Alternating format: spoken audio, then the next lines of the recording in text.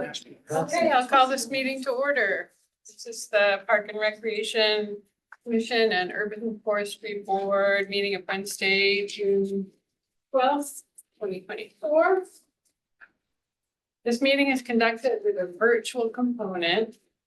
Anyone wishing to address the commission virtually may join the meeting online at https://mountainview.zoom.us/j-850-2748-1875 or by dialing 669-900-9128 and entering webinar ID 850-278-1875. When the chair announces the item on which you wish to speak, click the raise hand feature in Zoom or dial *9 on your phone. When the chair calls your name to provide public comment, if you are participating via phone, please press *6 to unmute yourself. Sorry to say that we will be having the music until about 8 o'clock. So I can just consider that our entertainment for the evening. Thank you. I also wanted to mention that the council chambers down or across the hall there are open with a live video feed if there's not enough seating in here. However, in order to make a comment to us, you'll need to move to this room, and staff will be available in the council chamber to help facilitate that process. And then just as a general rule, remember that staff will not answer questions that are posed by a member of the public who's commenting unless asked by the Park and Rec Commission directly. So the comment, if you are asking a question, kind of consider it to be rhetorical, but we will be listening. So it's time for a roll call. Allison, will you please conduct the roll call? Commissioner Mitchner. Here. Commissioner Bryant. Here. Chair Summer. Here. Vice Chair Davis. Here. And Commissioner Felios is absent.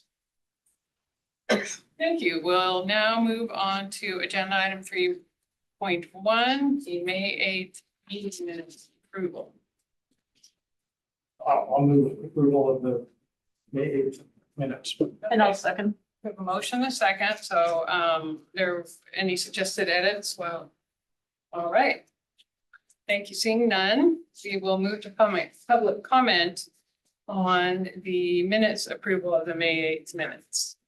Would anyone in attendance like to make a comment on that? Public comments? This is on No only agenda. the minutes from our previous meeting.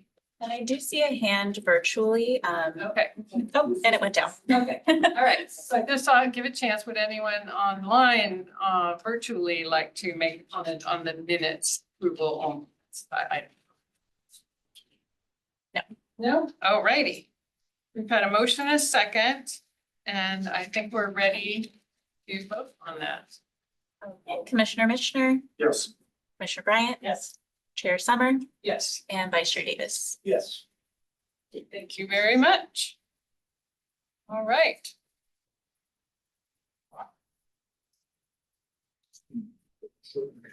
So we will now go on to item 4, oral communication from the public. This portion of the meeting is reserved for persons wishing to address the commission on items not on the agenda. I'd like to speak to something to Can you say your name, please? sorry. My name is Gene Lee. Maybe. I lived in Mountain View all my life. And I wanted to restore some institutional memory. In Mountain View, the tennis courts were built back in the 60s and 70s. And in the time that the Mountain View Tennis Club and the Recreation Department ran the program, the community model of tennis was instituted and created here in Mountain View. It is widely recognized as the best community tennis program in the Bay Area. In fact, if people here are familiar with the community model, could you raise your hands, please? Over there. Okay. Basically what the community model is is that the program, whether it's tennis or bridge or pickleball in the future, is run by the citizens of Mountain View for the benefit of the residents of Mountain View. In the original federal grant that funded the Quincy tennis courts, it was stipulated that the first 6 courts in the front were to be always available free to residents of Mountain View. Over the decades, the community model has been widely recognized as the best program in the Bay Area.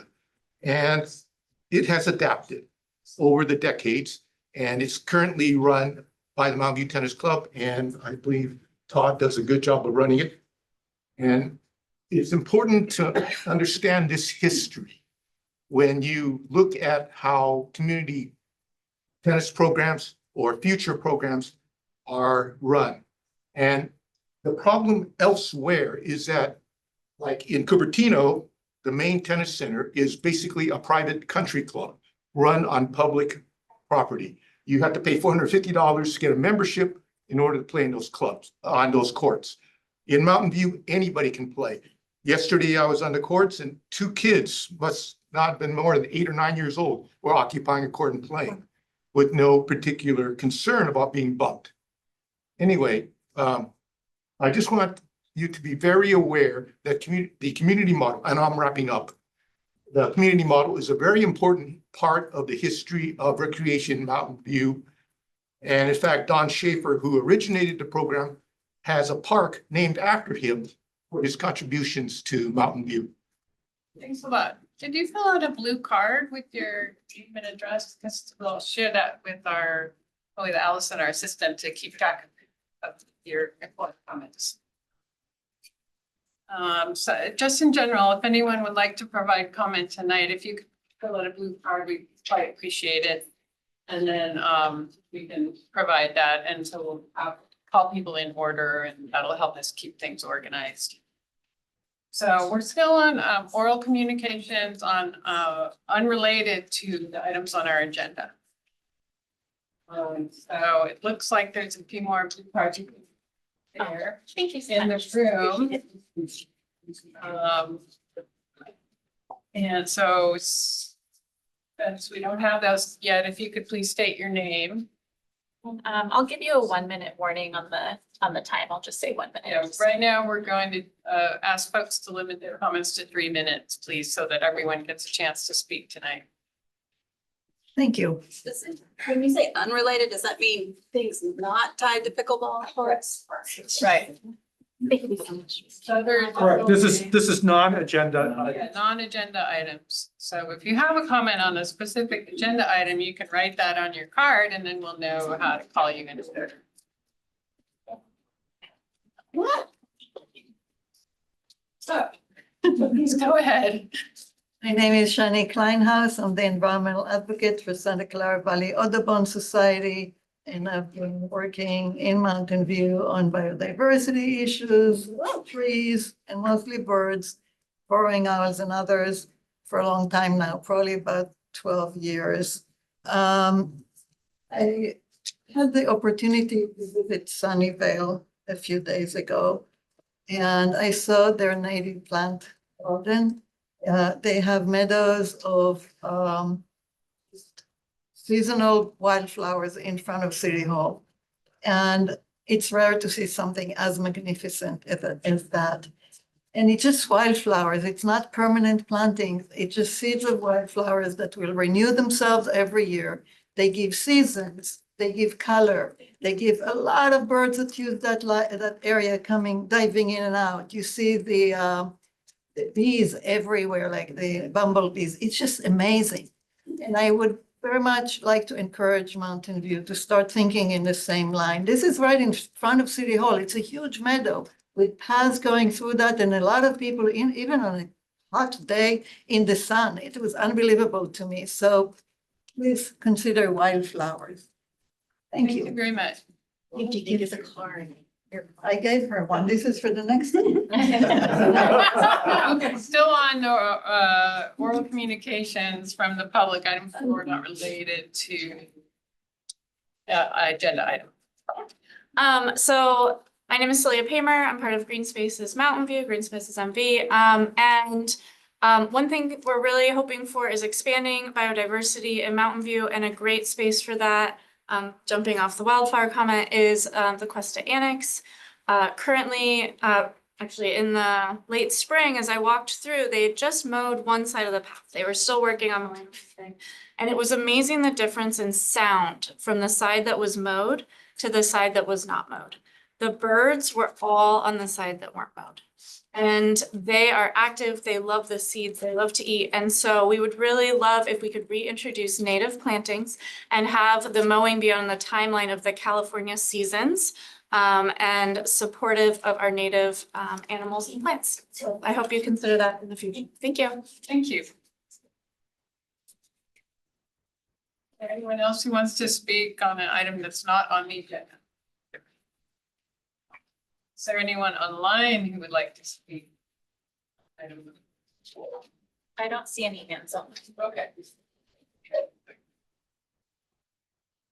I think we're now ready to move to item 5.1. Excuse me? Oh, yeah, sure. I'm sorry. One more public comment, please. Go ahead, sure. I'm talking stuff not on the agenda. I want to talk about tennis and the Can you community. say your name for us? My name is Mike Rogers. Hi, Mike. I was president of the Mountain View Tennis Club. I helped start the Net Gain after-school program modeled after Mark Aaron's work in East Palo Alto, to tennis and tutoring for the less affluent part of town, starting a tennis program, school program. I helped start the tennis advisory board. I've been an instructor for the last several years in the junior team tennis, very active in tennis programs across Silicon Valley. I wanted to talk to the community model and tennis in particular. Tennis in Mountain View has a rich tradition, as Gene has already exemplified in his talk about the community model.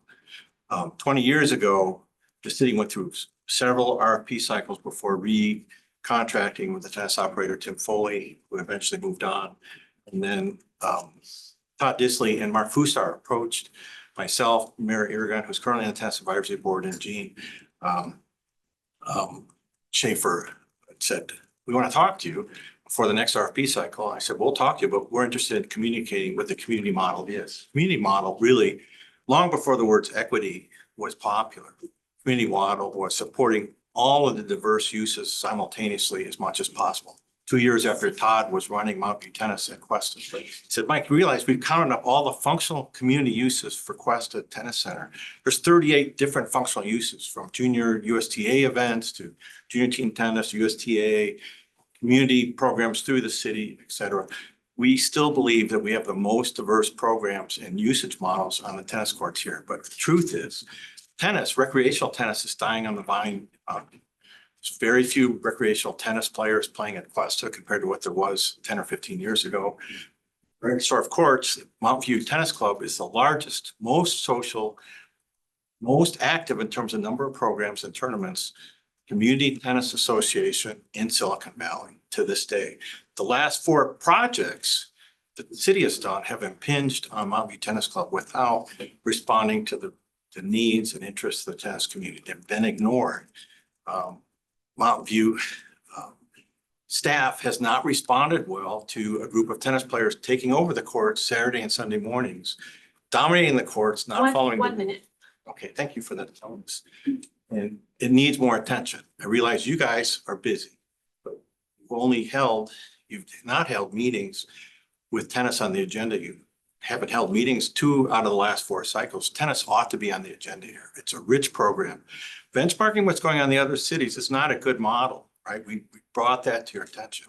And I wanted to mention to the community, I'm glad to see the community here, because it's the job of the community to work with the appointed officers and the city staff that are hired to create a synthesis and continue these rich programs as the city of Mountain View tries to add 50% to its housing capacity and residency, still continue these great traditions, which Mountain View really exemplifies. It's a leader in Silicon Valley. Thank you. Thanks so much. All right. Is there anyone else that would like to, anyone in the other room to make comments? I don't see no hands. All right. It's really great to see so many racket sport enthusiasts here tonight. hopefully you'll be interested in these couple of presentations that are going to occur before we get to your item. And the first one of those is the Questa pollinator habitat update. First, we will have a staff presentation, then questions from the commission, followed by public comment. And this is an informational item, no action to be taken. All right. Thank you. The presentation will be from Green Spaces MB Representative Celia Kramer. There's different. You just pull up your presentation.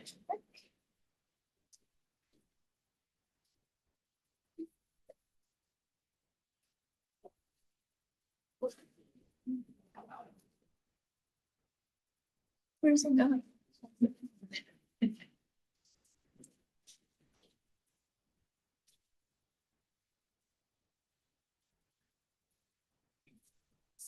Yeah.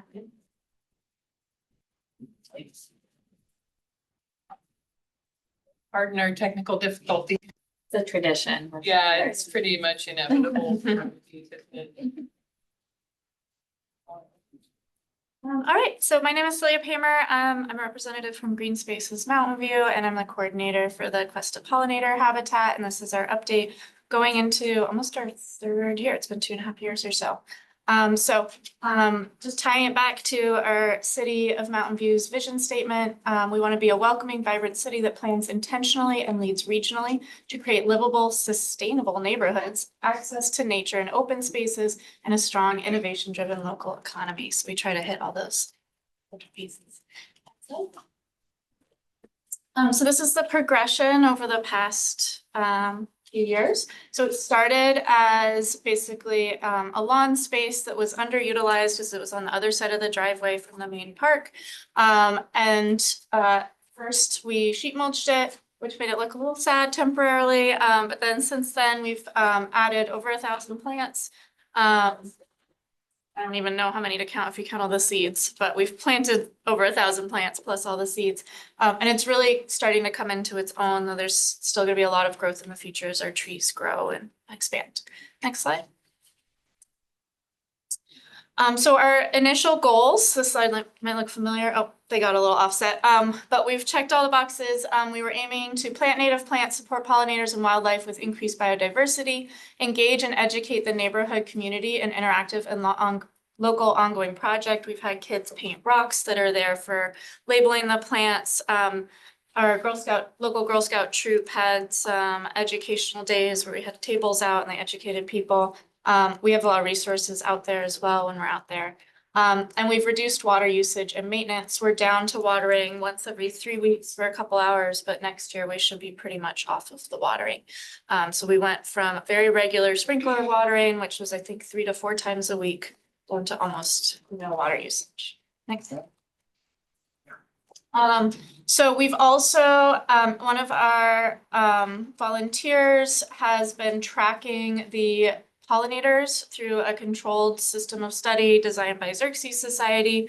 And this is last year. We're still working on updating it for this year. We're kind of still early in the season for this year. But we can see that the red line is the pollinator habitat and the blue line is the lawn in Questa across the driveway that represents what our space used to look like.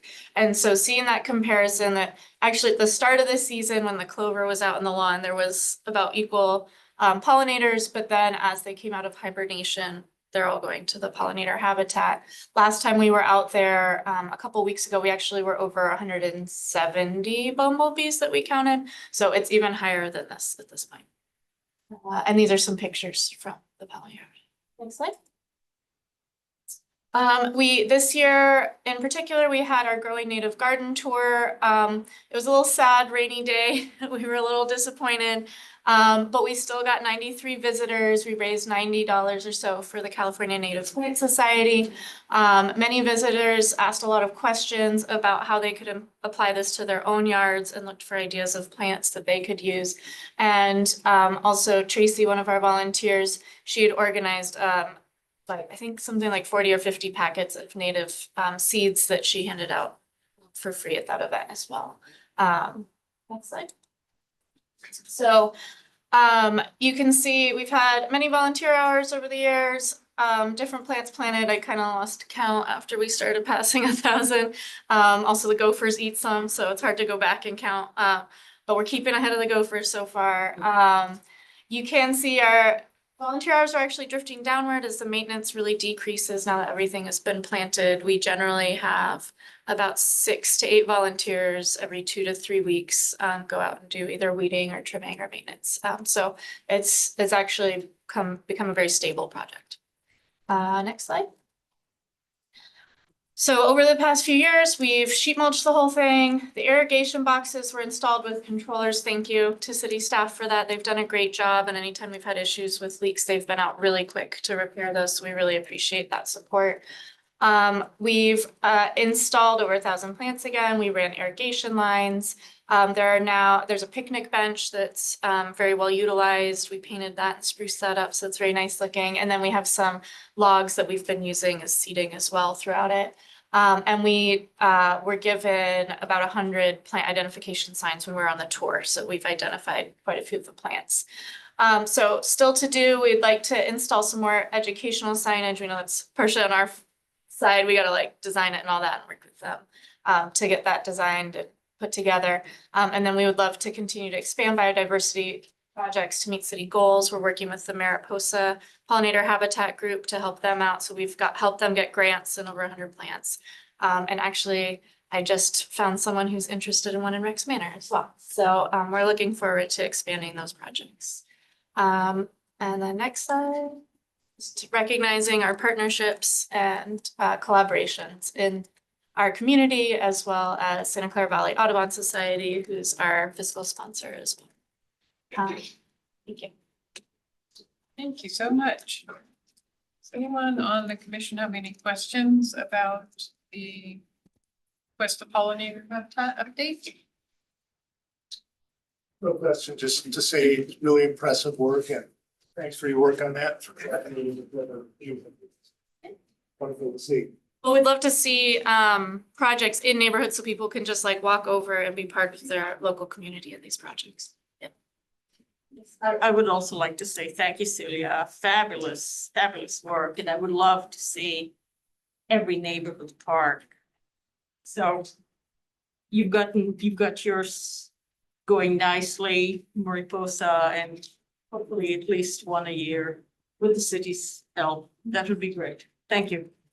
And I'll just add, I mean, I've visited it regularly over and seen it more into a beautiful area. I mean, and I don't know, I can't remember if it was in this slide or another slide that you sent that showed the difference. And I mean, it's wonderful. So I think you and your group, thank you so much. And we've got a lot of passionate volunteers, and so it's been really exciting to collaborate with everybody. yeah, and I don't know, I mean, I could be off base on this, but I mean, Celia was recognized by city council.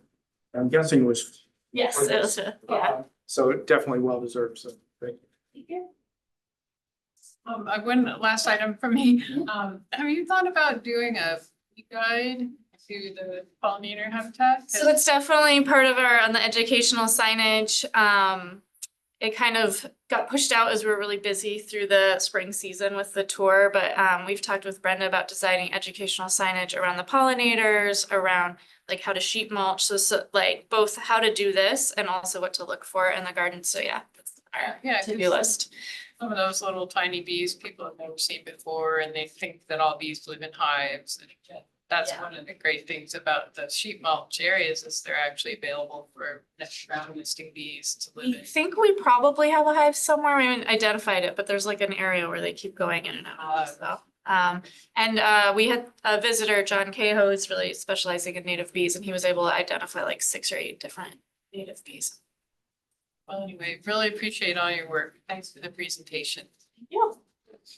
Now is a chance for public comment on this habitat update, or habitat update. And just as a reminder, so the procedure would be fill out the blue card, hand it to Allison if you're in person, or if you're online, raise your hand. And if folks on Zoom would like to provide comment, You raise hand on Zoom or *9 on your phone. There'll be a 3-minute limit for each speaker. Anyone like to comment on item 5.1, the Cuesta Park habitat? Shani us again with Santa Clara Valley Audubon Society. I just want to say this is one of the happiest projects I had to that I had an opportunity to participate in. Most of my work as an advocate is to really try to improve projects that are not always great. This is a great project. Every piece of it was fun, trying to figure out how to get it to fruition, for Audubon to figure out how to provide the insurance, working with Celia and amazing group of volunteers. Every little bit of it was just absolutely fun, and everybody should come and participate. I strongly recommend it. Do I need another card, or is one good for? Thank you very much. Thank Would you. anyone else in person like to make a comment on this? I have The other room? I have two online Okay. here. It's just, So let's do the 2 online, and if there's anyone in the other room, that'll give us a chance to sort that out. okay. Sounds Um, So we'll start with Bruce England.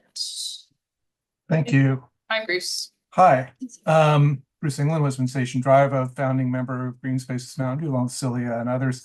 Just want to express kudos to the work that she and others have done on that garden. It really is impressive. And the idea of doing more gardens like that throughout Mountain View and really spreading this way of operating these collaborations between the city and the community is really a great step forward. There's a lot of potential in there. And Celia had this in one of the slides, but the biodiversity strategy that's coming up through the city really soon. We're going to have a chance to see what's been drafted and comment on it, et cetera. Should give further opportunities for green spaces and for Celia and the garden group to leverage that and find other ways to, even think beyond where things are right now. So I find the whole thing very promising. It's also a great location to point to when people want to know what are community groups doing. It's a tangible location. I can say, well, have you seen the garden next to the Cuesta Park entrance?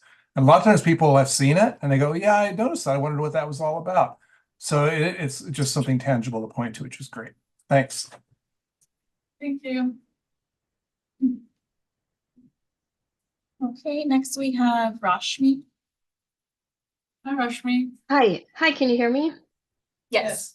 Okay, great. Yeah, my name is Rashmi Sahai, and I'm a new member of Green Spaces Mountain View. And I met with Celia today and saw the garden for the first time, and I was really impressed. And what I was actually even more impressed by was the number of volunteers she was saying that was engaged. And I think it's just a really great sign of all the folks in the city, young and old, who really care about making our city as sustainable and native and connecting to nature as possible, even if they don't come out here and advocate at the city council meetings. It's just another way of showing the kind of support that we have for this, both these pollinator habitats in general and just for green spaces in general. So I think that's good to kind of take into consideration when thinking bigger picture. Thank you.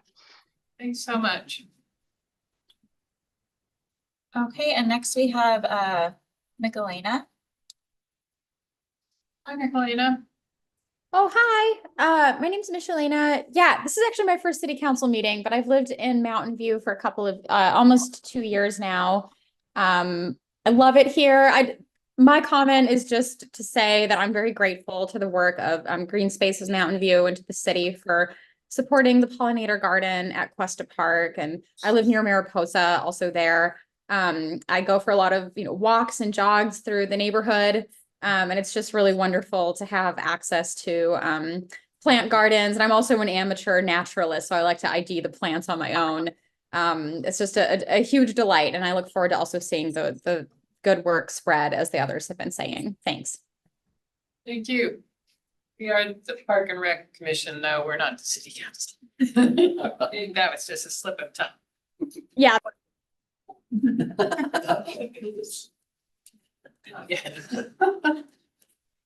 Was there one more or was That was it online. Okay, all right. So last call for comments on this item from in the room or next door. There are none from next door. Okay, great.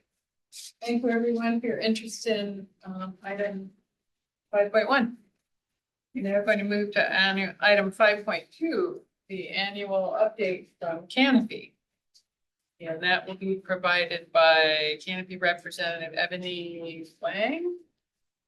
It's a little different for Ebony, but Yeah. thank you for having us in this evening. First and foremost, my name is Russell Hanson. I'm the Urban Forest Manager now with Community Services in Mountain View. So just wanted to take the opportunity. I'm going to introduce JP, who's the Executive Director over at Canopy. But just wanted to take a quick second to just talk about Canopy, and I'll say the pleasure that it has been to work with them. I've only been with the city for 6 months, but getting to know JP and the team really, really well. It's been very, very exciting seeing all the things that we're going to be accomplishing. I don't want to ruin too much about their presentation, so I will just say we've accomplished a lot of good things over the last year, and we're looking at doing even more next year. So super excited about our partnership. I'll go ahead, I'll turn it over to JP now, and then he'll share a little bit more with you. Thank you. Nice to meet you. Good evening. I'll talk slowly. I'm still not Ebony. My name is JP Renault, and I'm the new-ish Executive Director of Canopy. In 3 days, it'll be my 10th month. Not that I'm counting. We have a group of people, a group of team members talking about trees, because just like when we plan, plant, and care for trees, we also like to talk about trees in community. So it's going to be a lot of us talking to you about our work here in Mountain View. Aubrey here, Aubrey Kinnear is our interim tree programs manager. She just took over the role of Canopy's tree planting efforts. Quickly, Canopy started in Palo Alto, grew into Mountain View, and now also works in San Mateo County in East Palo Alto, Bellhaven, and North Fair Oaks. In all 5 communities, we do so with community-minded needs. So we plant where you tell us that you need it most. In Mountain View specifically, as Russell said, you are the gold standard of what it means to have a community forest. A community forest can only survive, can only exist if there's a strong private partnership, which is everybody here, a public partnership, which is you, which is the city, and a nonprofit partnership, which is Canopy. When that 3-legged stool works, it works the best because you have a community caring for trees. So that's us. I want to also say before we move on to the next slide is that in our leadership board, 5 of the 14 people that serve on our board are Mountain View residents. So you really truly are a community that is emblematic of what we need to be able to live in a changed climate. Next slide, please. So here's a lot of us. So as I said, the community of Canopy is really made up of, but even though we started in Palo Alto, Mountain View has a huge role to play in the health and success of Canopy. Over the next few slides, you'll see not only what we've accomplished so far, but the future of what it means, of what our partnership will look like. And as we present, I want you to think about, again, what it means to have a community forest supported by a committed government, a committed community, and a committed nonprofit organization like Canopy. And I'll be back to finish slides. Next slide. Well, good evening. I'm Ebony. This was supposed to be a team effort to begin with, but I was here last year to report on the annual Canopy update. And so I'm here again as as the coordinator for the Mountain View part of our service areas. To start with, we we're just gonna kind of overview what our scope of work was for this year and then how we accomplished it in very brief sentences. But for starter number one, tree planting, hosting 2 tree special events, and that special event being our mayor's tree planting, which we did in conjunction with the Arbor Day that was held with the city. And then we also did a 5-tree community tree planting event at Cuesta Park on March 9th. So that was really great. It was a great opportunity for us to engage the general public, invite them. The demand was there. The excitement was there, and then the success was phenomenal. Even though it was just 5 trees, we still had over 20 volunteers and people who just wanted to learn more, who were just kind of passing by on a lovely Saturday morning.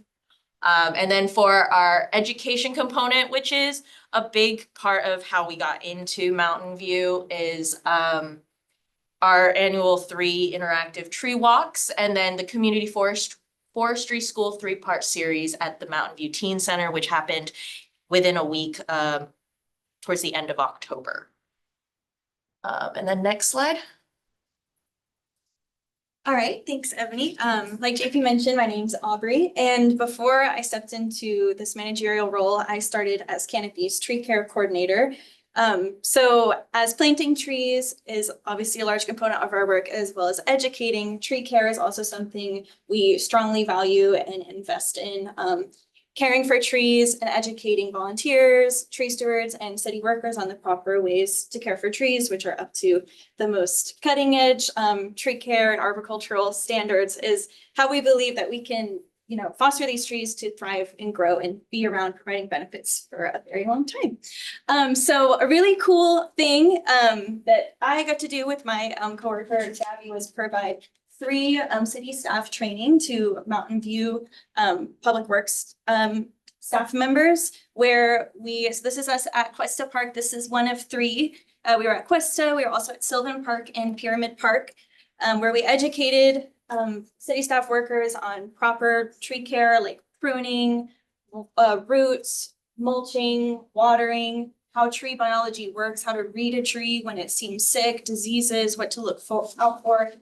As our seasons change, all these great things. And they've been really awesome. We got great engagement, great questions, and they just were always such a joy with each event. So we had these staff trainings, and then we also developed a young tree care guide specifically for Mountain View staff that they were all given, and they got a little homework before they came to the trainings. They had PowerPoints and all sorts of things that they can keep in their truck and their work bag to help them in the field. So we provided them the tools so that they have the autonomy to care for a tree in all of our beautiful parks.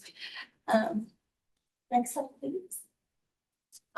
So something that was different from last year, as I kind of recognize a few of you from last year, is that this year we expanded the street tree outreach campaign to include planting 10 trees was the goal, and we exceeded that and planted 20 trees.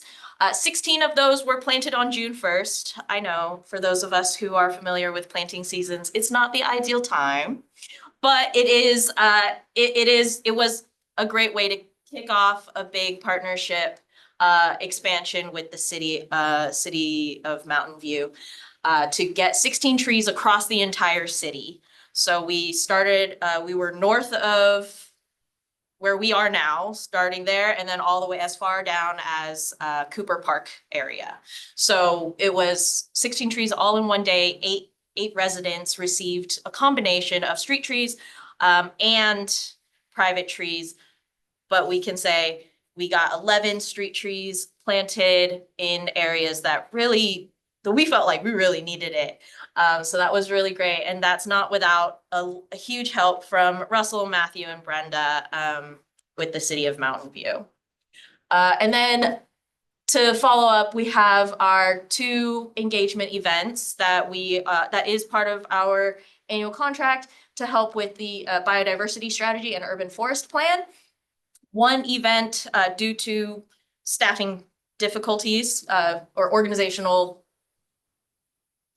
technicalities, was replaced with a senior center wellness walk to allow for our seniors to kind of engage with trees and you know, learn to take care of themselves just as well outside. The other one, and this one's upcoming, is gonna be Canopy and SFEI will be working together at the Mountain View Farmers Market to host a pop-up event highlighting the city's biodiversity and urban forest plan. And then, as of course, every year we do present at this meeting as our last thing. Right, so here's some photos of our work in action alongside of community members. Here on the left is a tree walk in Cuesta Park, which was led by an experienced arborist that Canopy is happy to have in our tree technical advisory committee, Jeff Newborn. And we had 22 people attend this walk, ranging from little kids to, you know, just all ages, diverse community, which was really awesome, where they learned from oaks to redwoods, and Jeff really focused on tree care and how to assess a tree for health and just to like breed a tree and to kind of tune into the beautiful trees around them. And then to the right, this is a shot of our tree care volunteer workday, which actually followed those trainings that I had mentioned before. So here's a lot of Mountain View residents learning about trees and getting ready to get their hands dirty with us to care for them. This one was at Pyramid Park. So one of our special events was the mayor's tree planting in honor of Mayor Pat Showalter, and this was on April 20th, also on Arbor Day, on the Arbor Day event. It was a really successful day just because we got a lot of engagement from the public to come meet the mayor, come plant the tree with the mayor. I believe it was a Quercus agrifolia coast live oak. And as you can see, we had a lot of kids there, which was absolutely adorable. But this really does highlight the community side of what Canopy does and helping, you know, the community meet with the city, you know, bridging that gap so that the city doesn't seem so scary to the general public. And then another tree walk. This tree walk was actually held as part of this Arbor Week event or Arbor Day event I think it happened after the mayor's tree planting. So this was at Rangsdorf Park. I don't unfortunately have the exact metrics for that, but I do know that it was a big success. A lot of people did show up and we're really excited to sign up.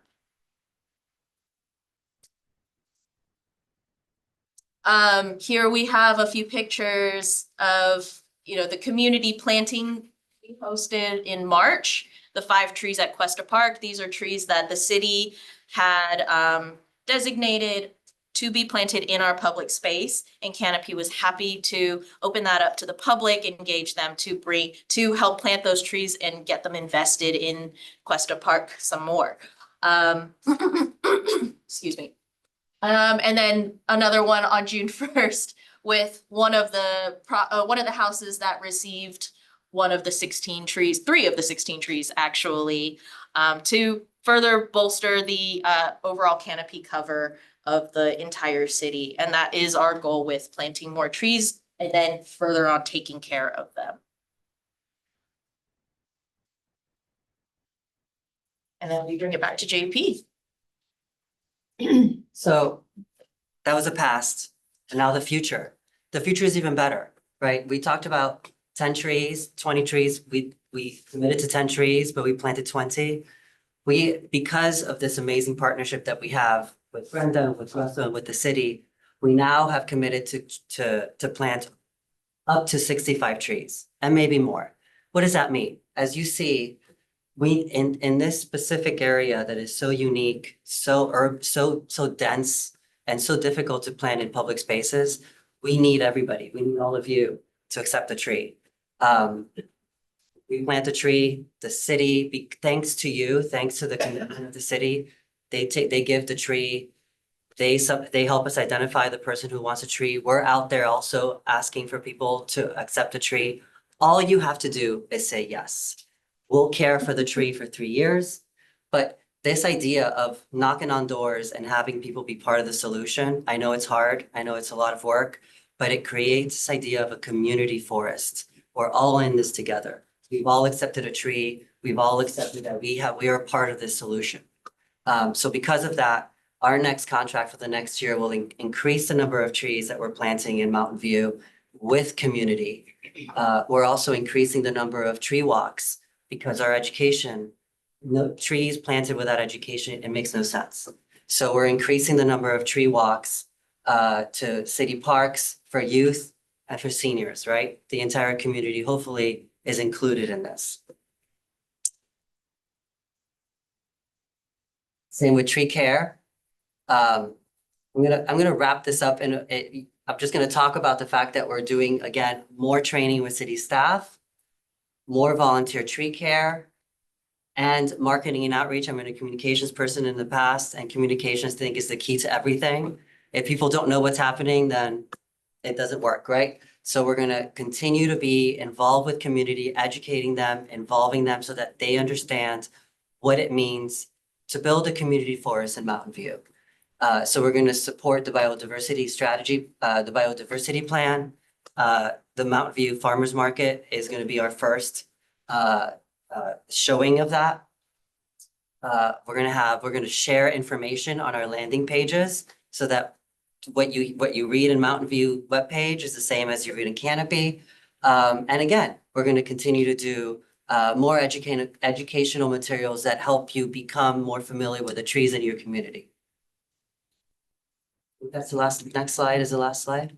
In conclusion, Canopy is committed to not only greening communities, but educating them in the process and developing a workforce that is able to sustain that work. We believe that we're all in this together in terms of increasing the canopy of the city. We believe that that can only be done through education, through the tree walks, through the flyers, through the interaction with people.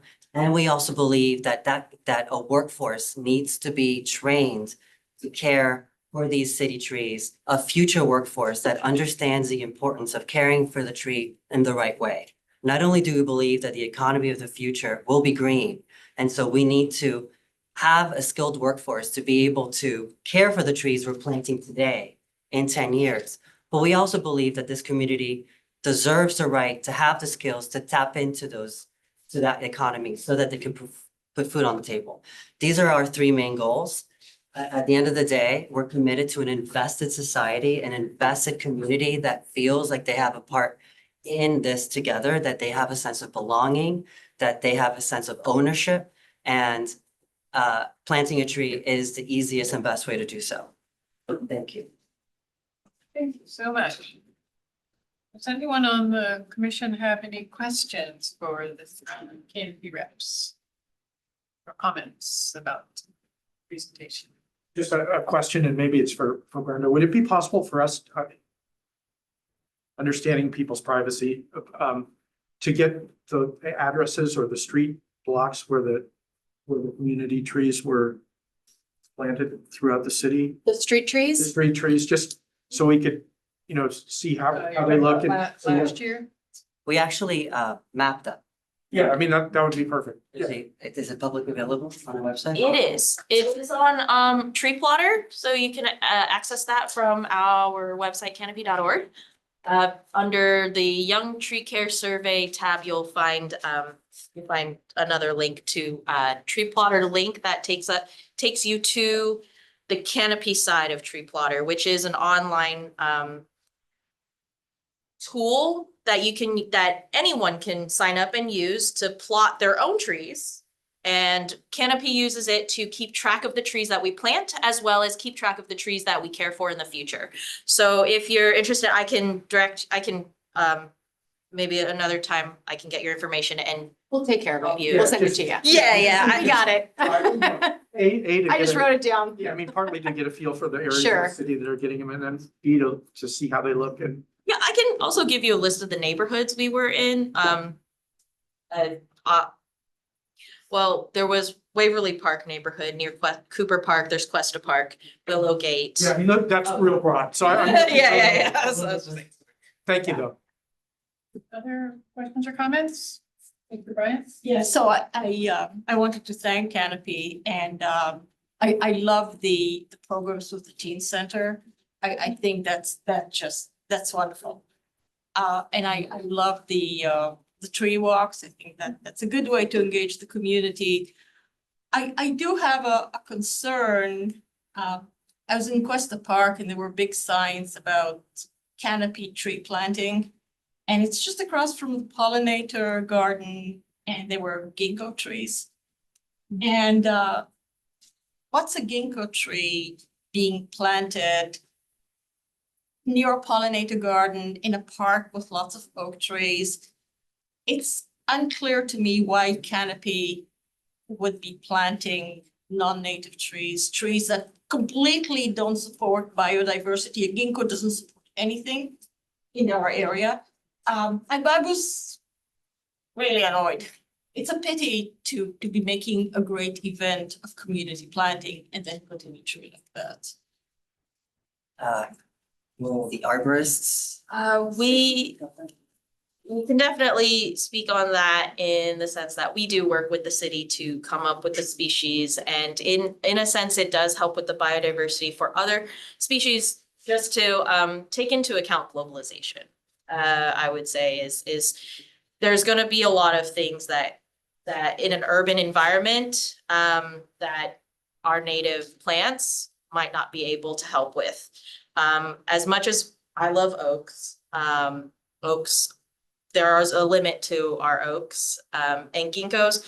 Ginkgos, along with the red oaks that we planted and the Shumard oaks specifically that we planted, they do help biodiversity in other ways, but as they are planted in a more open area of the park, it is primarily to provide shade and green or clean breathing, clean air for our patrons to the park.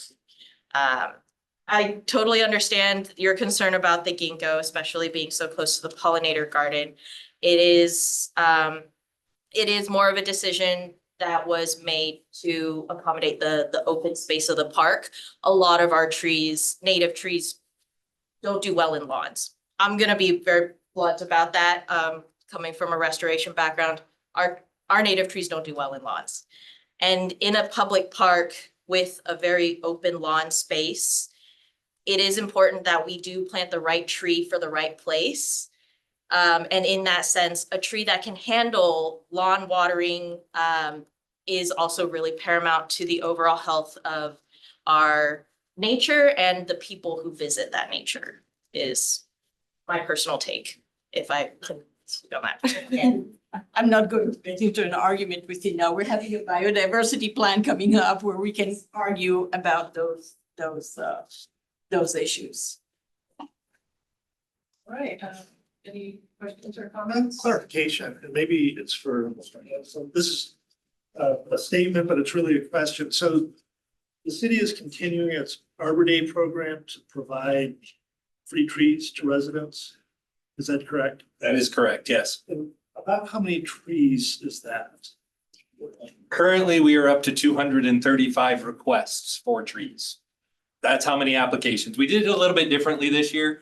Historically, it's been more, I'll say, compacted into a very short period where we took in applications and so forth. And I think historically, we've averaged just about 200 trees. Because of timing, because of other issues this year, we wanted to kind of extend that and actually plant in the fall, October, when it starts to cool down. So we are still taking applications and we will be through the end of August. The hope is we can get up to 300 or 400 trees, truthfully. And the relationship with Canopy and this program doesn't change the city's arbor. Completely separate. And if I can add to that, sorry, we do let our residents know about the city's Arbor Day. For anyone who wants to plant their own tree and not necessarily have volunteers come onto their property to plant the trees. And so this is a great program for people who want to do it themselves and who want to be able to pick whatever tree they want. Fruit trees are very much on that list, I believe, or Maybe? No, I think in the past, somebody told me they got a fruit tree, but anyway. But yes, we do highlight that program from the city as well, because it's a great program. It's a great program to get people involved. I'm the beneficiary of both programs. I like his program, but you plant them, so I like you guys. So, I have a question. Both from the city and from Canopy, how would someone request a tree? We do have a link on or we do have a page on our website where people who are interested can fill out a form with their contact information, and I will reach out to them as the coordinator to schedule a site visit. We discuss trees that are going to be most suited for that area, taking into account underground utilities, power lines, and then personal preferences, allergies, for example. These things come into the equation, and then the city, or I send that list to the city once the resident has confirmed from a narrowed down list of appropriate trees, appropriate being, site specific. And then the city is the one who would help purchase and store those trees until we are ready to plant them with volunteers. For the Arbor Day tree giveaway, the 3-month program, ultimately our urban forest website, there is a link on the left hand says Arbor Day tree giveaway. All you gotta do is click on that. You can fill out a very similar, if not the same application. Great, thank you. All right, any other commission questions or comments? All right, so we will move to public comment on this item, Canopy update. And again, if anyone wishes to make a comment who hasn't provided a blue card yet, please do so. We'll start with the people in attendance. Go ahead. I guess now I'm gonna put my advocate hat on. INCO serves no biodiversity except for local, global biodiversity, which doesn't belong here. The whole idea with the biodiversity plan was to support the pollinators, support the birds, support the bugs that live here, not in China. Not that I have anything against, ginkgo is a beautiful tree, but it should not be planted anywhere in Mountain View. If you need a tree that can sustain a lot of water, plant a willow, plant a sycamore. We have local trees that need water. Use those. Don't plant a ginkgo, right? Not only next to a pollinator habitat, but anywhere in the city. It's time to start moving into the biodiversity goal. And one of the main basis of that was how do we get the urban forest to serve the birds and the bugs and all the different things that create biodiversity locally. Shumard oak comes from Southern California, lovely tree, doesn't have a lot of local biodiversity that relies on it. So I think the biodiversity that's been presented to you is a biodiversity of trees that come from all over the world to create a biodiverse community of trees, but it doesn't support the pollinators and it doesn't support the birds that depend on these pollinators.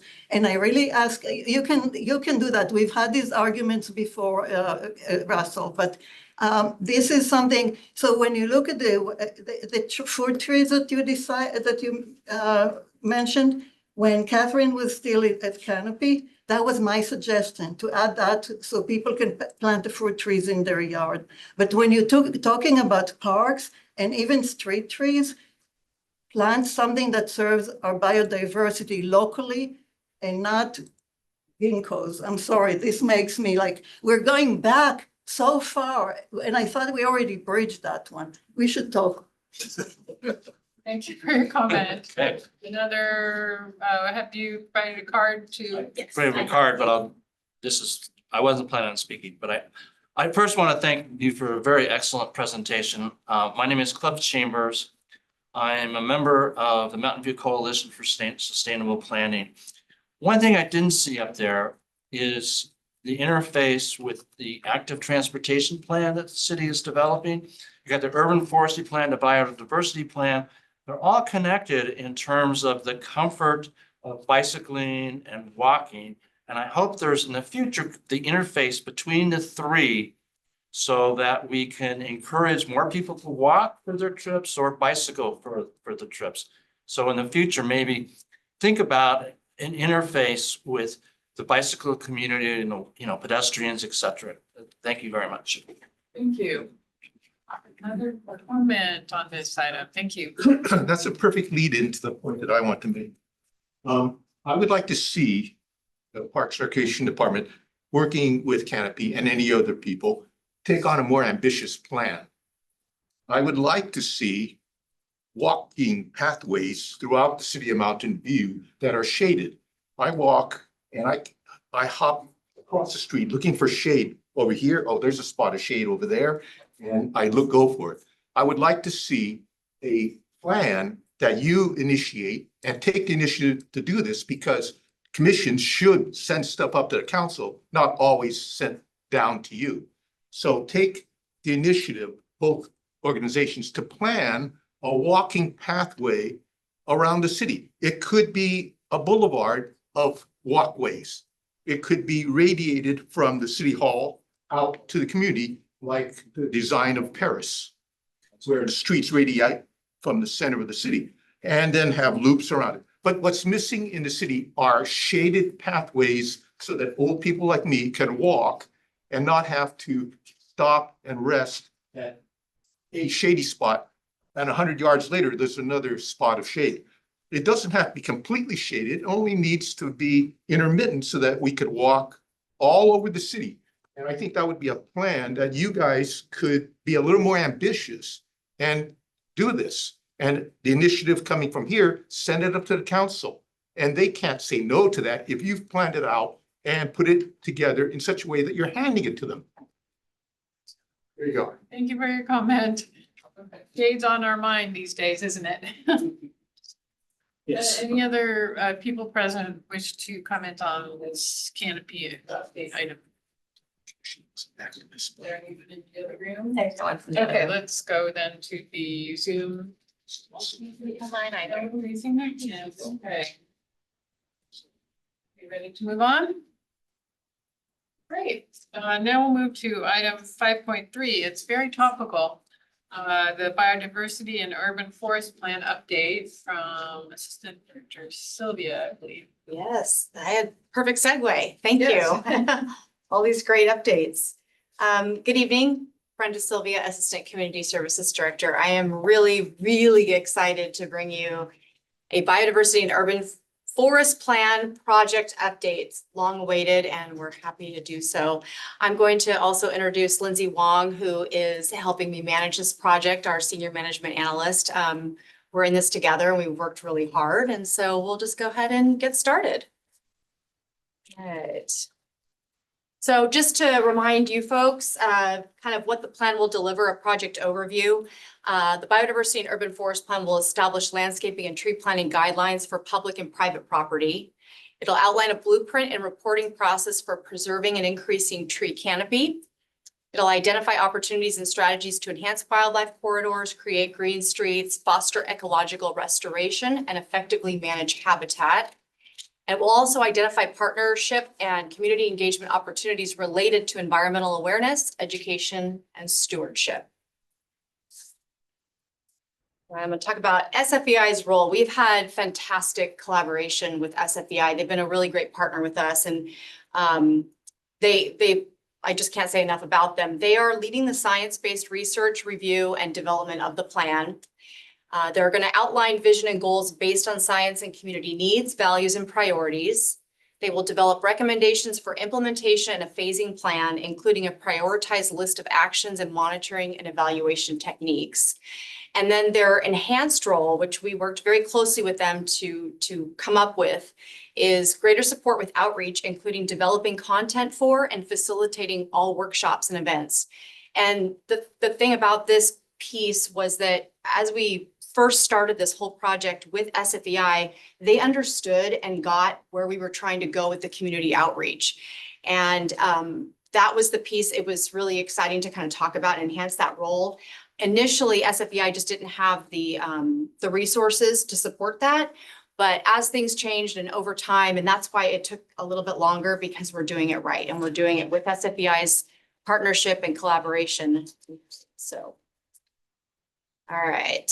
Their progress to date, the data collection on policies and precedent is largely complete.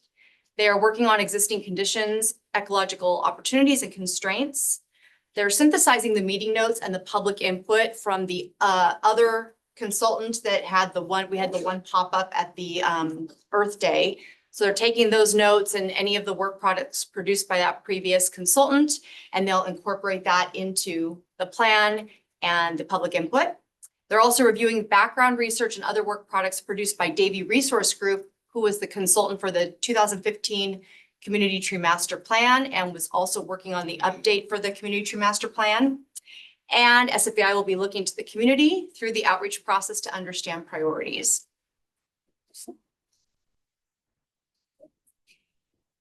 Hi again, I'm Lindsay Wong, as Brenda said, Senior Management Analyst.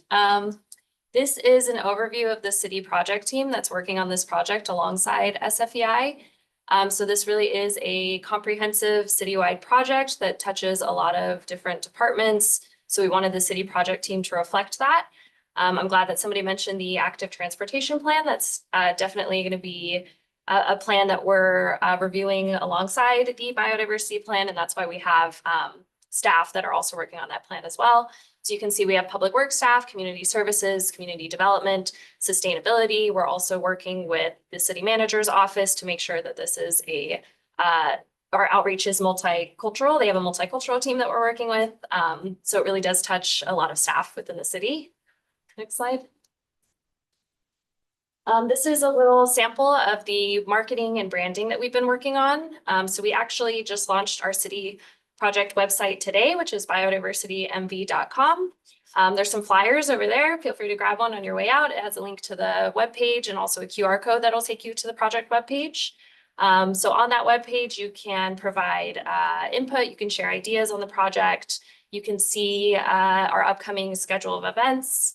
And then in addition to that, we're also doing other marketing efforts. We'll be doing mailings, print, social media. You can sign up for our email distribution list to get updates on the project. And we'll also be working closely with local businesses, organizations, and various stakeholder groups. And then this is just another little sample of some of the marketing that you might start seeing around the city. We plan to put out some lawn signs and again, just kind of get the word out in different creative ways. We have, again, a whole team of people working on this and definitely some folks with marketing backgrounds that are coming up with a lot of creative strategies to market the project. And again, that's the QR code. And I have to mention that actually those, you can go back to the last slide. The idea of one of our project team members was to put these signs under trees. So it's look up, breathe in, and imagine. So I thought that was very clever. All right, drum roll to our outreach schedule. This is a very comprehensive and diverse schedule of outreach opportunities, and we designed this to engage the whole community. So I'm just going to go down the list here and go through it. We are kicking it off with a pop-up at the Farmers Market on Sunday, June 30th. And that is a collaboration with Canopy, as Canopy had mentioned. So we have some really general introducing people to the plan, directing them to our website with the QR code, some giveaways, and kind of getting a feel and an idea for what people want to see out of this plan. Our public workshop number 1 is scheduled for Thursday, July 18th. That will be at the community center. We're providing a 4 to 5 p.m. virtual option, and then 6 to 7 p.m. will be in person. Public workshop number 2 is really geared toward youth and families. That's scheduled for Saturday, August 10th, 10 to 12 at Pioneer Park. SFEI is collaborating with Andy Z, a musician who really gears his music towards children, but also it has environmental themes, wildlife themes. He has a big following. So I thought it'd be a great idea for SFEI to partner with them and do sort of a musical, very, very interactive, getting our younger folks excited about biodiversity and trees and this plan, as well as their families. All right, SFEI will be here at the Parks and Rec Commission meeting on Wednesday, September 11th. We're going to do a study session with PRC that will be open to the public as well. SFEI will be presenting their research findings, the initial outreach feedback that they've received, and also next steps in the project. We decided to do a study session so it could be very focused, and so folks that wanted to participate would also know exactly when it was going to be on the agenda. Public workshop number 3 will be at the Teen Center on Monday, September 16th from 6 to 7. We designed that it will directly follow a youth advisory committee meeting. So they always have a large showing there. And that will be in collaboration with Canopy. The Teen Center, Canopy's had a big presence at the Teen Center and the teens really gravitate to them. So we thought we'd get even more teens there if we had Canopy partner with SFEI on that particular outreach opportunity. Pop-up number 2 is at the Senior Center on Wednesday, October 2nd from 11 to 1, another partnership with Canopy. Again, Canopy's had a big presence at the Senior Center. We actually reached out to Active Transportation. They did a pop-up at the Senior Center on a Wednesday between 11 and 1. It's the busiest day of the week. They got great feedback from the seniors. So we decided to capitalize on that and plan it during that time. Public workshop number 4 is our Chinese and Spanish opportunity on Wednesday, October 2nd, 6:30 to 7:30 in person at the community center. We're working with our city manager's office to identify our Chinese and Spanish Leadership Academy participants. Obviously, it's open to everybody, but those we're starting with that group of folks. They can be advocates for us as well, and there's an opportunity. Those 2 will be simultaneously. Public workshop number 5 is also general public, Thursday, October 17th, 4 to 5 p.m. virtual opportunity, 6 to 7 p.m. in person at the community center. And then we're going to round this whole outreach process out with a stakeholder workshop on Thursday, November 7th from 6:30 to 8 p.m. at the community center. That will be invite only. About 20 to 30 stakeholders that we have in our community. We're going to be working with the city project team to identify those stakeholders. Because we have a city project team made up of planning, public works, transportation, we've got all kinds of folks in that. We're going to be identifying stakeholders from all those different groups and have a workshop. We actually have it designed so that all of you will be able to attend because we'll have simultaneous groups going on at the same time, so we're not violating any Brown Acts. So PRC members will all be invited to that. During this whole outreach process, we'll be doing passive outreach. We'll be having a presence at city programs and events. We'll work with Chamber of Commerce. We'll reach out to faith-based organizations, businesses, other stakeholders, the school district. We have our QR code. We've got some ideas for engagement, very high level engagement, just getting people excited about it. We have got some fun giveaways. We've worked really closely with SFEI to collaborate on. So there's more to come. Again, the initial flyers are out there with the QR code and our website, project website. So the last slide.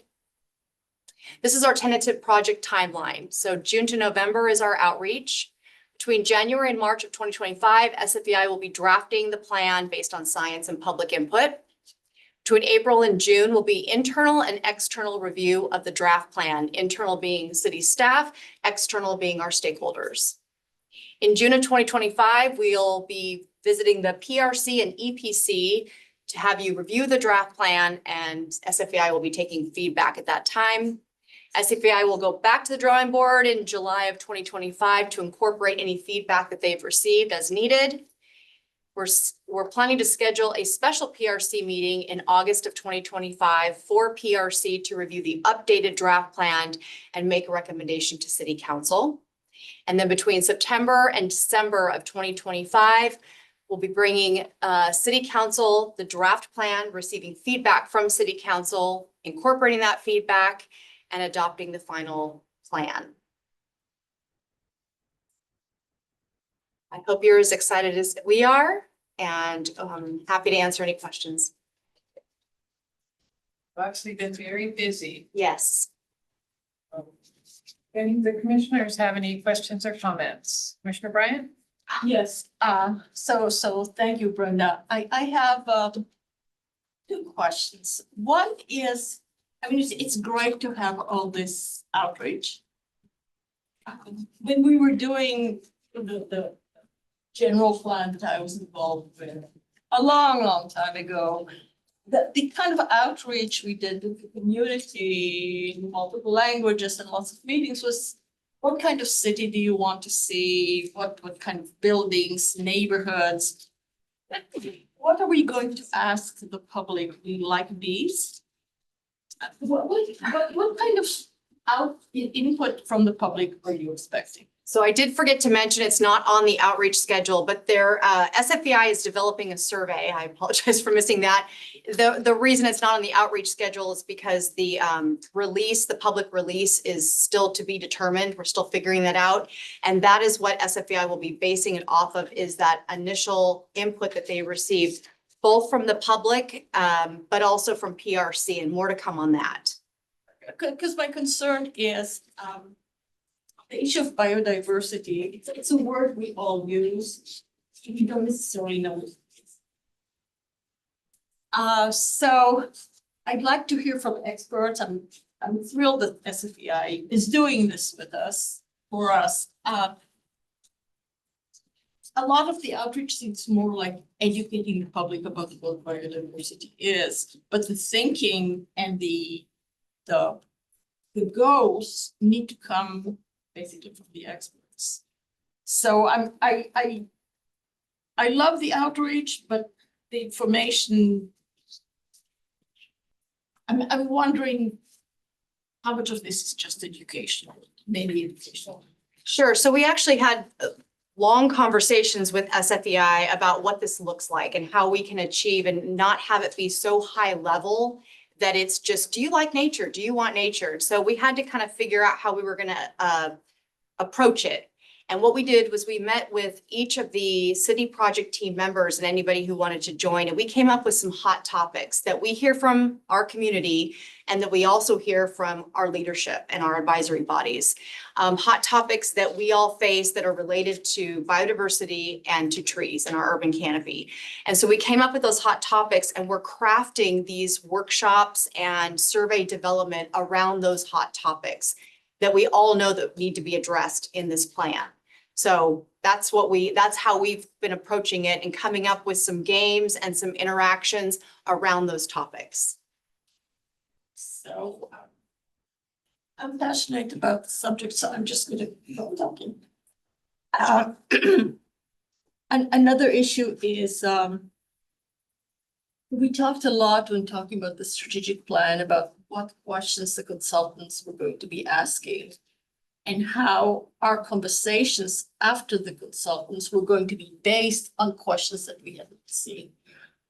We lost on that one. The consultant just continued with the questions they wanted to ask. The PRC has been very not involved in this, except for wanting it very badly. I think I speak for all of us, but so I speak for myself. So I have some questions about. There's a lot of staff work going on, which I'm thrilled about. The PRC is fairly out of it, and we are going to see some kind of end result in 2025. And meanwhile, the city's planting whatever trees are on the old list.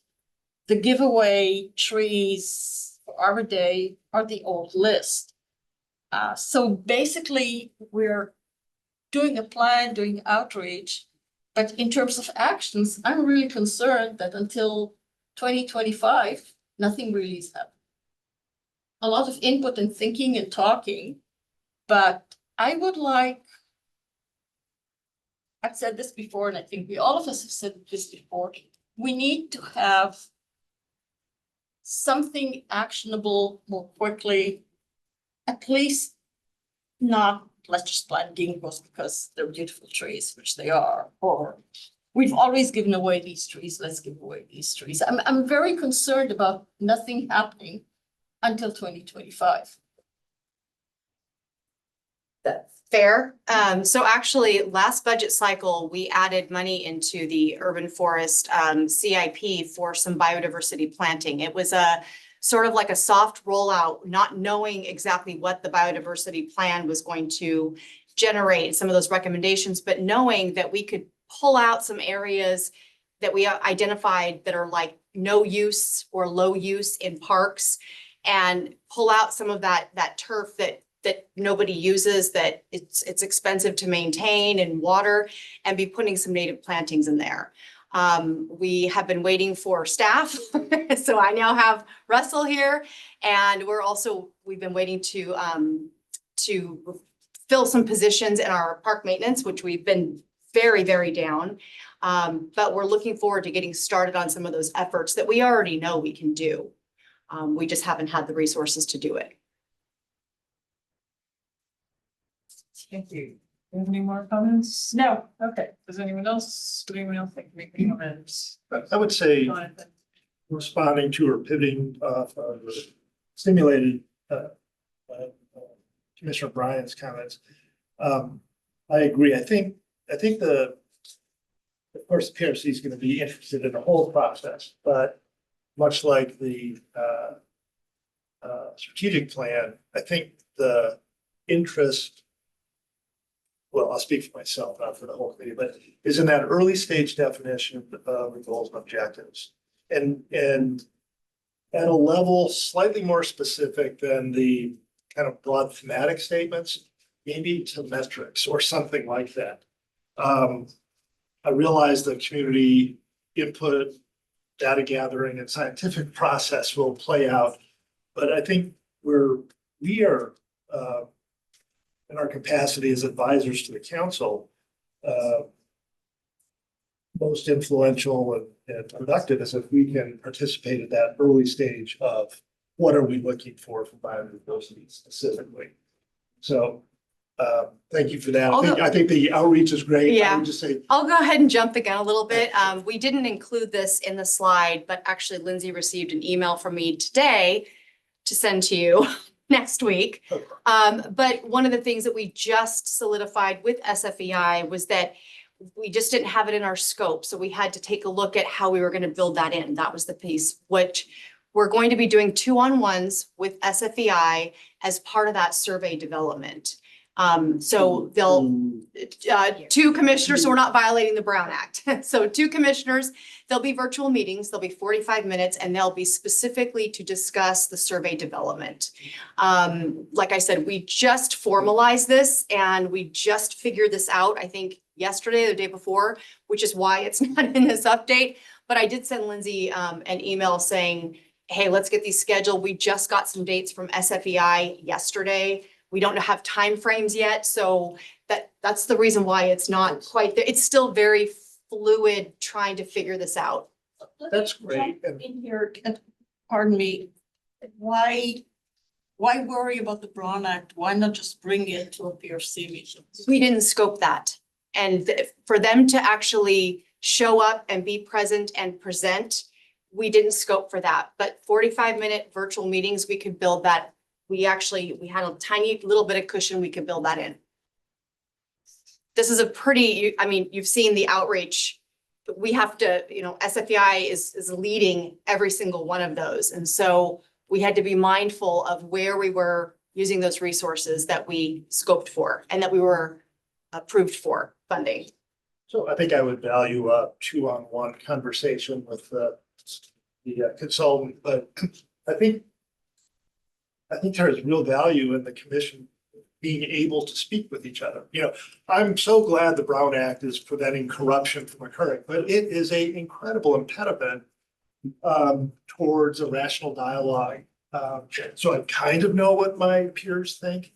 I kind of know what I think, but both those things can shape each other if we get a chance to dialogue. So I agree. Bring it before the commission. The consultant doesn't need to be there if we've already had our, 1-on-1 or 2-on-1s with them. But I would just value the opportunity to have that dialogue with the commission.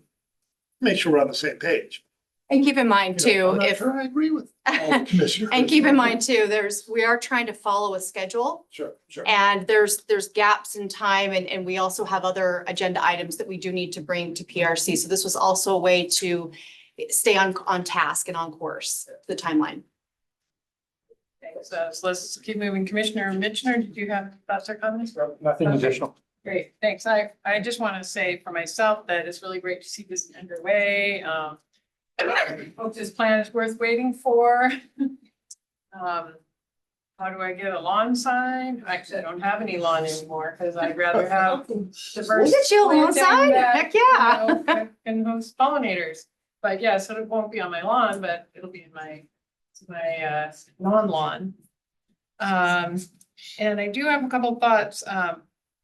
One is kind of, I mean, this may be semantics, but one of the antidotes to a staff and consultant driven plan is community engagement. And if you think for a minute, you know, outreach versus engagement, what you're describing is actually engagement. Playing a game means that people have to, you know, think about, you know, the trade-offs and the solutions and such. So I would propose a change to the name of what you're doing. It's engagement.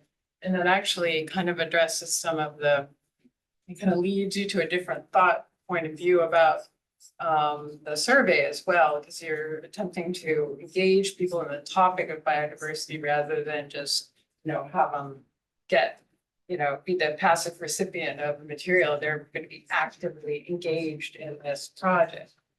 So to that, I also, I really, I mean, that was a super robust, I'm going to call it engagement schedule.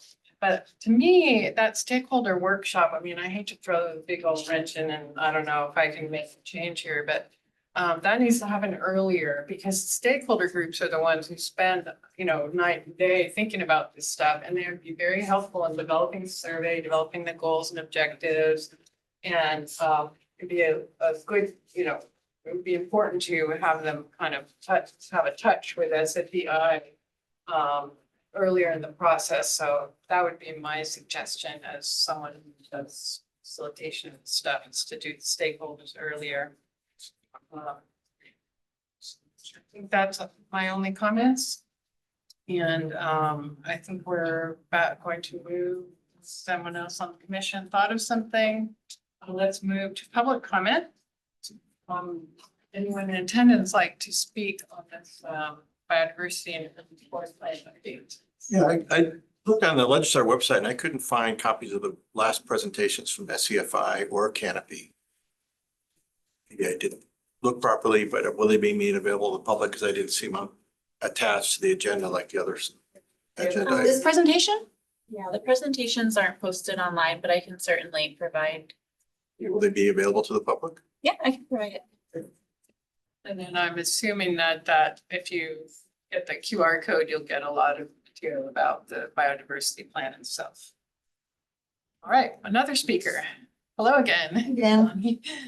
Biodiversity plan originated in two groups or volunteers from two groups coming together and starting to discuss biodiversity in general, looking first at North Bayshore and then thinking how can that be expanded?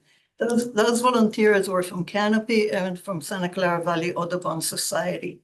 There was a group that came together. Out of that was born Green Spaces Mountain View as a local group that was relied on the guidance of these two groups and created something. And then all three groups, volunteers, would go to city council, speak to council members, and there were dozens and dozens of people involved from all these three groups. But now only one group moves forward into all these outreach discussions and presentations and events, only Canopy. Somehow Green Spaces is not involved, and Audubon is perhaps a stakeholder at the end of the process. That there is something that I find very upsetting about that, given how long I've been working on this. I actually have been working on biodiversity in Mountain View for about 12 years, maybe. And when we got together with Joyce and Pei-Ying and Celia and others to see how, and so the pollinator garden was supposed to be step one, just like, let's see if we can do something here. But the rest of it is not only trees. You have to look at the shrubs, you have to look at the wildflowers, everything, not only the trees. And when you look at the trees, not only the tree, but also what kind of caterpillar eats this tree, so there'll be food for the bluebirds that nest in the hole in the tree. All of that was supposed to come together. And I hope, I know, I have a lot of trust in SFEI. I'm assuming they're doing a lot of that. But I feel that we are now sort of at the end stakeholders instead of part of this, which we were all along until now, I thought. Thank you. Thank you. More comments? Sally Paymer again, sort of similarly, I know we've reached out and we would love to collaborate on this. I feel like we keep being told later, and I'm worried it's gonna become one of those situations that at the end, say, oh, we already have a plan. And at that point, our input isn't really considered. And so I do really hope that we can collaborate on creating this map. I do feel like in the meantime, kind of as Ronit mentioned, we should let's make an analogy to a road trip. The biodiversity strategy and master plan is a map. That's great. We do want a map to go on this long journey. It's also going to be as much about the journey as the destination, going along with that analogy. But at the same point, we don't need to wait for someone to give us a map to leave on the journey or to start the journey. We know our neighborhood. We know our region. We know which direction we're going. We can get all the way to like 80 before we need a map, right? There's a lot we can do while we create this map at the same time. And so I hope that we're not using the plan as an excuse to not act on goals in the meantime. And one other thing I noticed on the plan, I know we've talked about it, and I do hope that the Dark Skies Initiative is being considered under the City Council work plan as a bigger ordinance feature, but as they've only accomplished one thing on their work plan, according to last night, I would hope to tackle it from two directions. So I don't want to see it dropped, even though I'm also hoping someone else is working on it. So please keep that in the mix. Thank you. Thank you.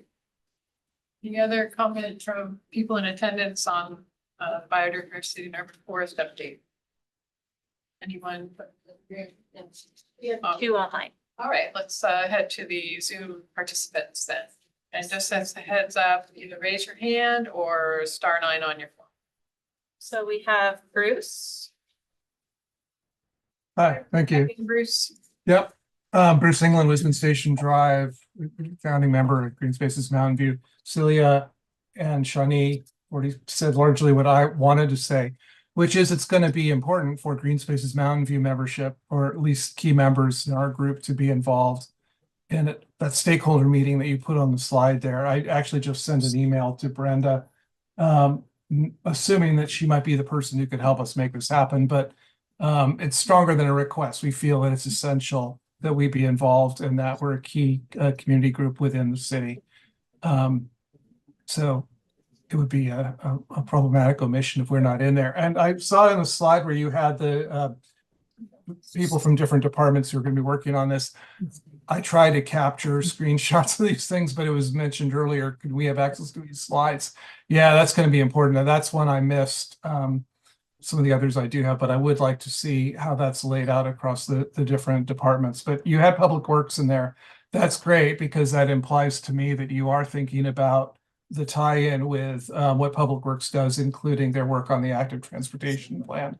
So how all the departments work together, that is going to be essential. And also, as Celia said, the Dark Sky Initiative, which is another project, but we do want to make sure that that stays on the table. What we're doing right now is that whenever it comes up where somebody says we're going to change the lighting in such a location, we have to remind them that that's coming up and that they should keep that in mind as they make their lighting plans. Thank you. Thank you. And we have Michelena. Hi, Michelena. Well, hi again. Thanks. I'm still here. Yeah, as I was listening to the biodiversity plan and the outreach, it came to mind that I, similar to a lot of Mountain View residents, live in an apartment, and I've tried to take advantage of the minimal outdoor space I have available on my patio. I have about 20 plants, strawberry, tomato, and then a lot of succulents. I would be an engaged resident. I think a lot of other apartment dwellers and renters would be interested to know how they can take advantage of their minimal patio or outdoor space to help support biodiversity and pollinators. So I would advocate that in the development of this plan to really try to engage people beyond single family homes. Not that you actually mentioned that, but I often think about this distinction between multifamily housing residents and single family housing residents and owners and renters. In addition to that, the apartment building that I live on, it's just a few blocks from Mariposa Park. And there's a lot of apartment buildings around me that have landscaping that I know is not native habitat friendly. So I think it would be very useful to think about ways to also engage like apartment owners and how they can make their landscaping more friendly for native habitat.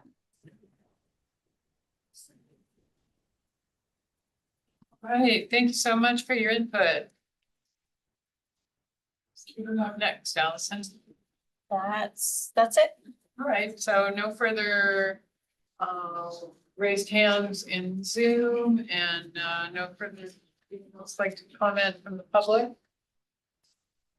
All right, I see Commissioner Yes, Bryant would like Commissioner to say something. Shit. So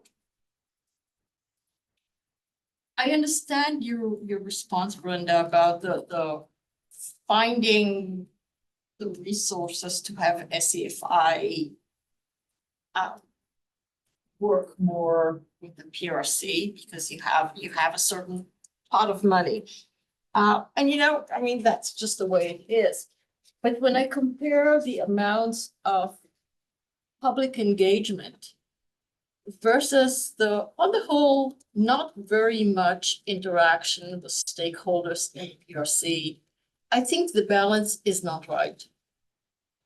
I think, and one of the public commenters said it, and I've been through it both as PRC commissioner and council.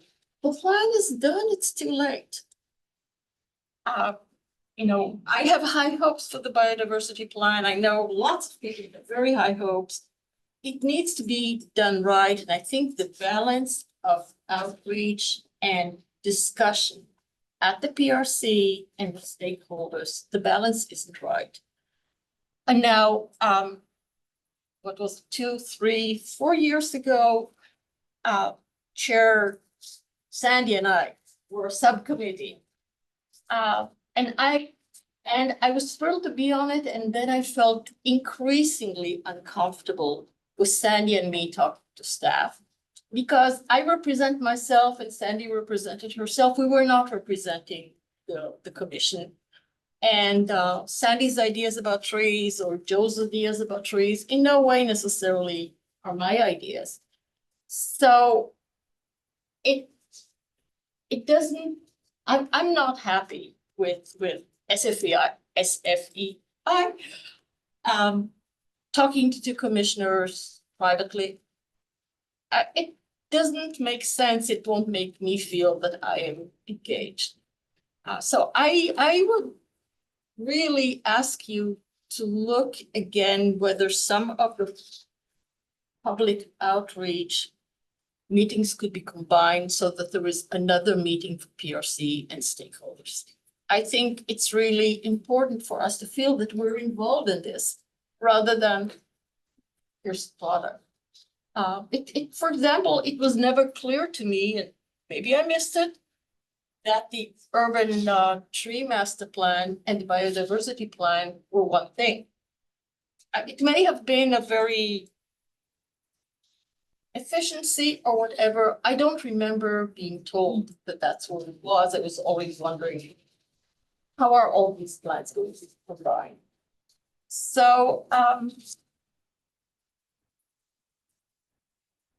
I was expecting more engagement, and I think it's important to have meetings where the stakeholders and the PRC can guide the process, help guide the process, work with staff, work with consultants. I don't see this happening in the plan as currently. I mean, it looks splendid, but the amount, the kind of work that I was expecting to happen is not happening at the level. I think it sounds like, Renee, Commissioner Bryant's asking for some working sessions. So I just want to give you a little bit of background that I encourage and I really hope that stakeholders take advantage of the many opportunities that we are providing through this outreach engagement. We use those two terms synonymously. They actually are different. I know, but then we end up saying engagement too many times in 3 sentences. So we use them both. But one of the things that we recognized was that having these very specific stakeholder opportunities was actually then ignoring the greater community. So we had to balance both of those and we worked very closely, and city council, we did briefings with each city council member, and they were very pleased to see that we were actively engaging our whole community as opposed to just the stakeholders, and that the stakeholders could be present and take advantage of those opportunities, and that we were rounding things out at the very end, but we're hoping that stakeholders are participating all along, but rounding it out at the end before we go and actually develop the plan. And then I want to just mention also, I heard some feedback that it's, that we may not be taking advantage of or really looking at the biodiversity as a whole. I assure you, this plan is biodiversity and urban forest plan. It's both together. And that's why we have that very comprehensive project team meeting very closely with all of them and talking about, again, sort of all the animals and all the insects that live in these trees and how they provide and create this whole ecosystem together. So this plan is very comprehensive, and I SFBI is, they're just, they're taking it all in and they're listening and they're working very closely with us to make sure that they're meeting our needs, the community's needs, stakeholders' needs, and the directive by council. Well, thank you very much for the healthy discussion and the presentation. We've heard some of the thoughts from the commission and the public. Yes. Some adaptation. Anything else from the commission? All right. Thank you. I think we are ready to move to new business. Anyone on the commission need a bio break? I do. I do too. But I'll speak up. Take a 3-minute bio break. So that'd be. Not very bio. Okay, so you gotta be quick. All right, well, we'll give you 4. Okay, All right, there you go. 8:50. That's biodiversity. Bio break. Yes. And I'm gonna. Do it as easy. Yeah.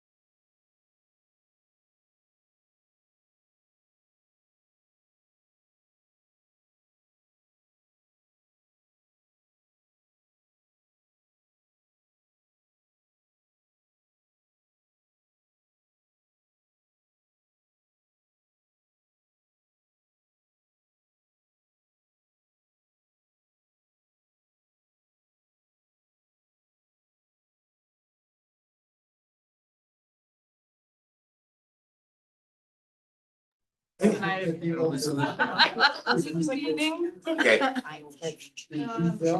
And we're coming into item 6, new business, and the first matter is 6.1 fiscal year 2025 PRC and Urban Forestry Board work plan. And I believe we will have the staff presentation from Director Crosby. Yes, good evening. My name is Christine Crosby, Assistant Community Services Director. On behalf of John Marchant, our Community Services Director, who is not able to join us tonight, I will be giving a very brief verbal presentation related to the fiscal year 2024-25 Parks and Recreation Commission Urban Forestry Board work plan. In your agenda packet, you have the brief memo as well as attachment 1 that outlines the work plan for next fiscal year. As part of next fiscal year's work plan, staff is recommending 2 changes to the reoccurring items for fiscal year 24-25. One is removing providing input on CSC operations budget requests, and the other is adding an annual Quest of Pollinator Habitat update, which you received earlier this evening. In addition, staff recommends that PRC roll over 2 items for next fiscal year. One is the community gardens update, and the second one is a North Cove landscape design. Both of these items were delayed in the current year due to staffing and should be available to present in the next fiscal year. We also recommend adding the following capital improvement projects that are scheduled in the next 5-year CIP plan. These are the Moffett Middlefield Sewer Replacement Project tree mitigation, Sailing Lake Bird Island improvements, and Grant Road and Sleeper Avenue intersection improvements. And lastly, staff recommends adding these one-time items to the work plan, which is the park design process review, community garden update, which I previously just mentioned, visual arts committee update that's related to the public art strategy, biodiversity and urban forest plan updates, as well as the Parks and Recreation strategic plan updates. Following approval of the PRC's proposed work plan, it will be presented to the City Council with the other advisory body work plans in September 2024. That concludes my brief presentation, and get it over to you. All right, so first we will start with commissioner questions, and if I could ask us to limit this to true questions, and we'll do our comment after we've listened to any public questions. Very good. Then let's move to public comment. If anyone in attendance would like to provide comments on this item, we've run out of blue cards, and some of you have already filled them out. So if you would like to comment on our work plan, please just state your name and we'll take it from there. Does anyone wish to comment on the PRC works? Anyone in the other room that wishes? I don't believe so. I haven't heard from them, but I don't think this item. All right, do you have anyone on Zoom? We do. We have Bruce England. Thank you. Hi. Hi, Bruce. Hello again, Bruce England, Wisman Station Drive. I noticed in the draft work plan, you've got a joint meeting with the Visual Arts Committee. That's great. They don't have it in their work plan, but I'm sure you'll sync up. That's going to be an important detail for making improvements to the public art and private art strategies that include green type landscaping elements and materials recoverability and other things related to that. What I don't see in the work plan is anything related to the dark skies ordinance. We brought that up during the public comments during the last agenda item. So maybe it's included somewhere else. I don't know, but I don't see it called out there. So I am wondering about that. Thank you. Thank you. Are there any other comments online? No. Okay. Just confirming that everyone from the public has said their say. All right, then we'll bring it back to the commission for discussion. Would you like to start, Commissioner Davis? Yes, I have 2 points, both of which I discussed with John Marchant. He's aware of these. Even in his 6th state, he might be listening. But, so I have a comment and a proposal. The comment is the elimination of the provide input on the operations budget request.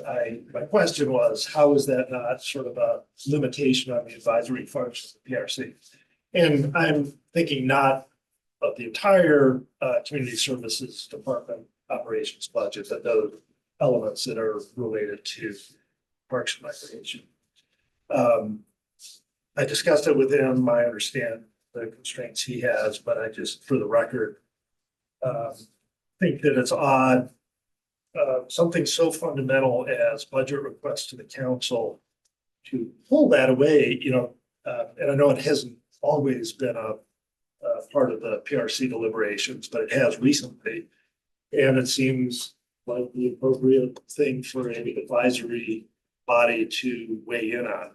Granted, we don't have policy authority or decision-making authority in that regard, but should have some authority. So that's my comment.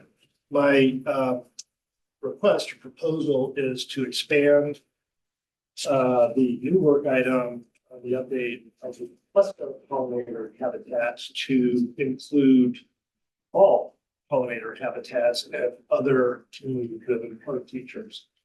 And I included that in my question. I think you all saw the responses, and the response, the PRC could choose to make a motion to update the work plan to include these. So I would, when it gets around to motions, if you agree, I would like to amend the work plan to include other pollinator habitats. Yes, thank you. Mr. Bryant, would you like to? Yes, share thank you. thoughts? So I completely agree with Commissioner Davis. Also, the budget requests for the PRC just to be told about it, rather than to fulfill its advisory function, is a cutting back on the work of the PRC, which I feel is already happening. Actually, we are less and less involved in what is happening in the area in which we are supposed to be advisory. And so that surprised me. And I would like to, I don't know what the steps are, and can we discuss them a month earlier, or what staff is thinking of, rather than the finalized draft that's going to council? And then the public mentioned several times the dark skies, that's right. And I don't know where that is at. What is it, what council has decided about that? Has council decided to move forward with that? Is it appropriate for PRC to get involved? It would be nice for the public to have an answer to that. Sure. We anticipate that will be a recommendation as part of the Biodiversity and Urban Forest Plan, and council is aware of that as well. It's in one of the later phases of council's work plan, so it should align with the Biodiversity and Urban Forest Plan. And once that project gets started, we can share with the staff that have been identified to lead it, that the PRC has interest in this topic, and to come to the commission at some point when it's appropriate to discuss the item. Depending on based on what Brenda just shared, it may not be necessarily within this fiscal year work plan. And if it is, we can add it at any point, similar to how as other items come up throughout the year, they are added. So, Thank you. Yep. Commissioner Missioner. So yeah, I guess it's a bunch of us talked to Director Marchant about the budget items, so I also did. My conversation was probably more along the lines of, just the way it's been happening. It seems like, I don't know if it was just this last iteration, but we didn't see it until it had already gone to city council already anyway, so it was sort of moot. So I would be totally open to, I just don't know how it works with the calendar for the whole budget preparation. I imagine things get kicked off fairly early, but if we could get some kind of a preview, beforehand. I would echo those sentiments of our other commissioners. The other part of it is sometimes, we see the requests and then we don't get the outcome. So it'd be really nice to also just get an outcome email or something or whatever, just a quick presentation on these were the 5 things we requested and these were the 3 things that actually got approved. I can sort of get it by going 100-page, actually, it's probably more than 100 pages, the council budget thing, which I tried to read. But yeah, if we could somehow be involved in the budget, I think that's important. The other comment I had was that just, I don't know how long some of these things are going to take, but, just in particular, the October 9th meeting was pretty loaded. So I'm open to check for meetings if we need to have them. Because, some of these, there's a lot of placeholders for strategic plans. And, some of those items, I hope that we're taking a fair amount of time on. So I would just be a voice in favor of some extra meetings if we need them to do those things. Thank you. I think I agree with everything that's been said, so I'll save my comments on those. It does feel like to me that the work plan sort of turned into a calendar, yet it doesn't really tell you what we're doing so much. So in my mind, we need some other placeholder for both Parks and Rec strategic plan and the biodiversity urban forest plan. That it could just be as simple as saying, date to be determined, meeting as needed. And that would allow, for example, we spoke tonight about the biodiversity plan and how we felt like there maybe needed to be a little bit more public sessions where we would go and press these and, working on it together with members of the public. And so that might be a solution where you haven't really mapped out the meetings all completely, but it still conveys that that's one of our work assignments. I can address that piece. This template is the same template that all advisory bodies have to complete for their work plan. And we are advised as staff to be thorough and ensure that there are dates associated with each of the items. We know life happens and items do get moved around pending staff. If they're ready, if there's other factors or something has to be moved up due to time sensitive items. And so some of this stuff does end up moving, and I'm aware that for the October 9th meeting, there may be one item that might move to another time or be completely removed depending on staff's engagement. And the idea brought up by Commissioner Mitchner about adding additional meetings, we've been very successful with that in the past as topics come up, and I anticipate, especially since, as you mentioned, that some of these items or meetings have a good number of items that we may need to schedule those special meetings as we move forward. Well, far be it from me to tell the city manager what to do, but I don't think it really conveys the true amount of our participation in these major plans, what it correctly says. So does someone want to try and package a motion together, or do we want to sort of, the summaries of the items that I heard that we sort of were dissatisfied with was the dropping of the operations budget. Looking at all pollinator habitats, not just the Cuesta, hopefully as we That's the begin to easy get one. more than one. Looking at dark sky initiative and how it relates to our purview as the Park and Rec Commission, parks, open space, trails, how that might be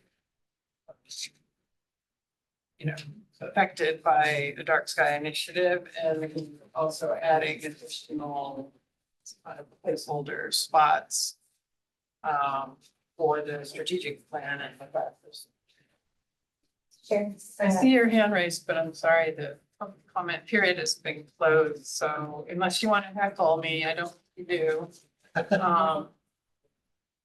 We're at the point where the commission will be. Before you make a motion, we need to make public comments. Jean, that, Before we make. that section did pass already. We already We already did it. Already did. They already did it. Yeah. It already has. Yeah. And that's very loud. Well, I think maybe that was a little. Okay, we're at the point where we're taking a motion.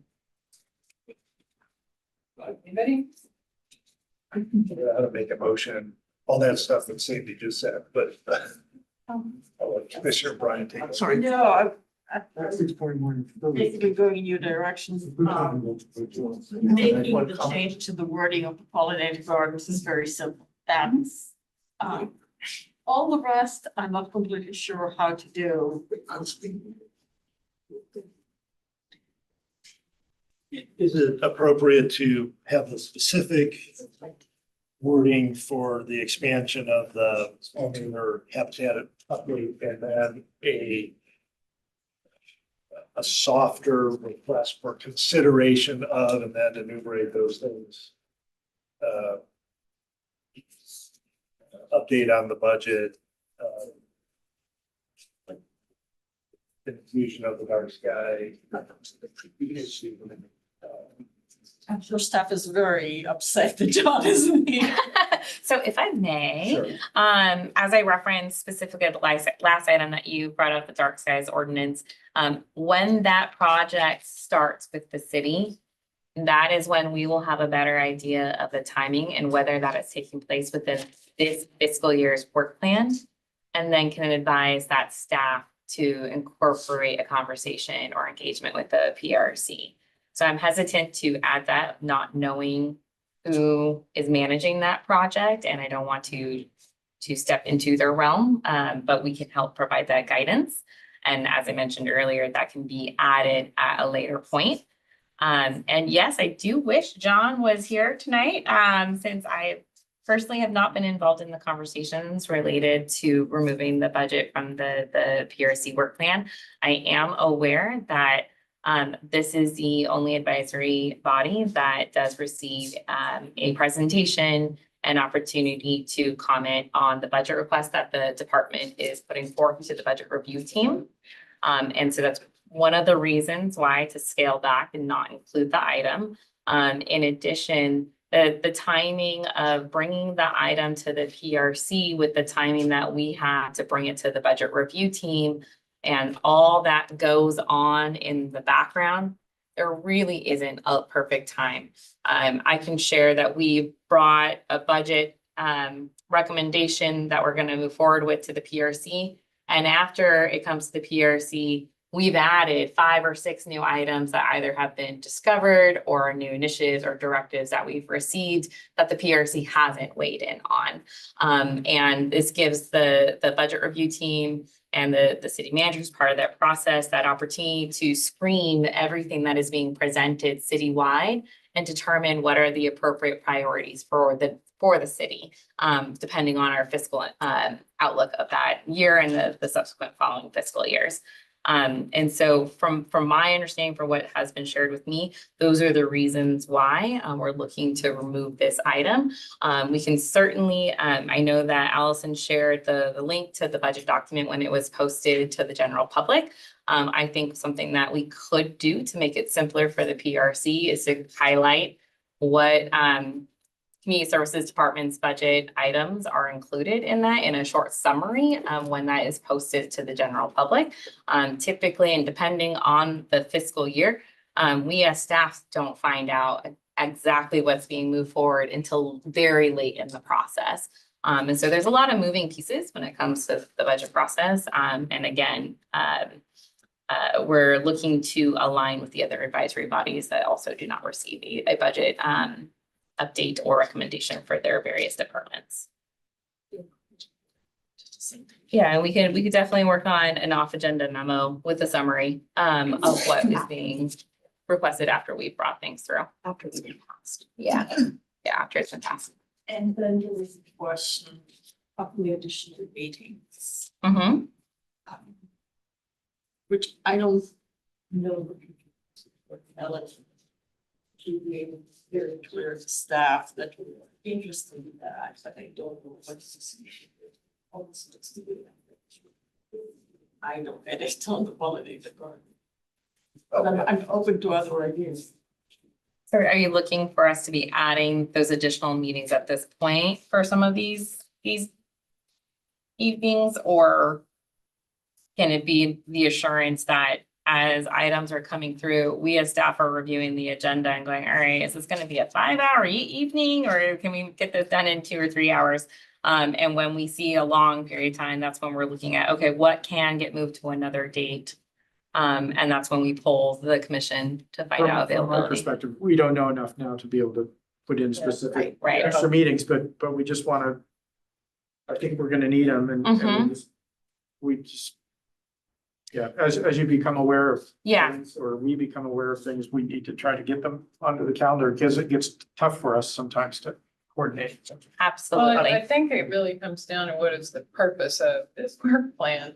And, you know, if I could throw out some ideas on that, you know, it's for the council to have an overview of what all the advisory bodies are doing, and the city manager in consultation with the council to figure out if we've got enough staff capacity to do all of it during the time period that's during the fiscal year. And so it feels like to me, you know, if these two plans that are under our purview, you know, what this document isn't really reflecting the true massiveness of these two plans that are proceeding during these fiscal years. And they're massive. It showed the org chart. It had multiple departments. It's huge. And we showed two things on it. How does it show up somewhere else in the communication to council about the work plan? I mean, that's kind of where I'm coming from, is we need to show the right amount of effort. So to me, it's a understatement in terms of in public interest and the amount of staff effort. From your perspective, how closely does the council actually look at the nitty-gritty details of all the commission work plans? Are they just sort of checking the boxes and making sure that the big things that they want, if they even really look at it? So I don't know that I'm sure I read through all of them. I didn't go into the details. I mean, council really has a lot of high level stuff that we look at. You know, Sandy, relevant to what you said about these major plans that have always meeting. That's because we are not working anymore on this. Staff is working on it. This reflects the PRC work plans, not what staff is doing. And that is exactly my concern. You can't. If you do a summary, you'll say the consultant is bringing to the PRC their work of the past 10 months. That's exactly why I want PRC to be involved. Well, the truth is, it's not really about us. It's the forum that our meetings create to allow for input and participation from the whole community with which we are a part ourselves. So, I mean, like, really, does it make me talk about Sandy Summer was to participate in development of this plan? Maybe a little bit, but I don't know that it's any different than if you participated or one of the lovely people in the audience participated. But You're underselling your advisory function. well, yeah, we need to understand are we here to create the forum, or are we here to work on the plan? So you think council should know about something? And that's what you're saying. There will be a lot of outreach and opportunities for the public at large to have input, and that should be reflected in the calendar. I don't know, that wasn't what I was saying. So But I guess what I'm trying to say is if we really are putting 2 meetings worth of effort into this, we just need to accept that.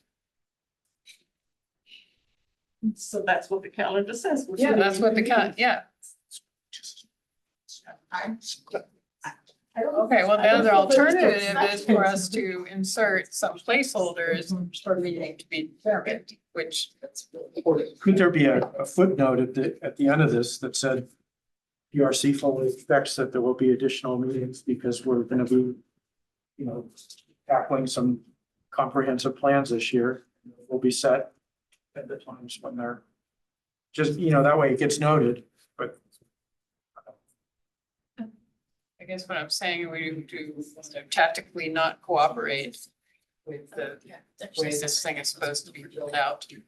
That's all kind of what. Or to tactically, an alternative would be to so staff has to fulfill their council policy A23 and submit the document. Yeah. And we can say, okay, you know, we're good with this and that thing. Yeah. In addition, we'd like to make a motion that voices a concern about the function of the advisory body. And rather than trying to, you know, fix dates and Yeah, things you here. can't possibly fix the date. Yeah, They're unknowable right now. Well, do you want to? The dates, it's fixing the process. Right, okay, I agree with that, but Something I might suggest, what accompanies the work plan to the city council is a summary paragraph that is developed by staff to summarize the main points that the Parks and Rec Commission will be reviewing and working on in that fiscal year. We are very much aware the two large plans, you're looking at the two project managers right here, who are living and breathing them. And without a doubt, those two plans will be referenced as major focus points over the next fiscal year for the Parks and Recreation Commission. And whether I mean, I could speak specifically for Parks and Recreation Strategic Plan, I put down dates that I think we might be coming. And I know one of these is possibly gonna have to change. Or as I'm moving forward going, I need your feedback. I need to have a meeting. We'll schedule that in. And so again, this is very fluid, but I think in that summary paragraph, we can highlight the two major plans that the commission will be discussing and weighing in over this next year, as well as highlighting some of the capital improvement projects and the larger items that we'll be looking to you for your feedback. As far as the commission's role and responsibilities, I can bring this feedback back to John when he returns to the office.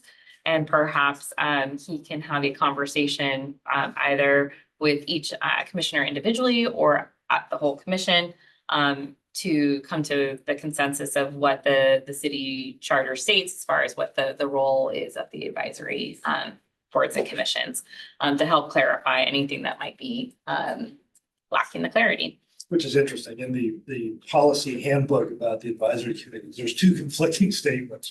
One said it does not set policy, Mhm. which is my expectation, but another place it says it does Okay, establish policy for Okay. Parks and Rec. So That'll be even something- within the city documents, there's Yeah. a little bit of discontinuity about the role. that's good So to know. I can bring I'm- that up with the city clerk's I think office. staff needs to submit something to fulfill kind of the obligatory council process, and I'm comfortable letting this go through. I think we have another issue that needs more attention, but this may not be the place to wrestle it to the ground.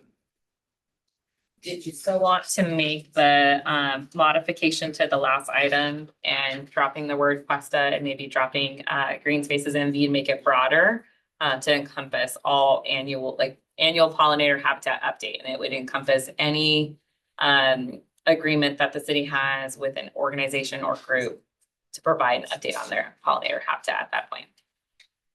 Yeah, I would like to see that. I was trying to see if that was captured. Remember what she said, so you can make one.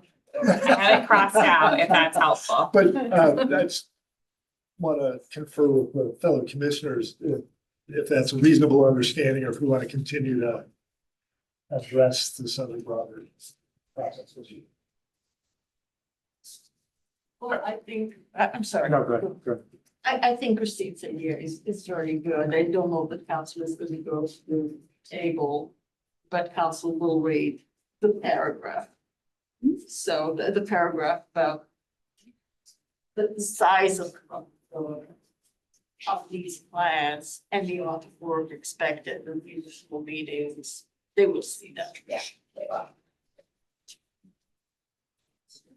All right, so I think we have a motion that hasn't been said out loud for relating to the change to some broader pollinator habitat and various stakeholders working with the city on that. Do we feel that we need a motion or have we given enough oxygen to the concept of the paragraph? A very minor change, the staff thing, you need a motion. Well, it does say review and approve, so I was just checking to see whether you're just getting feedback, but it does say review and approve, so Yeah. if we're gonna approve Just something. need a motion with that minor modification, and then we can make it and submit it to, with our paragraph. All right, so we do need a motion about the approval of the work plan with the pollinator. So we'll get. You moved it, I'll second it. Okay, What, so so, it's pretty, you want to say it or shall I? Okay, so I think the motion was to approve work plan as written with the modification to the update matter about pollinator habitats, that it include any and all interested in the city and report on various community-driven pollinator. Thank you. And there was a second from Commissioner Davis and Commissioner. Perfect. Okay, so. So let's do a roll call. Okay. vote if we can. Commissioner Mishner, Yes. Commissioner Bryant. Yes. Vice Chair Davis. Yes. And Chair Summer. Yes. All right, now we have finished item 6.1. Thank you, everyone, for your diligence in waiting to this date for our meeting. I think we should have more meetings where we talk about pickleball. Because I think get people interested in what we're doing. Somebody sit through. So this is item 6.2, pickleball court project 2336, the draft preliminary study findings. And so I'll just reiterate that you will have first a staff presentation, then commission questions, and if we could truly limit ourselves to questions, and then we'll take public comment. So we aren't quite ready for public comment at this time on this item. And I know there's some folks that have been in the other room. I think you've seen them in here now, along with the staff member. And as I said earlier, we've run out of blue cards, so when your time comes on the comments, if you could please just state your name. So while we're dancing around here real fast. switching seats. Apologies for that. Might I be able to get a show of hands who's interested in commenting on this item? 9. And are there I think others? there's at least 4 people from the other room, as well as we have a good number online as well. Seven raised their hands. So we're probably about. Okay. I know. Not 100%, kind of, this is your, yeah. Question. We have 7. So you can run your slide and I'll look at when I go. Sound good? So given the amount of speakers, obviously, we're not quite starting yet, but I want to give you time to think about it. I think so that everyone has a chance to speak. It's already 9:30. I think I'm going to cut the comment period down to 2 minutes. And you're welcome to kind of daisy chain with the people that you know and came with, like they can start, you can take the middle, next person takes, right? You're welcome to give your presentation that way, and that way everything gets covered. So we will be doing 2-minute public comments. All right, it's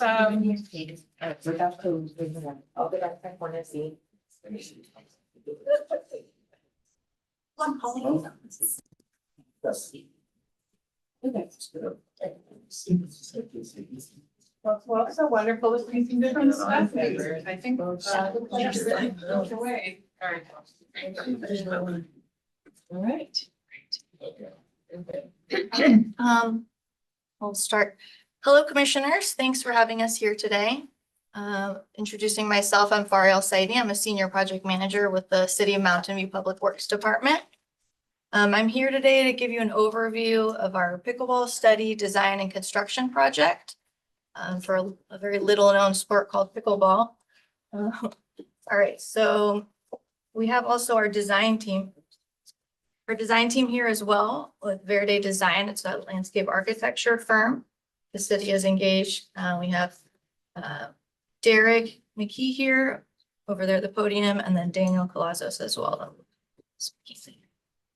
All right, so to give you some background and history of pickleball in the city of Mountain View, in 2015, the city launched the pickleball program, and we started with some temporary painted courts at Rengstorff Park.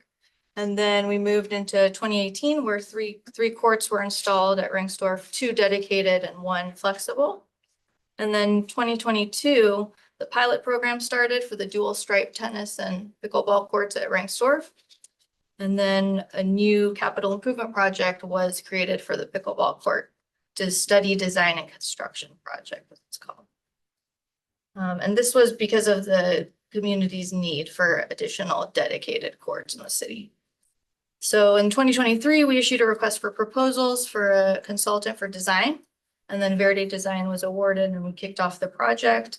And then that brings us to this year where we are in the initial study phase of the project. We had a public survey that went out in February and a community meeting in April. So that brings us to today. So here is an overview of our agenda for this meeting. We're going to be reviewing the study phase of the project. So the focus of the effort is really just to identify the preferred location in the city and the number of courts. So then we'll take, your recommendation to council prior to beginning concept design. So keep that in mind. It's very just preliminary. We've also gathered some input on amenities, and those are going to be discussed in more detail when we come back to PRC with the concept layout later on. So we'll also go over today just our public outreach process, which was a survey and community meeting I mentioned. And then we received some comment cards and also emails and phone calls from the public as well.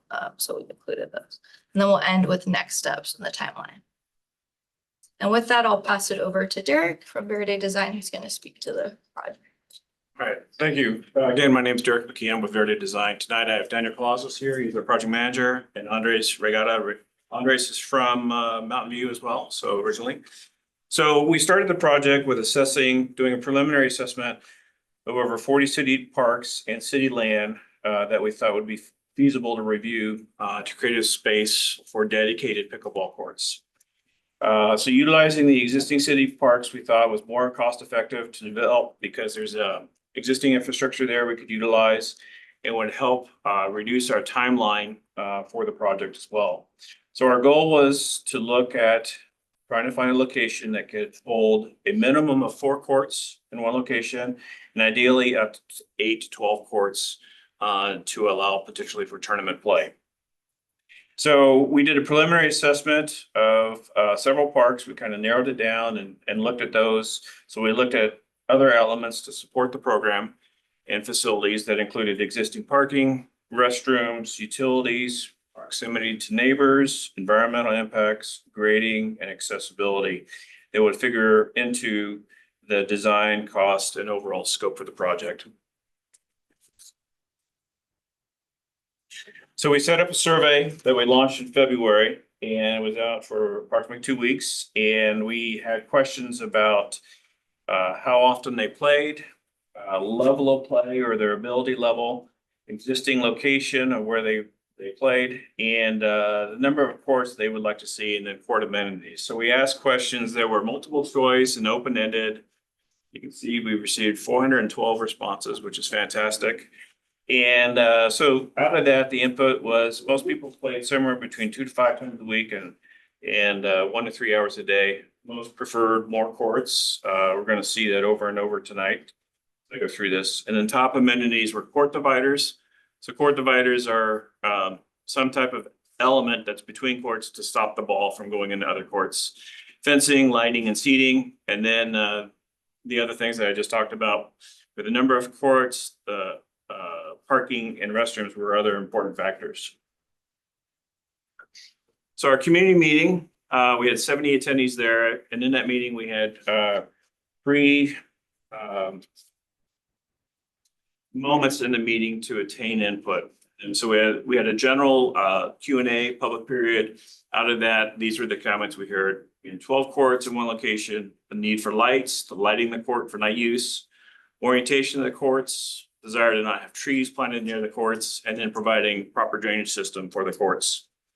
In that meeting, then we had breakout groups. You can see the picture here with the breakout groups where they were moved into smaller groups, provided input, and then each group presented their thoughts.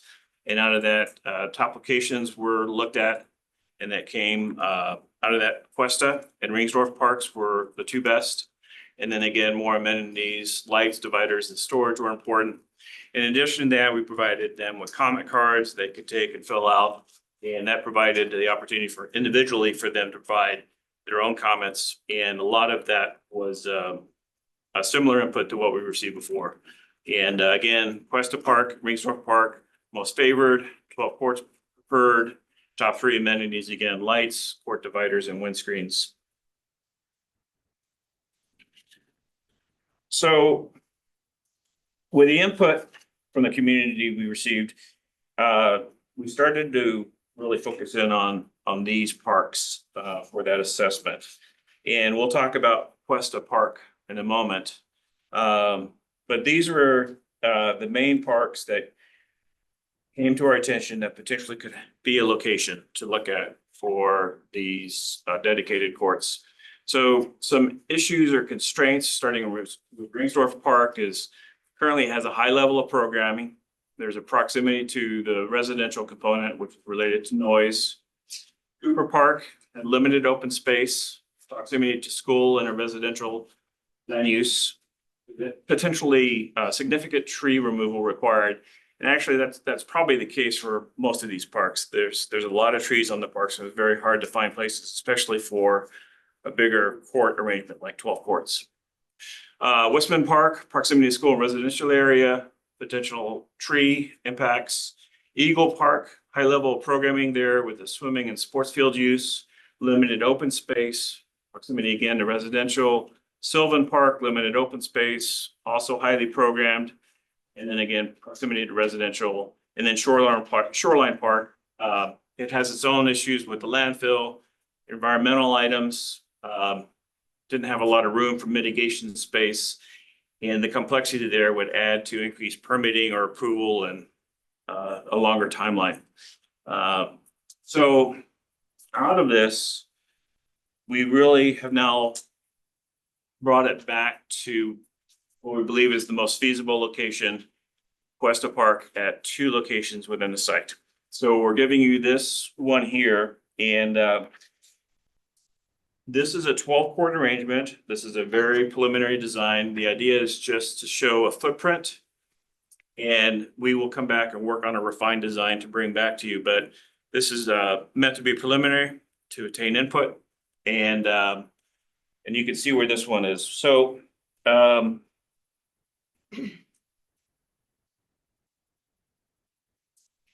location is east of the existing tennis courts. You can see the tennis courts here.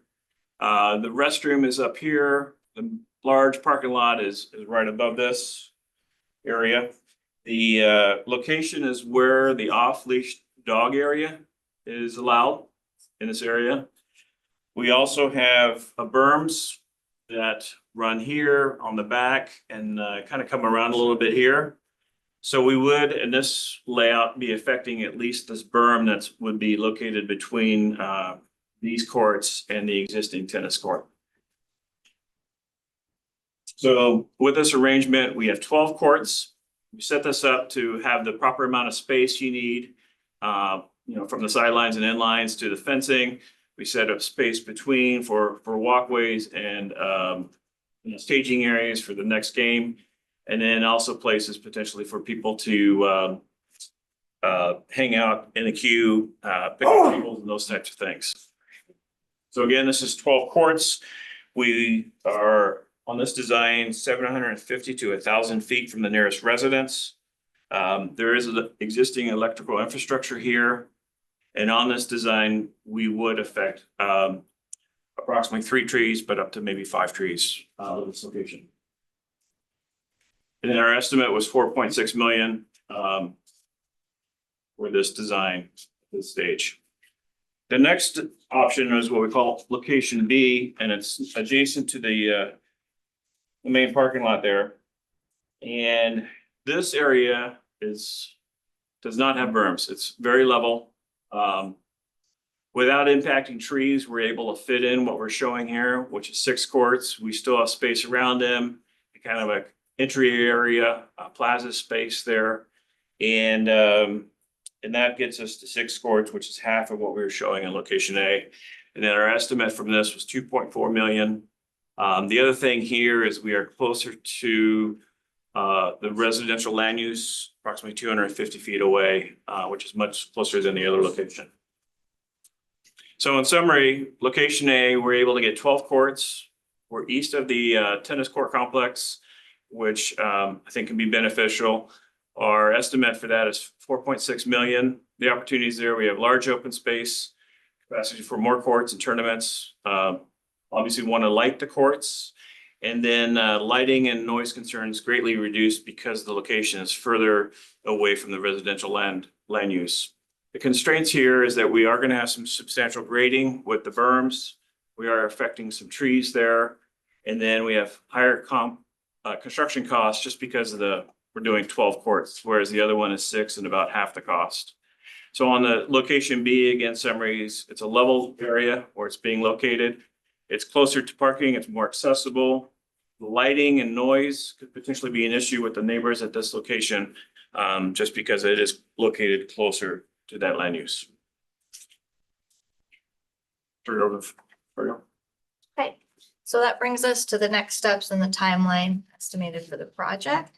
So today we're here for the Parks and Recreation Commission to kind of present our findings from the early study phase for review and input from the commission, and then also hopefully to have you identify a location, a number of courts that we can then take those recommendations to City Council for consideration of approval in fall. And then after that, if council approves the recommendation, we would move to a concept planning and design phase. So we would have more detailed layouts and more detailed cost estimates. That's looking like early 2025. And then that way we would refine the concepts. We would identify a funding source. Hopefully it may come from the Parkland Dedication Fund, which I believe has funds. The current budget we've allocated is including design and project administration is 1.2 million. So the cost estimates we gave here today are just very preliminary. It'll be, like I said, refined once we have a more detailed layout. And then also construction, kind of like I mentioned, is pending budget approval. So once we have more detailed layouts, we'll come back to council on probably the next round and ask for additional funding for construction to start in 2026. 1.2 million is the current budget. I think it was mainly for design starting out the project. No, the design fee is closer. It's much less than that. I think we have about $1 million left probably for construction right now. Correct, yeah. 4.6 million for the 12 courts and 2.4 million for those are the estimates, yeah. And those estimates are for the complete project costs, including design and administration. All right. So I want to thank the commission and everybody else for coming out and staying for the last item on the agenda. And then that's going to conclude the presentation. We're going to move to questions and comments. All right, so let's start with the commission. Just the questions for the staff at this time. Want to start? Sure, I have a few. First of all, can you, for everybody's benefit, describe city council's involvement with pickleball so far? I believe, it's already run through them to some extent. So if you could describe what they approved and what they, the comments that they've made when they were brought with the pickleball concept. So to my knowledge, they have been supportive of the project and they allocated, like I said, the $1.2 million of funding to get it started. Other than that, I'm not sure if there's any. I believe it was 2 budget cycles ago, maybe 3. The last time they did a mid-year CIP. That is when the council edited the title of the project as well. Previously, the title of the project was a feasibility study and design. And they not only added the additional funding, but they edited the title to include construction to show their intent with the project. To date, the Parks and Recreation Commission has been the most involved with the topic related to pickleball. Since the items that we have brought to the PRC have been related to programmatic issues for us to review and discuss. This will be the first time since the dedicated courts that are at Rexford Park that the item will advance to the city council. Okay, couple other questions. One, this is sort of out of order, but is there a reason that the surveys and the community meetings didn't solicit feedback on potential fees?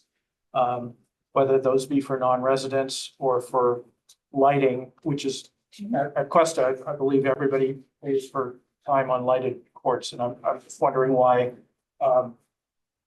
that question wasn't asked in the surveys. Okay, thank you for the question, and I can answer that. So just a reminder that this project is a study for the feasibility of adding dedicated courts. The programmatic aspect, which would be the fees or access to the courts, will be discussed at a later point in this process, if and when dedicated courts are about to be constructed. But that would be a natural process for us as a new facility opens, is to review the programmatic aspects and if there are to be fees associated with it, depending on where it is. It really depends. Like if it is next to Cuesta, there is an existing operator that is located within the proximity. And that could be a discussion that we have with the operator of what that could look like. But for example, if it is at a different location that is unstaffed, we may not be able to accommodate something such as that. So those are programmatic questions that will be tackled once we get to site selection and closer to construction. And then I guess maybe this will be the last one I ask. I asked it, I believe, in the questions I submitted ahead of time, but for the benefit of the 70 people who are here, either online or whatever. What did this, in doing this, did we look at any non-park locations? So we did start out with all city land parcels and parks. I think we have over 40 city parks, as well as quite a few parcels. But we kind of narrowed it down to parks just mainly because of the infrastructure that's already there. Just the need and the requests have been install these courts as soon as possible. That's been kind of the public's request and council direction. So that's why we kind of have narrowed it down to just parks for now. Maybe in the future, after we build, the initial courts, perhaps we can look into developing, city parcels or empty land. I'm gonna lead into something you just said where you didn't say it intentionally, but you said council's mandate or whatever was to do this as soon as possible. Is that feedback that council has provided? I think I can speak to that. Ed Arango, I'm the acting public works director. So council has, through the programming of the capital improvement program and this project, as Assistant Director Crosby has mentioned, has committed to the intent to construct. And so recognizing. Can you speak up? We can't hear you. Recognizing the intent to build this from the council side and the staff resources available within the city. You see that, you saw the timeline on when the CIP got created and where we are today. And that's just an impact because the Public Works Department, Engineering Division, and then Dave Prenti, who's the Principal Project Manager within the division, that manages all new park construction, park renovation, facility projects, just didn't have the resources to start it. So was a priority for us, as well as other projects that we've been in the pipeline that have been started with the effort and just needed to finish to allow staffing to have capacity to start working on this project. I'll have any comments later, but for now, just the questions. Thank you. Thank you. What about you? Any questions? Yes, I do. I have three fairly brief questions. First, can you explain to me the 4.6 million versus 2.4 million from a completely naive point of view? Pouring asphalt on grass shouldn't cost $2 million. So where is that cost coming from? So I would say that cost includes construction, includes some contingency for unknowns. It includes project administration for the city, for the contractor's overhead and profit. And then I should mention that right now, since we don't have detailed design, these are just very preliminary, kind of rough order of magnitude budgetary numbers. And they do include, I would say, somewhat all the bells and whistles as far as like, a few shade structures, benches, picnic tables, entry plaza, gathering area, things like that, lighting. So there are things that could be, potentially reduced to make it more cost effective, and the detailed cost estimate may end up coming in lower or higher. So we don't know. And to build on that, sorry, depending on the timing of construction, as we've all experienced, there's been significant cost increases over the recent times and in recent past. So again, depending on when the final approval is granted, we're still looking at 1.5 to 2 years out for construction. So we have to hedge our bets on terms of what we believe the prices will be in the future. So we want to be honest and realistic and give a realistic target as opposed to lowball it and then have to beg for more money later. Great, thank you. My next question is, Mr. McKee, I believe, mentioned the reason why it would be difficult to put these in North Bay Shore is difficulty with mitigation. Would mitigation be part of only North Bay Shore or wherever if Cuesta Park were chosen, would there be mitigation there? I think North Bay Shore is its own unique environment, as some of you probably well know. It has species that are designated as endangered or special status species that need to be, we need to maintain their habitat. Not only includes their immediate homes, whether it's burrowing owl locations, but it also includes their foraging habitat, which is quite expansive. And so when we say mitigation, we mean essentially almost every square inch, you might say, or foot of non-pervious or pervious soil, grass and otherwise, needs to be maintained and replaced. If we cover it with asphalt or something else, we need to find a corresponding viable habitat to replace it with. And quite frankly, we're getting to the point in those projects, even maintenance projects and smaller expansions of existing facilities, we're running out of, or practically run out of space to mitigate. So that is a hard truth out there. It's a challenge. And so we feel that alone makes building in the shoreline area more than problematic. Okay, great. And my final question has to do with our parkland dedication fund. I think that's at this point fairly low.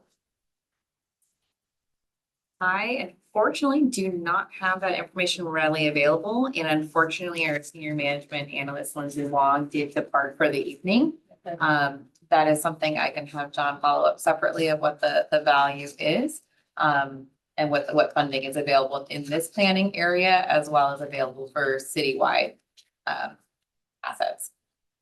But the Costa area hasn't had much development, so they don't have very much money, and I Correct. recall being rather surprised by how low the funds were. But that's for Yeah, college. and something such as pickleball, similar to the Rangsor Park Aquatic Center, may be seen as a community-wide benefit, excuse me, and may be able to pull from a variety of planning areas, if that is the direction that we're able to go. All right, thank you. Mhm. All right, Commissioner Davis, do you have any questions at this time? Verde Design is involved in the location study, the conceptual study. Is it assumed that they would, if this is approved, then be the designer for the final project? Or for that? Yes. Yes. Yes, for phase 2. We're in phase 1 right now, which is just preliminary concept. But So then my question is for Verde Design. So, have you done pickleball projects elsewhere? Yeah, this is one we did. This is in Roseville. It's a 9-court complex. Is So- one. Right, question. So one of the biggest issues with pickleball but is noise. And so what noise, and I realize this is just location and number right now, but to determine that, it's kind of important to understand how the community will perceive, right? And then what number. So could you talk about noise mitigation strategies for pickleball courts? Well, the main thing we looked at is trying to find a location where the course would be located further away from a residential component. The location at Cuesta Park does have some commercial property near it on the backside.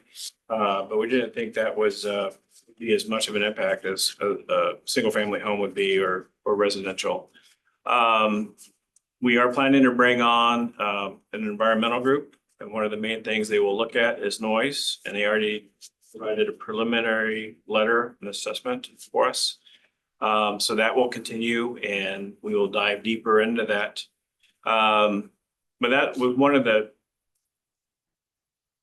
the main factors in choosing the location at Cuesta Park 2 was its distance from the homes. Things like special fencing or sound. Yeah, Roofing. you can do more, you can do solid walls, i.e. Caltrans, type walls. But that also can reflect sound as well. And these are windscreens. Some of these windscreens can be there's a lot of different grades of windscreens, so they can be heavier or thicker, and that can help. Obviously planting and doing some of those things can provide some buffer, but they're not typically used as a great sound barrier. They're not going to soundproof it, so to say. Good. Sounds like an environmental group will help address that. Yes. Later. And if I may, just to add on to that, when we did the pilot program for Rangsor Park tennis court with the dual stripe, we were able to add acoustic panels. Yeah, acoustic, they're heavy duty windscreens built for sound dampening.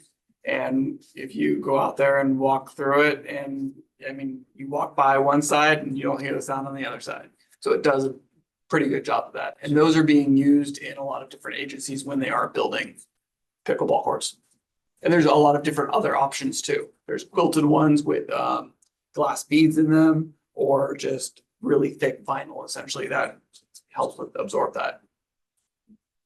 Yeah, I assume there's a lot whole coming out. nation putting in thousands of pickleball. Yes. There's a lot of attention to how to address this issue. I Yes, just want to make sure that we're at the forefront of that if we have some neighborhood concerns. The best solution we found is the distance. It's cheapest. Did you have any other questions? Commissioner Davis? Not at the moment. Okay, I had a few, other commissioners got some of the ones I had. Could staff or the consultant describe the outreach that was done to the dog owners that would be displaced in scenario A, option A, whatever it's called? So that will be done later on once a site is selected. So we thought it was a little bit early to do outreach until we know what the location is gonna be.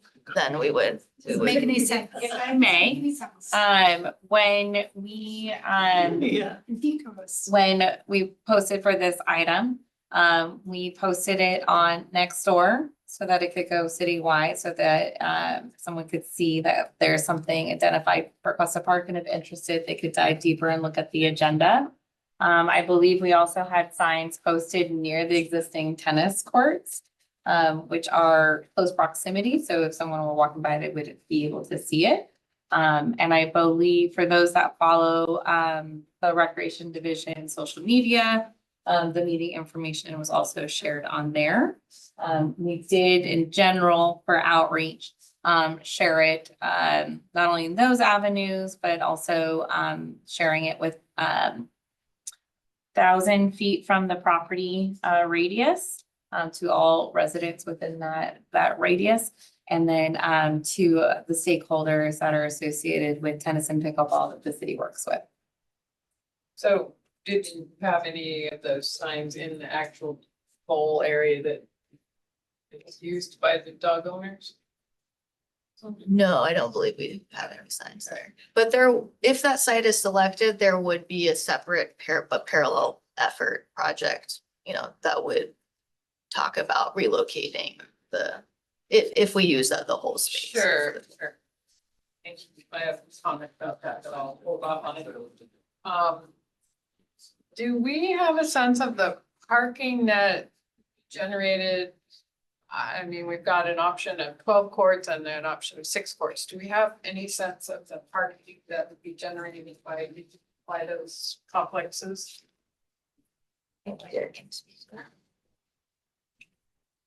Parking would be another item along with traffic to take a look at from the environmental side. And our environmental consultant would help with that. And then we would help with quantifying or coming up with a number of, demand for parking. So we would also look at the existing demand that's there with the programs that currently exist, and so there's ways to do that. Looking at different times of the day is one to quantify what's out there, how it's being used, and to assimilate what this will add to that parking demand. But 12 courts could easily be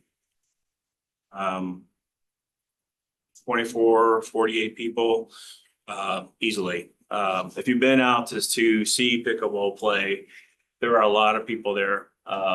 In addition to those people that are on the courts waiting to play.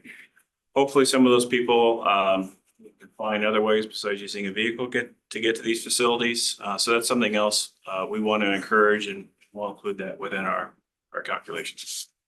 Yeah, and just as a follow-up to that, that is one of the reasons why Cuesta Park was chosen as one of the locations.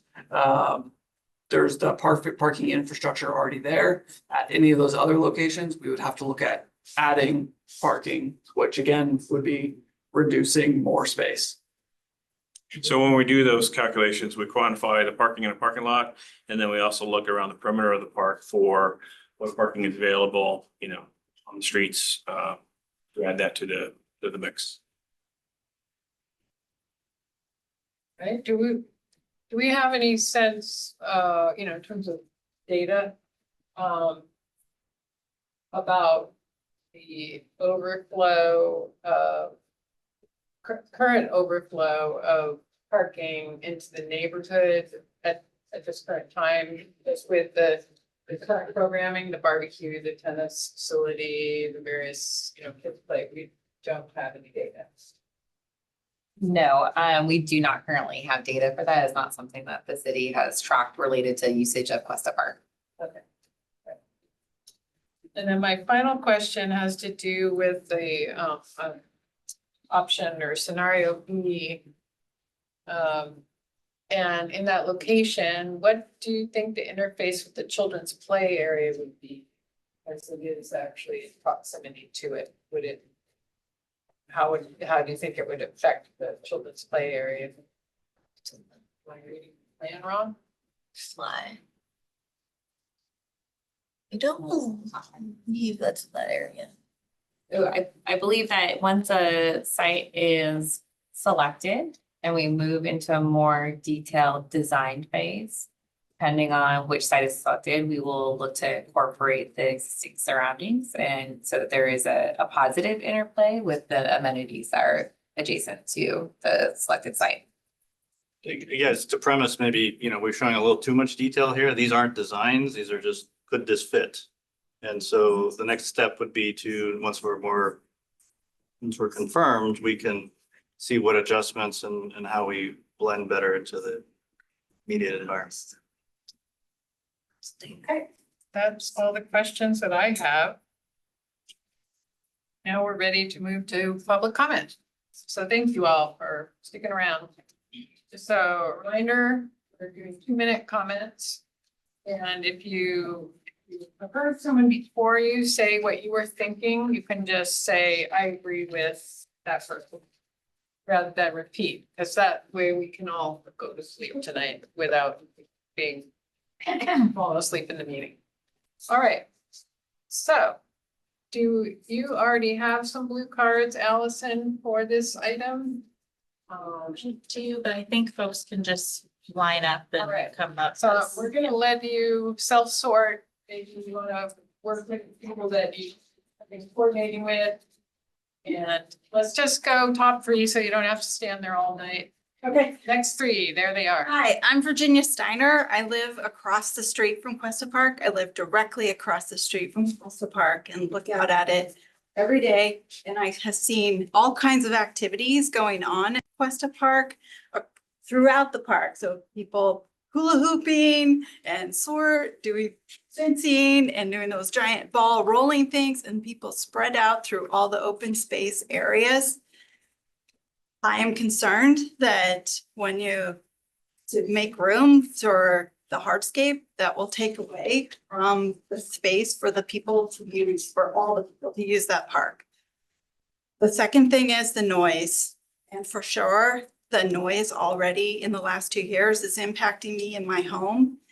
Things are amplified, just the boot camp people or the announcements at the tennis center or St. Francis. I don't know what's happened. I think it's because the parking structure and the added hardscape combined with the trees that we've lost over the last few years. But there is a lot more noise that is traveling across the park. So it's not really going to matter if it's distant, if it's on the far side or if it's on the near side. Visibly, I would prefer it be on the far side, but I also have a dog. Or had a dog. But anyway, so and the last thing is we have nesting owls in the park. And if you ever want to get rid of those gophers, you have to keep the owls. But mostly, please don't add any hardscape. It's already noisy and we want the greenscape. Thank you. Thank you. Thank you. Hi, I'm Helen Carroll. I'm on the board of pickleball. We didn't have a chance as a board to sit down and look at this and talk about it together, so we will sort of be speaking as individuals. I wanted to just take a moment to say there's been a lot of work put into this. A lot of people have talked. You all have been working hard on it, and we really appreciate that. And it's still taking off. We've had night times where we have the courts from like 6 to 8 o'clock, and we've got 90 people out there because the families are out there and people after work are out there. But, nobody needs to be convinced anymore that we need courts, because I think we see every age group playing and bringing their families there. So just a super, super thank you for moving this ahead and looking at it seriously. Thank you. Cliff Chambers, I'm also on the board. I won't repeat the thank you. I think the staff did a really good job on this, and we really appreciate that there's 12 courts potentially start and up to 18. My big concern is whether or not the recommended option is affordable within a realistic time frame. The CIP, as you said, had a budget of 1.2 million, and the council intended that to include construction money. I want to be really clear about that because I was involved with advocating for that. Where in most places, you build pickleball courts for around 35 to 50,000 a court. So it was a reasonable number, even if you doubled it for union wages, et cetera, it was a reasonable number. Now it's 4.6 million. The question is, where's council going to get the money? And I hope you ask staff, where will the 3.4 million in additional funding come from? I picked the phone and called up a city council member and I asked that question. If when it comes to council in the fall, would they provide potentially the extra $3.4 million? And the council person responded, and I quote, "Very unlikely. Our operating revenue balance is 311,000. There's not much discretionary money available." So is the funding really going to be dependent on the revenue measure that's coming in front of you? Did you really evaluate alternatives at Cuesta that would be within the $1.2 million budget? We want the 12 courts, we want with that. And also, did you really take a look at peers? Because many people are building these courts across the nation for a lot less money than $4.6 million and could do an affordable project and we'd get our pickleball courts built in a timely manner. It could be done by 2025. Thank you. Thank you. Maybe the next three would like to stand up. Go ahead. My name is Li Zhang. I'm a longtime, 23 years Mountain View resident. Dear commissioners, I really would like you guys considering building the pickleball court in Cuesta Park very carefully, because that's going to take away the green space and going to take away trees, and we cannot build trees around those pickleball courts, and the nature will be destroyed, and there's no way to come back to it. And I recall last night at the city council meeting, they specially brought it up. We need extra funding for new park and open space. And building this court, 12 courts in Cuesta Park or any other parks, it's going to cost $4.6 million to begin with, I assume. So with this amount of money, couldn't we use that to buy additional park space for the neighborhood really need it? And I don't really know. We live in walking distance from Cuesta Park. I'm the president of Springer Trees Association. None of our neighbors have ever heard about this thing. I asked around, so I'm just wondering, is it going to be too late when you outreach to the neighbors, actually are the active participants of the parks? There are a big neighborhoods, Cuesta Park neighborhoods, plus some neighborhoods, not everyone live within 1,000 feet away from the park. But the people going to the park are the people enjoy to be in the park. And taking the green space away from the park, while a majority of the people in the park to be in the nature, in the open space, are not going to appreciate that. In addition, I'm wondering if you guys have considered the resource already exists building the pickleball courts. I am an active participant of pickleball courts. I don't see as many people playing in the tennis court. There are 12 tennis courts in Cuesta Park with big lighting at night. And one tennis court can be split into 2 pickleball courts. So why couldn't you guys consider, before you taking into this new construction, that's do a pilot program in that existing tennis courts, maybe take 3 tennis courts as a try. And I see from your survey, majority percentage of the people playing pickleball are retirement people, more aging people. So maybe those people can use the court during the day. Yeah, I'm wrapping up. I'm just saying they are existing resource. Can you guys please consider that first before you destroy the nature, and we won't be able to come back to it in the future. Thank you. Okay, thank you. Who would like to speak next? Hello, my name is Lisa. I've been married for almost close to 30 years and I've enjoyed the Cuesta tennis courts. I used to play with my parents and I love pickleball. It's a wonderful way to engage the whole community. And so I just was thinking what that lady had said. Cuesta, I walk my dog there. The tennis courts are not used that much. And you can actually get 4 courts on one tennis court for pickleball, because I play Mitchell Park. And so you can coexist peacefully together, the tennis players and the pickleball players. I also play in Sunnyvale Tennis Center too, the same idea they did with some of the tennis courts. So just a suggestion to save money and save trees. I don't want to kill any trees or any doggies, so just, and also be quicker and easier and more cost effective. So thank you. Thank you. Would you like to leave your blue card with us? Yeah, we're like this. You can just leave it on Grab the, his as well. yeah. I'll grab them if you want to just leave leave it it right there. Yeah, thank Okay. you. Appreciate it. Thank you. I'm Bill Martin. I'm a resident of Mountain View since 1972, and I'm an owner since 75, and we live within 1,000 feet of proposal. And I'm concerned about a number of things.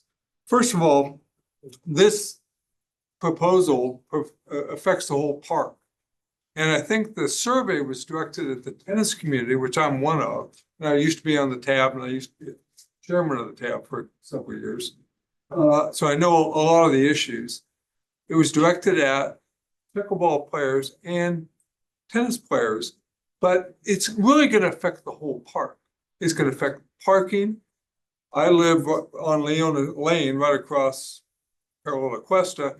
When there's music in the park, cars parked beyond our house, okay? And we're gonna add another, what, 50 cars to the parking lot at peak periods? So that's gonna be a problem. And if you say that the noise is an issue, do a 250-foot circle that affects all the tennis courts.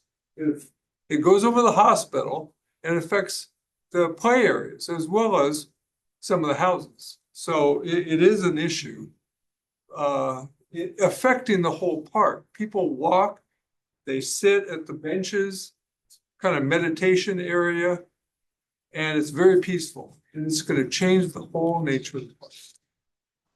And another thing is that for non-Mountain View residents, playing at Cuesta, $16 an hour. If you're playing with a resident, then it's $6 an hour. It's $16 an hour. Are we going to have those kinds of restrictions on the pickleball community that we already have established with the tennis community? No one's even talked about it. Anyway, so I think the survey was directed well. I don't think I can see enough from the design to see if there was any, where the sound barriers are going to be. Wrapping up. And, it's just not something we can actually even address at this point. Anyway. Thank you. Thank you for your input. My blue card is there. Thanks. Simon Block. I also live a 1,000 feet radius from Cuesta Park. And I do enjoy the green spaces, but I also enjoy pickleball. And I think every change that we're going to introduce, change that comes with evolution. Pickleball is evolution. It's 21st century. We play pickleball, a lot of people, young and old. I think there is enough room at Cuesta Park to enjoy the green and to enjoy the pickleball games. Whether these are all new courts or some of the tennis courts can be repurposed, I think we need to take a look into. There's always going to be some challenges to deal with when new construction is being proposed, whether it's noise, asphalt, but I assume once we get to the details, this is going to be addressed. So I just want to positively vote for the people that are concerned, that I have good faith in the staff and the people that will work on it, that will address all the concerns, but we need to move on with the progress. Thank you very much. All right, who else wants to speak? Yes. In person, presence. Hi, I'm Eric Brick and I live in Mountain View for many years with my family. I'd like to just comment that Cuesta Park is just a lovely park. It's a gem. And we would consider the tennis courts actually as a crown jewel. No other neighboring city has any courts that come close for accessibility, the cost, quality of the courts, and the environment amongst redwood trees, just glorious, right? And I think we really need to have outreach prior to site selection. It's an important part of it because you ask 70 pickleball players where you think you'd like to play pickleball, and yeah, I'd say Cuesta Park. Yes, 70 tennis players where you want the pickleball courts, and it's probably not right next to the tennis courts. So there is a valid concern that neighbors have about pickleball noise, and I think tennis players, if you brought them in here, they'd say, yeah, I don't think I find that disruptive to the mental aspect of the game. There's some environmental impacts. There's considerations given for, the Bayview site, but also we have great family of raptors that nest in Cuesta Park, including owls. And so it's right adjacent to the areas that were proposed for paving over and cutting down trees. So I find that a little bit ironic after listening for several hours about our wonderful pollinators and the great work that that our other groups are doing to bring trees to Mountain View. Thank you very much. Thank you so much.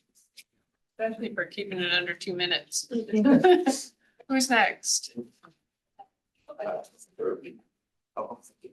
Okay, just leave those on the US even if you want. Hi, I'm John Togasaki. I've been a resident of Mountain View since 1989. I'm also a partner at Mountain View Tennis. So have a lot of experience with like courts and operation and maintenance and things like that. So I really would like to have tennis and pickleball work together because I think pickleball is a great sport. Tennis is a great sport. A lot of tennis players play pickleball the other way around too. So if we can figure out a good solution, that'll be great. I just wanted to bring up a couple points by the pickleball contingent is about the growth of pickleball. It's true that pickleball is growing as a percentage faster than tennis. But on the other hand, between 2020 and 2023, tennis grew about 27.9%, pickleball grew about 39.3%. The total number of pickleball players was about 4.8 million. The growth of tennis was about 5.9 million. And so you can see that it's not, tennis isn't disappearing and pickleball isn't just completely overtaking it. So just wanted to make sure that people are aware that there are, tennis is actually growing by pure numbers faster than pickleball. But if pickleball keeps going at that pace, then it'll start catching up. But right now, there's a pretty big disparity, right? There are 23.6 million tennis players versus 4.8 million pickleball players there as of 2003. So just one point I want to make, or just to consider is, in addition to the cost of construction, there's also the cost of maintenance, the resurfacing. That's always been an issue with us, trying to get the resurfacing done. And when there's problems, there is no reserve fund. So whenever something happens and we want to try to fix it, we always have to take it from somewhere else. And it's really tough to, we don't resurface these courts in order to resurface these courts. I think we just need to take that into consideration with pickleball too, because that money is going to have to come from somewhere, right? And so it's also just for pickleball, right? Because it's really hard once you've, once you have the budget to kind of try to get it from somewhere else. So yeah, so for the sake of the pickleball people and for tennis. Can you wrap it up? Yeah. Thank you very much. Thank you. Good evening. My name's Mark Shaw. I've been a resident in the city since '87. I've done many different things with tennis. I'm the tennis coach at Graham. I helped start the net gain program that we had for years. I'm the current chair of TAB. So we have debated this probably as much as you have. I support the community model, and I particularly like location A with the idea that we can put 12 courts out there. I want to be able to have courts for both the tennis community and the pickleball community without sacrificing the tennis community. The biggest issue I think that tennis players have with pickleball players is the noise generated from pickleball players, and that's why I would like to see them separate. That's why I think the bowl is the current bowl, the area that was going to be a stadium court is an ideal place, which is the dog park. But there are other, we have many parks in our city and there are other places to walk dogs. The process has been very transparent and I would have been worried if we didn't have a process. So I think that has gone well. I hope that as part of the park project and the budget, we are going to consider including adding parking and capital improvement to the clubhouse because it's really needed. It hasn't been done since probably 1968. They've done, Mountain View Tennis has done a wonderful job with the clubhouse, but we need better facilities for the pickleball community and the tennis community. Also, I'm hoping we will consider Mountain View Tennis as the contractor for both pickleball as well as tennis. It seems like it's a natural fit to go together. There needs to be a reservation system for both sets of courts. And John already talked about the budget. And the last piece I want to say is, please, let's get this project going. 2020, these people have been begging us for 5 years. 2026 is just too late. We need to get this project going so that we can get the courts up and so they have a home and the tennis players have a home. Thank you very much for your time. Okay. Go ahead. Now you can take this moment to silence your phone. Go ahead. Thank you. Why don't you go I want ahead? to clear up a serious misconception that everybody is operating under. Everybody assumes that the 12 courts or pickleball will be fully utilized all the time. That's not true. The reason is very simple. The Mountain View tennis courts were full all the time, but then the fees came in and $6 an hour for residents, guests of residents, and whatever it is for non-residents, I don't even know. But that dropped the attendance at Cuesta Park drastically because of the fees. Now, tennis players or pickleball players are people, and people will react the same way regardless of the sport. So if you build 12 pickleball courts, they will have the same kind of attendance pattern as the tennis courts because of the fee. People will find that they have to charge $6, pay $6 an hour as a guest. And if you're a non-resident and you're not a guest, it's 12 or whatever. But it's what? 16. 16. Okay, so what'll happen is people will simply go elsewhere to play pickleball. They're not going to pay $6 an hour, just like tennis players don't pay $6 an hour or $12 or $16 an hour. So the pattern of usage of pickleball will be the same as it is for tennis. So anybody who thinks they can build 25 courts and have pickleball all the time, they're fooling themselves, because the reality is the fee will drive people away, whether they're tennis players or pickleball players. So 12 courts is as much as you could possibly need for tennis and pickleball. The second point I want to make is the berm between the tennis courts and the pickleball courts right along court 1 and 2. I get an extra 15 seconds. Yes, you do. I'm sorry. I'm sorry. The berm between courts, the tennis courts and the pickleball courts need to stay. You can't remove that berm. And the reason is, right now, when I play tennis on courts 1 or 7, I never hear the dogs bark. That berm is a great sound barrier. So it needs to stay there and push the courts over a little bit. There's a concern about removing trees. Well, frankly, it's more important to build the courts properly because they're going to be there forever. The trees can be replanted. I have already outgrown 3 sets of trees on my street. Thank you. Thank you very much. Hi, I'm Paige Colsley. I've lived in Mountain View since the 90s, and I support building 12 pickleball courts. And there's one option presented for 12 pickleball courts, so I support that. The reason that 12 is important, it was mentioned in the presentation to be able to have tournaments. Yeah, tournaments are great. You know, they might happen 2-3 times a year. Sunnyvale has tournaments with 12 courts, it'll work.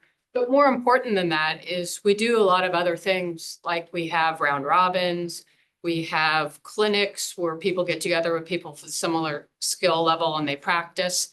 And we want to be able to do those while still reserving other courts for other open play. And the way pickleball is typically played is people show up and they find other people there. Maybe they come with one other person, but usually they come by themselves and they find a community there and they play with people. They don't pre-plan ahead of time. And so it's important to be able to have enough courts to be able to do these organized activities along with just the regular drop-in play. And one thing I found interesting in the survey is that when people were asked, why do they play pickleball?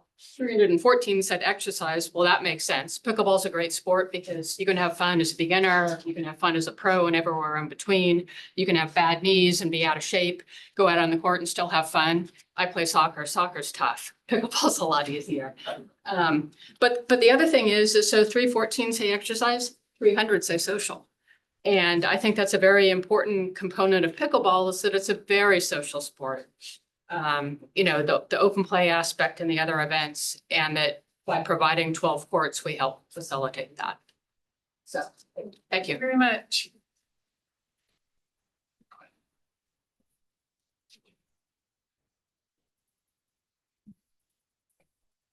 Hi, Celia Paymer again, Green Spaces Mountain View.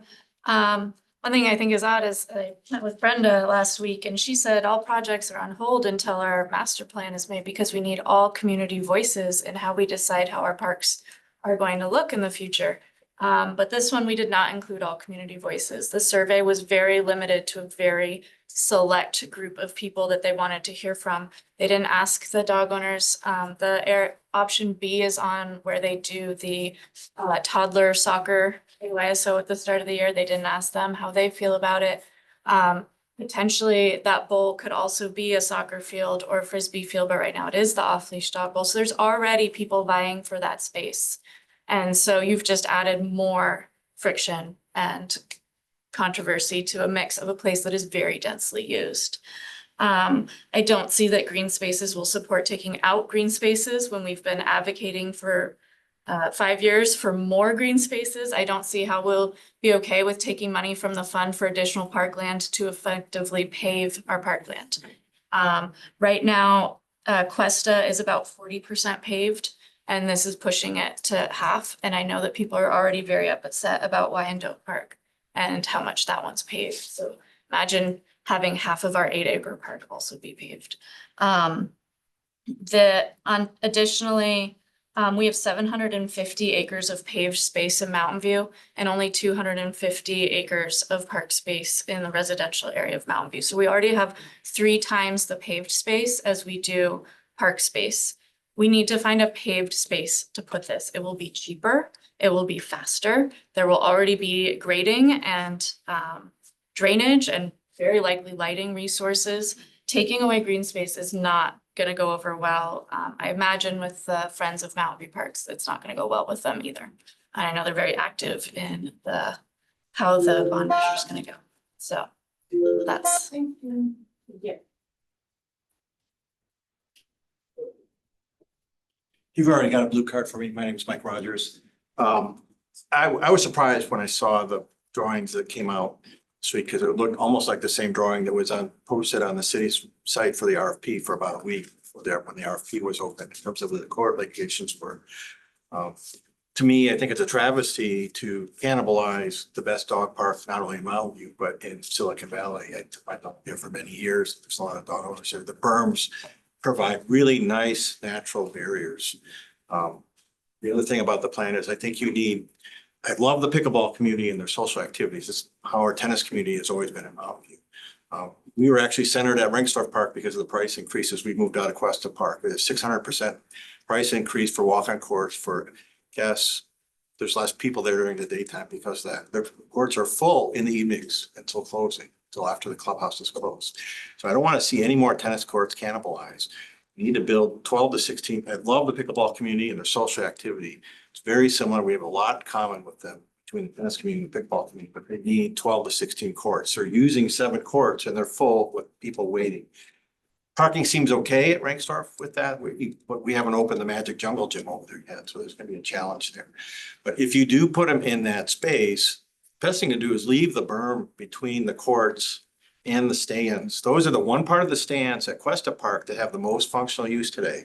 Mountain View Open, junior team tennis, use those stands. Those are the championships are played on those courts on that end. Also need to think about what's a barrier. If you're gonna have tennis courts, why?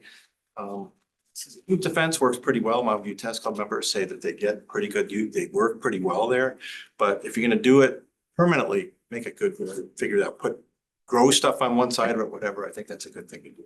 So thanks for your time. Appreciate it. Very much. Any further comment from in person?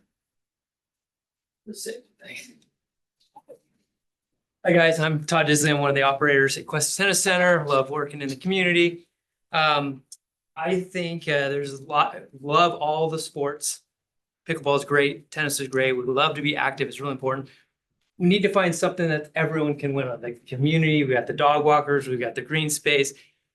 I don't know how you're going to do it, but maybe you have to look at how to reimagine the whole, where the footprint is, the current footprint that we're in, something modern, something bigger, something that addresses walking trails for Gene with some trees that go around there, but maybe have to look at a grander plan. I know everyone wants to hustle through this. I don't know how you're going to do it, but also want to clear up, there are no tennis courts available. We need more tennis courts. I hate to say it. At night, you cannot get a tennis court. We have over 500 people that are in our programs. There's waiting lists. Even if there is a fee, the courts are packed.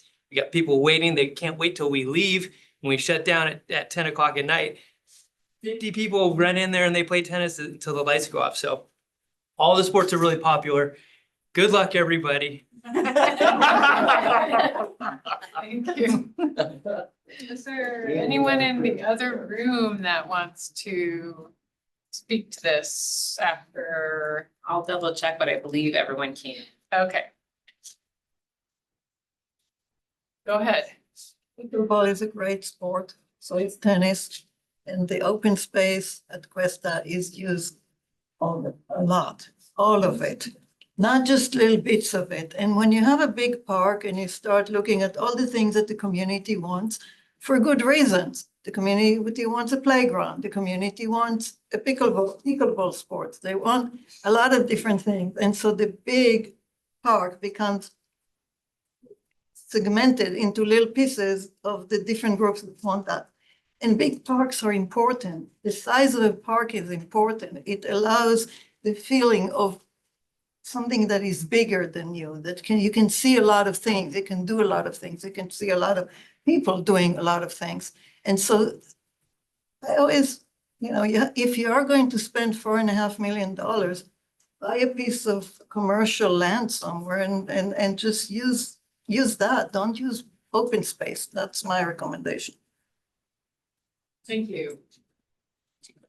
All right, people in person going once, going twice. All right, let's ask the online attendees to raise their hands, and Allison will take some sort of order. So we have 11 as of right now. Okay. So we're starting with Bruce. Hi, Bruce. Hi, thanks. Bruce England, Wisdom Station Drive, member of Green Spaces Mountain View. I will be brief because a lot of the points I want to make have already been made. The tension is in how to use this space appropriately for all the uses that Mountain View wants and that's sensitive to wildlife and biodiversity. You have two separate plans with the Parks and Rec plan and the biodiversity plan. And yet these all need to tie together in some sort of a cohesive way. As Celia said earlier, there's concern anytime that you start talking about hardscaping what is currently open space. When you step into Cuesta Park, it really does feel like you're stepping away from a city sort of environment and into something that's much more calm and filled with trees and nature and open space like that.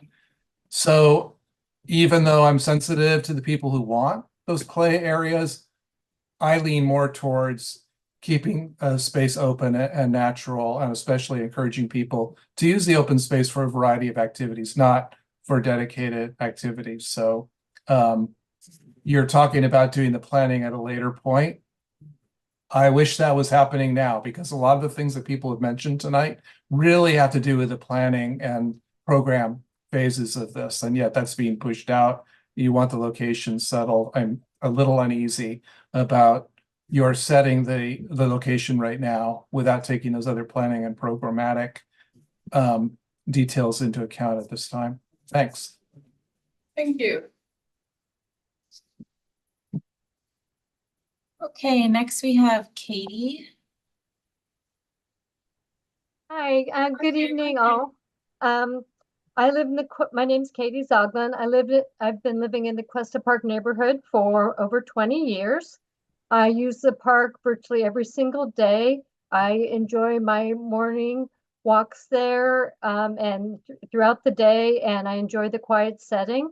And I didn't realize before how noisy pickleball is, and the reports I'm hearing makes me find this very troublesome. I do appreciate, while I don't play pickleball, I do appreciate that the city's looking into building pickleball courts given its popularity. However, I don't think that Cuesta Park is the location that should be selected. I strongly urge the commission to reject the recommendation that any green space at Cuesta Park be removed. The city just removed a bit of green space at Cuesta Park by installing a fitness court that the community did not request. Please do not remove any more green space at Cuesta. I suggest you consider other locations, and I like that we perhaps look into places that are already paved. And also, while I thank the consultants for conducting an initial survey, I think additional community input and outreach is needed before any decision can be made about the location.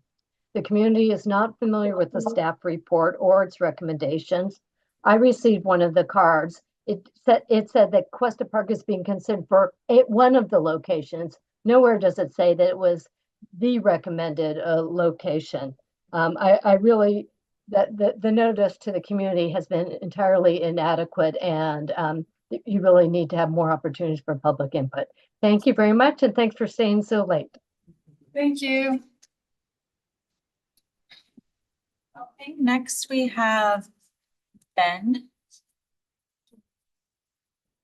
Hi, Ben. Could you also say your last name, please? And looks like you're muted. Hi, I'm sorry. Yeah, I had a struggle to play with the phone. Yeah, this is Ben Wang.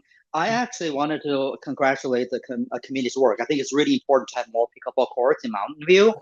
To be frank, Palo Alto and Sunnyvale, they have already done a great job in terms of providing spaces for pickleball players. Mountain View is left behind. So this is a great way to catch up. As far as the using Cuesta Park and the location, I think location A is wonderful. It provides 12 courts, but I really think there are opportunities for construction to provide even more courts, particularly A plus B. I think hearing the opposition views from this meeting, most opposition rationale came from fairly limited reasons of, sort of NIMBY, if you will. But I think looking at pickleball's popularity and looking at the utilization rates, I think pickleball is a wonderful sport for community to build, to get together. And what's more important, I'm a tennis player as well. I lived in Mountain View for many, many years. I live in the neighborhood. But I think pickleball as a sport is bringing out people that are not normally sports athletes, if you will. I think that's one of the reasons why it has been so popular. So I would love to see the city playing a role in encouraging those former not so athletic people to get into pickleball sports, whether it's old or young, whether you are a jog or not. I think we should really catch the opportunity for Mountain View to play a very important role. One other comment is that I want to echo some of the other previous comments is that 2026 is really a long time away from now.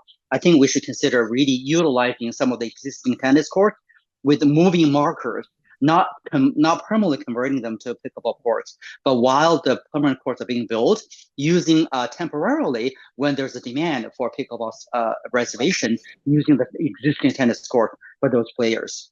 So I think I'm really wishing the city council to move forward with the plan and look at some of the sort of problems, or rather strategic issues when the plan has been decided on Cuesta Park, such as reservation system, cost, et cetera, et cetera. So congratulations, and I strongly support this proposal. Thank you. Thank you. Okay, next we have Steve Everett. Hi, my name is Steve Everett. I'm a resident of the Cuesta Park neighborhood. So of course I'm a regular visitor to this beautiful park. I'm both a tennis and pickleball player, playing pickleball at Reinsdorf Park at least 2 times a week. And thank you to the staff for their work on the survey and to the commission for supporting pickleball. The 6 Reinsdorf multi-use courts have been a fantastic success in regards to usage and providing fitness and social opportunities to the city's residents. I continue to be amazed by how many families and young people are having fun at the courts, especially in the summer when school is out. Pickleball is definitely not a fad. So it's clear the demand for at least 12 courts is definitely there. Cuesta Park is a good choice for the new courts because it's away from residents and because of the existing tennis court infrastructure. However, I am concerned about the staff's 2 court location recommendations. Both would cover existing green park space that is currently very well used, and as mentioned before, along with the cost of the project. Are there additional Cuesta Park locations that staff considered? One suggestion is to build the courts on the other side of the tennis courts from location A. The courts could be built adjacent to the tennis courts by taking a relatively small percentage of space from the Cuesta Annex. This location is away from residents, flat, and has access to electricity.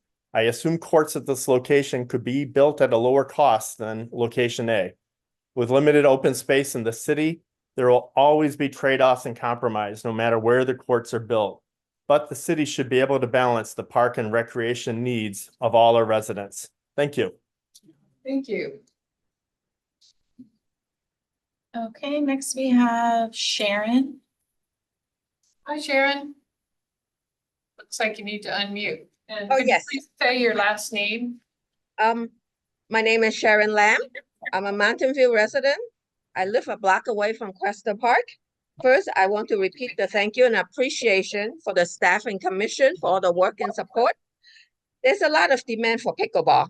A couple people mentioned nighttime tennis, a lot of people waiting. Pickleball, you could go see it nighttime, a lot of people waiting. Daytime, there's still a lot of people playing. If not Cuesta Park, then where? I'm not sure there was no alternative in the proposal. Therefore, I support Cuesta Park for 12 permanent pickleball courts. One point I do want to bring up is the Mountain View shuttle stops at the corner of Cuesta, so a lot of people could just take public transportation. The current proposed location A is to the left of the tennis court. As someone else also brought up, is it possible to consider that very large piece of land to the right of the tennis court? I think it's called the annex. 12 pickleball courts would only take a very small fraction of that land. The field right now is full of dry weed that are so tall. It is actually a fire hazard for the Cuesta neighborhood.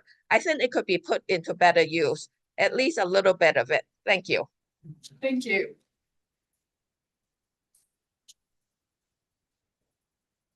Okay, next we have Leslie Friedman. Hi, Leslie. Hi, thank you for this opportunity to express my position on this very complicated issue.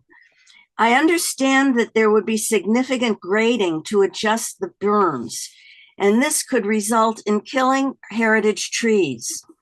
There's no need for that to happen. For example, why do all the courts have to be adjacent to one another? Why is it always 12 courts that are being discussed? The other places which could be used for courts could be organized in a different fashion. I have heard that the McKelvey baseball field, for example, is underused, and that could be a good alternative. I also will join the others who oppose the idea of paving open space at Cuesta Park or even at Reinsdorf. Concrete contributes to raising outdoor temperatures, and it also contributes to ground level ozone. It is very bad for human health. And I would also like people who are studying alternatives to take a look at the brightness of nighttime lights, which are bad for our wildlife. Thank you. Thank you.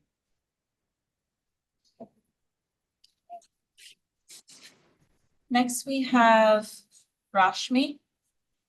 Hi, Rashmi. Hi, yes, I'm Rush. Can you hear me? Yes. Okay, great. I'm Rashmi Sahai, and I want to talk about my concerns about the proposal, not from a NIMBY perspective. I don't actually live close to Cresta Park, but we go there a lot because it's a beautiful place. I live really close to Rengstorff Park, and part of the reason we're starting to go to Cresta Park is because Rengstorff Park has been split up. It used to be a really beautiful, cool, shaded place in the summer, but now it's been split up in a number of ways, and it doesn't have that nice open space anymore. And so Cuesta is really one of the very few parks left that hasn't been divided up for a lot of different uses. And in that sense, it's really, like someone mentioned, a gem in the area. So certainly concerns about losing the green space, but not just for green space sake, but for the continuity of the green space and the solitude and the feeling that it provides from being away from kind of the suburban area. And of course, the trees that would be cut down and create just really hot areas in the summer. I can speak from experience living very close to Rengstorff and what changes that has made. I also 100% agree with the outreach concerns that were brought up. It is totally unfair to reach out to stakeholders and other folks using the park at so late of a time when their voices, no matter how strong and how loud, can't even be taken into consideration anymore because the project is too far along. This is another concern that happened at Rengstorff Park, and I'd like to see the staff consider this strongly moving forward. So please, even though it takes a little bit of extra time and effort, reach out to all the park users concerned before making a decision on the space. I also agree with the cost concerns. 100% is it's not really a great use of money. There's so many other ways to use that money. And I would recommend looking at the parking lots in Cuesta Park and see those are not impacted and see if there's space there that can be allocated for the pickleball courts. Thank you. Thank you. Next, we have Gerald Peterson. Hi, Gerald. Hi, I'm Jerry Pearson. I've been a homeowner in Mountain View for 30 years. And first, I'm going to be very brief. I'd first simply like to thank everyone for the seriousness with which you're taking this proposal, and the city and the staff and everyone. For reasons that you've heard many, many times over the years that I won't repeat, I strongly support the proposal to build 12 courts at Cuesta or wherever. They're needed, and it looks like a very good proposal, and I support it. Thank you very much. Thank you. Next, we have John Williams. Hi, John. You'll need to unmute yourself, I think. Hello, this is Monica Williams. Oh, hi. Hi. So, Monica Williams, I'm a board member of the Mountain View Pickleball Club. I've lived here in Mountain View for 25 years and have played tennis for 50 years. I'd like to thank staff for doing such a great job maximizing the number of pickleball courts without taking away any tennis courts. I support staff's recommendation of location A for 12 new pickleball courts, which aren't too many. The space of 12 pickleball courts is the equivalent of only 3 tennis courts. Now, we all know the benefits of pickleball for older adults, and now studies of pickleball for junior players have indicated that pickleball playing has a variety of mental health benefits, including decreased stress, as well as improvements in coping, focus, and making friends. Youth pickleball is exploding, and they need a place to play in Mountain View. Please build a dedicated pickleball facility with at least 12 courts for all the community as soon as possible. Thank you for all your work. Thank you, Monica. Okay. Next, we have Michelina Johnson.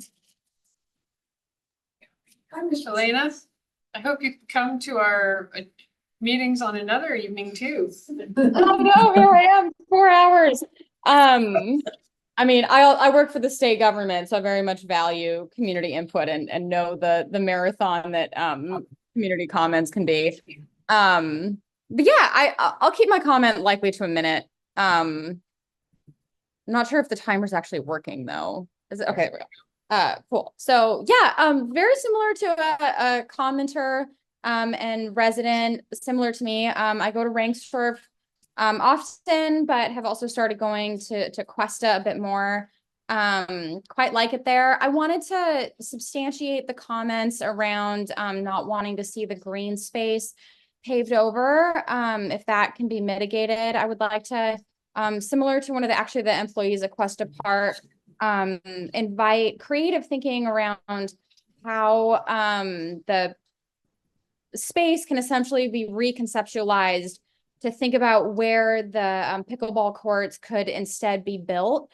I haven't yet heard a conversation around if actually all of the parking at Cuesta Park is utilized. Many times when I go there, there's actually not that many cars. It might be the time of day, but if I would see an advantage in using some time to study if indeed all of the parking there is actually necessary, and if possible, the pickleball courts could instead be located in space that parking is currently used for. Because similar to many folks here, I have and also a huge concern for the environmental impact and not wanting to see any green space disappear. So thank you. Just wanted to share that idea and wish you all a good night. Thank you. Okay, next we have Carla Mott. Hi, Carla. Hi, hear me. Thanks for taking my call or my comments. I am also I'm sorry, Mountain View resident since 1990s. I'm also concerned about having pickleball courts at Cuesta Park. It is a very calm, nice, quiet park. I really am concerned about removing any green space. And I'm also concerned about the noise. If I go to the park, am I going to have to start yelling at the people next to me so they can hear me while we're having a picnic? I definitely think we should have pickleball courts. I just don't think they should be at Cuesta. I would also share the concern about the outreach, because I didn't hear about it till just a couple days ago. And I feel like, again, stakeholders were asked questions and not the community at large. So anyway, thank you for my comments. Thank you, Carla. Good night. And we have Ravi. Hey, Ravi, if you could say your last name as well, and then don't forget to unmute. There you go. Hi there, this is Ravi Jarawala. Thank you so much for allowing me this brief time. I wanted to start off by thanking the committee for all the great work. I think you guys have done a really nice job assessing the plan and coming up with a really solid proposal. So thank you for that. I've been a resident of Mountain View for over 22 years. I've had kids go through school here, all grade levels, and I've met a lot of people. But what I can tell you is my community in Mountain View has never expanded the way it has since the last year when I started playing pickleball. I now have friends ranging from 20s, 30s, all the way into their 70s. And these are folks that I socialize with. These are folks that are in my text messaging threads that I look forward to seeing. And many who also supported me last year during a lot of ups and downs. And I greatly appreciate that. And I have pickleball to thank for it. I am surprised to see the volume and hear the volume of not in my backyard comments, because I do believe that is 100% contrary to the ethos and the DNA of pickleball, which is such a welcoming sport, which is so community driven. As I think about the purpose of open space parks like Cuesta, it's a place for families and friends and the community to gather. And I can think of almost no better magnet for community, the community of Mountain View, people from all different walks of life and ages gathering together in the new pickleball courts that are being proposed. So I love the fact that you guys are looking at 12. If you can do 18, 24, I'm all for it. And I'm sorry that I can't be there with you today. My call at work went a little bit late, and I'm particularly disappointed because I'm having what you would refer to as a great hair day. And with that, I yield my time. Thank you, Robbie. Sorry we missed your hair. Hey, gray hair like it's a bad thing.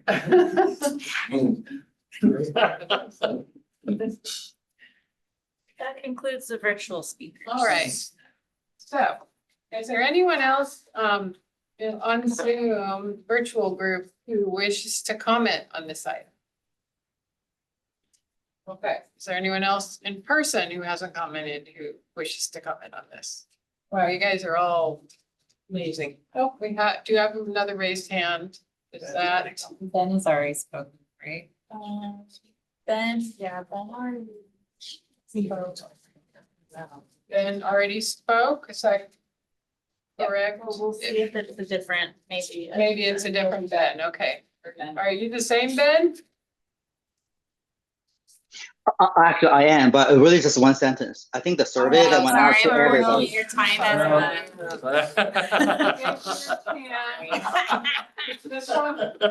Get doubles. So sorry to cut you off. And would it be fair to anyone else if we were to let you speak again? All right, so I think we're now at the point where we close the public hearing, the public comment portion. So now the commission will deliberate. Commissioner Mitchell. So yeah, I'm happy to kick this off. Yes, please. Do. So first of all, I want to thank all the members of the public. These guys will probably thank you too for your comments. We appreciate the time that you take to weigh in on, your passionate feelings on different aspects of the project. I also want to say that people who sent emails, we read all those very carefully. So know that if you sent an email and you didn't speak tonight, we read those carefully. We got our last batch at 5:20 or something like that this afternoon, and we'll continue to read them as they come in. Let's see. So I just want to organize this a little bit. I want to start by saying, I fully recognize the need for more pickleball courts in Mountain View. And I support Mountain View's goals to develop high quality, dedicated courts in our city. I'm not as concerned about a facility that can host tournaments that would draw regionally. My emphasis is in providing a first-class opportunity for our local residents. I believe that pickleball is a growing sport. It provides recreational and social benefits, and we have many current and future residents who would benefit from dedicated courts. As PRC members and as council members who will see this later, we're charged with a challenging task of balancing the very clear desires and preferences of the pickleball community with the current uses and parkland preferences of all of our city's 80,000 residents. So along those lines, I was really hoping to see a recommendation for a new location that wouldn't subtract from our city's current parkland amenities, current park uses, or highly valued green spaces. Perhaps a parking lot or a hardtop area somewhere, maybe near Shoreline, Amphitheater, or another location out in North Bayshore. So for that reason, I have to say, in all honesty, my initial reaction was to not be immediately excited by either of the two proposed locations that we're discussing tonight. I do concur with the staff report that a facility this size would not be a fit for our other city parks, either due to their size or to their close proximity to residential areas. My hope would be that we might still be able to explore a few other areas and take another run at some other creative solutions. Just as an example, by a very rough measurement paced out at night, it might be possible to place 6 or more courts in the area at Cuesta Park that currently hosts the handball and tennis backboard walls. That might require going a teeny bit into the annex, maybe 10 or 15 yards, just about to where tennis court number 5 currently extends today. Maybe there could be an option to extend that footprint somewhere down the road, either towards the annex or maybe by repurposing just one tennis court. To be clear, I'm not necessarily saying that I prefer that alternative, but I just want to suggest that as an example of trying to think a bit outside the box for a solution that wouldn't remove green space. I don't know if there are other creative areas in the city, but I'd love to see one more shot at looking around a little bit. That said, I believe that we were requested to provide some feedback on the locations presented tonight. So here are my thoughts on the 2 currently proposed areas at Cuesta Park. I think that location A makes a lot of sense in that it could fit 12 courts. It's adjacent to the tennis courts, and it could benefit from shared bleachers. It's also right next to the clubhouse, which is an important feature for managing reservations, which survey respondents said was an important thing to have. It's also nearby there for collecting potential fees, which presumably might be put in place. There's a nearby restroom, and also very important to me is that this location is furthest from the residential areas, thereby minimizing the impact of noise and lights. But in addition to the loss of a large green space area, the big negative for me of location A is the loss of the dog run area, which I know many residents use daily. I need to be comfortable that there's a new dog run location in Cuesta, also recognizing that any new location might require some fencing, as most of the other areas in Cuesta are either more central to the park or along busy roadways. I will say that one of the beauties of Cuesta for me is that there are large areas of open, unprogrammed space, and it would be sad to start eating into that. I also think that there's an aesthetic to the berms surrounding the current dog run bowl, which contribute, in my estimation, to sort of the rolling sloped appearance throughout the park. And I think that leveling those berms would be a loss. Location B has many of the same amenities as A, but has several other drawbacks. Like location A, location B results in lost green space. Secondly, in some ways, 6 courts feels a little bit light to me. Given the amount of spending in time and resources, I think it would be a shame to develop a site that might be immediately outgrown. I think the cost to add additional courts down the road is only going to get bigger than it is today. I also have concerns about that the noise from location B might carry into the Cuesta Park neighborhood. I know that Cuesta Drive has a fair amount of traffic, but noise carries, especially on still evenings and still days. I live about a half a mile to 2/3 of a mile from St. Francis High School, and depending on the night and the wind direction, you can totally hear the PA system and the crowds and stuff like that. So noise carries further than you think. Any lighting of courts in location B might also impact the neighborhood.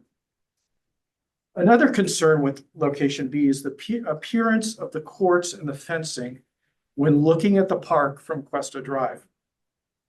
Rather than seeing grass and trees and users playing in that area, you instead see fencing and windscreens. So if we did pursue location A, I'd like to see a large berm along Cuesta Drive for both visual and noise reduction reasons.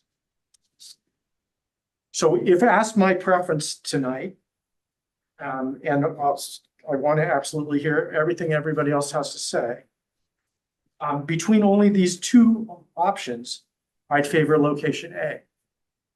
But I'd be more comfortable making a choice If we could take one more look for other possible solutions that wouldn't necessitate the loss of existing green space or other significant recreation areas. I have little doubt that location A would create a premier pickleball facility. I'm just troubled by the shortcomings, mostly the loss of the popular dog run area and the trade-off of green space for sports. If we were to move forward with location A at Cuesta Park, the following items would be important to me. First, a well thought out plan for a replacement dog run area at Cuesta. And as mentioned before, depending on the location within the park, that might require fencing, whether either to keep the dogs out of children's areas or open play areas, or to protect dogs from running onto Cuesta Drive or Grant Road. If possible, I'd like to see grass berms on the north and east side of the courts to lessen the visibility of the courts from the rest of the park. A sloped berm might also be a nice seating area for watching matches or awaiting a turn to play. I'd also like to fully understand the plans for lighting, as well as the proposed and mechanics for any possible fee structure. For example, it might be difficult to differentiate resident and non-resident fees when there are 20 people in a group rotating in and off of the courts. Other cities have done it, and we need to learn from what they did. Finally, with regard to location A, I would be completely open to a slightly scaled back location A with perhaps 8 to 10 courts and room for an adjacent dog run, if it could all be essentially within the same footprint as the current bowl. I also want to add that I agree with some of the comments tonight that the location decision can't be made in a vacuum without incorporating other related aspects, like displaced activities, fees, and things like that. Stakeholders go beyond racket sport users, and I don't think that we incorporated all stakeholders in coming up with some of these locations. So anyway, those are my initial thoughts. It was lengthy, and I look forward to hearing what other commissioners have to say. Thank you, Commissioner Mentioner. Do you want to go in order? Or Yes. somebody particularly going? Hi. Commissioner Bryant, okay. I want to thank the public. The pickleball community has always come with a lot of positive feedback to the city, and I know how much you enjoy the game, what you say about the social interactions is just wonderful. And one of these days I'll actually come and play, but playing is not for me, actually. I like walking and gardening, so me and balls don't really work together very well. That said, I'd like to remind all of us that we're actually working on a strategic parks, open space and recreation plan, where we have a consultant who's sent out lots of questionnaires and done a lot of outreach to the residents about what facilities they want and what sports they would like to have and how they would like to use our parks. And we've done a lot of outreach, which we haven't heard about yet. So having a little outreach here just for the pickleballs is not something I would have done.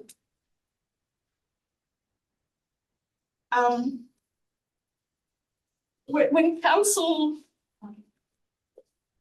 I don't want to try to read council's mind, but I think they thought there was a way to have pickleball courts done relatively inexpensively and really quickly. And suddenly we have $4.6 million, 2006. And frankly, council has just bought a property for $2.1 million to add park space to Montaloma neighborhood. And even that money didn't actually come from the park. Land dedication, they found another fund for it. So this project, which was, let's do it quickly, simply, let's just do it. That's not what it's become. It's become a lot of money. A lot of money. It'll take a long time. And at this point, with the financial situation of the city and there's no money, do you trust that it'll happen? Not necessarily. So, but irrespective of very good intentions, but things have changed from the days when there was a lot of money. So for me, moving forward with making recommendations for a very expensive project while we are working on a strategic plan makes absolutely no sense. We're in the question of doing something now quickly. Let's take this parking lot. It's not really being used. All the parking lots of town, all the office buildings that are standing empty.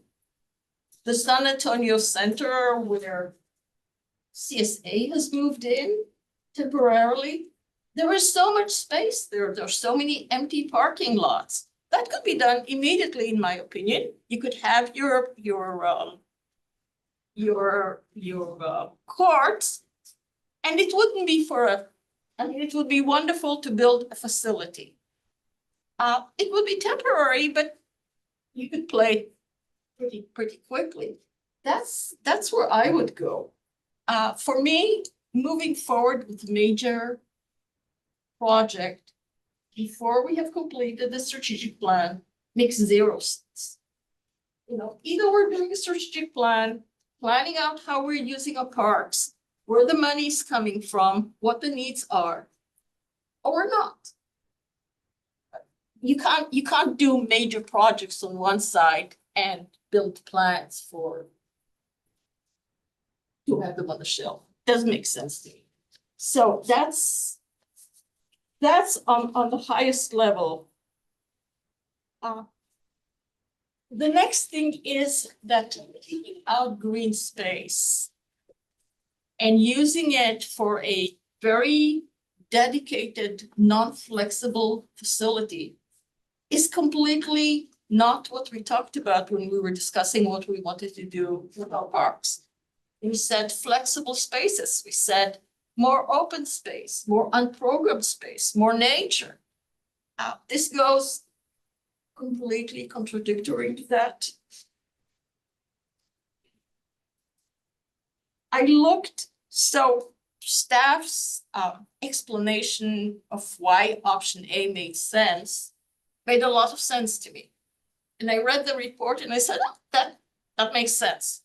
And then I went to Cuesta Park and looked at option A and looked at those berms. Now, on one berm, there was a huge pine tree. On the other berm, the one that's closest to the tennis courts, there is a large pine tree. There are some smaller oak trees, which are probably volunteers, or large maple trees. I did due diligence. I walked closer to the trees to see where in connection to the berms they are, and they are so close to the edges that there is no way you can touch the berms and not kill the trees. Now, it's true that there are only 3 trees, or maybe 4 trees, or maybe 5 trees. It's not a forest, but those are very significant trees. And we are not, it's too late to start taking out trees and saying, oh, we'll mitigate this magnificent pine tree. And my great-grandchildren, maybe, if we still have a planet, will be happy with it. That cannot be done. So touching those berms is unacceptable. Another thing is, I don't go very much to Cuesta Park. I tend to go to Ringstorf more. I had in my recollection Cuesta Park as this great green space, and when I went this weekend, it's no longer a great green space. There's so many small bits of it. Where is a space for people to just be? To be far from tennis, from pickleball, from cars. Parks are not places where we can just asphalt it over a little, but there's still plenty of green space left. We're way past that.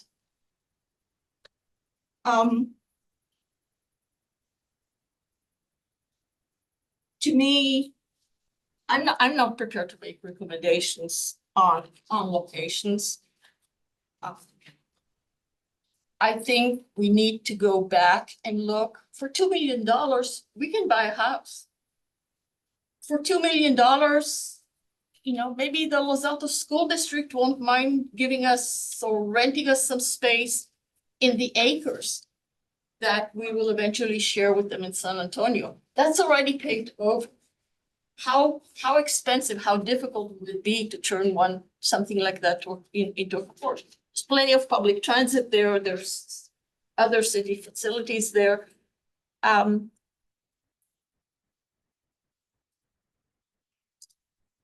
said enough for now. All right. Well, it's to you, Jonathan. This is a very complex topic. I agree with much of what you said. And I really think Commissioner Mitchner's extremely thoughtful analysis was useful. I too am very troubled by the loss of green space. I'm very sensitive to the concerns of neighbors and the issues of noise, displacement of certain existing uses. But I think, as I see my role as an advisor to the council, and ultimately this is going to the council, this is not done yet. And that's why I think the direction I'm leaning in is to support the recommendation, because I think there's more to be done in working out the fine details. I think the notion of tournament play, I completely agree with this. So we don't want to make this bigger than what I think the community interest is. I think one of the reasons that I think pickleball has, it's a national trend, but it's also here in Mountain View. It's really a unique demographic. Yes, there's many young people that play, but half of the survey respondents are over 45, and my experience going out to the pickleball courts is it's a more mature community, and it's a community that doesn't really have many other active recreation resources. Every park's got a playground. Kids are well taken care of, but older adults that do need to recreate, active recreation, don't have similar resources. And this is not a new development. This conversation's been going on for years. And I think staff has done a reasonable and rational effort at trying to resolve a lot of conflicting issues. And there are conflicting issues. I'm myself quite worried about the potential loss of the green space. But I think I'm leaning towards kind of the thinking of Commissioner Mitchner of let's take these complexities into consideration, see where we can make the best of it and still accomplish what I think has been a long-standing understanding of the community and the council of addressing this community need that's been articulated for years now. So I guess I'm open to discussing modifications to the recommendation, but I think I would support generally location A, understanding that through the design process, we're going to try to best address the various issues.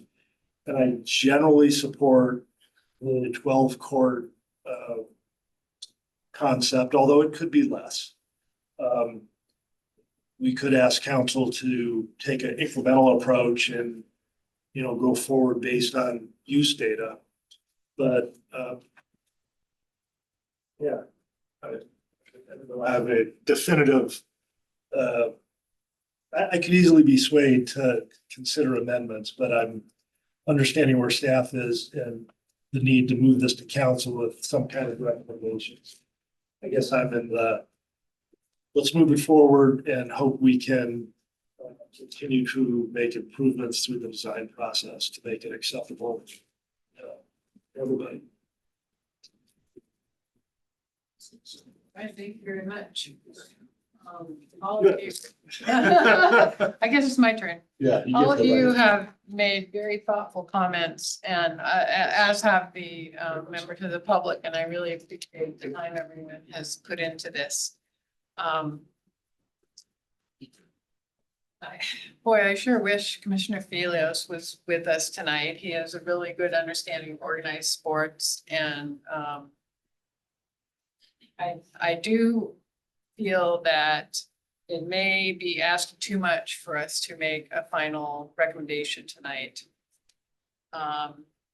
So first, that said, I do understand the feeling of urgency on the part of the pickleball community. I mean, they feel as if they've already waited for years.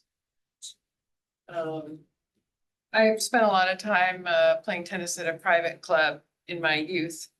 And, you know, thinking about those clubs, I mean, a lot of them have really adapted to pickleball. The University Club has a huge pickleball. Alpine Hills has a bunch of pickleball.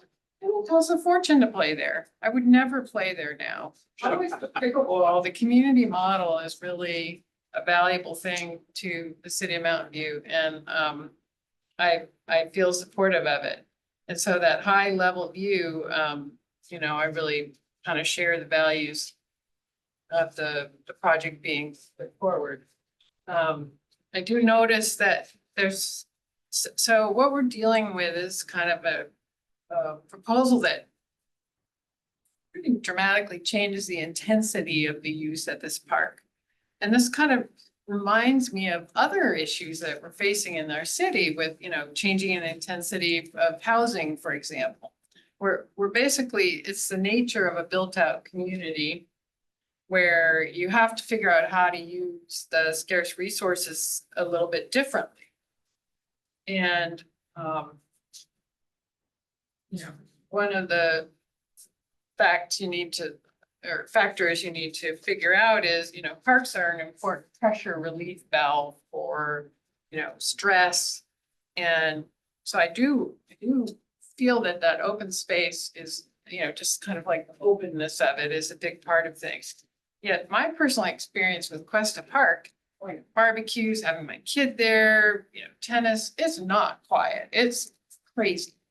I mean, go to that kid's play area, you will find, you know, 100 2-year-olds around. This is not peace and quiet. But yet you can kind of walk over into a quiet corner and find a different experience. So I do think that ability to have a variety of experiences at one of the two major community parks is important. For me, it kind of comes down to whether I feel like we've done our job if we advance this onto the council without having thought the implications through of these locations. I do share Commissioner Mitchner's thought that there's got to be something else out there that we could think of. You know, Commissioner Bryant brought up some ideas on that. I do feel we should explore those before we advance this on. You know, we need to have at least a little glimmer of an understanding of the parking implications, the tree removal implications, the noise implications, what it would mean to move the dog run where to. The city council, I can't imagine they'd be able to grapple with this whole thing any better than us. And I'm sure the comment would be even higher. And, you know, so I liked one of the commenters called those strategic issues. I mean, it really does help you decide your strategy. So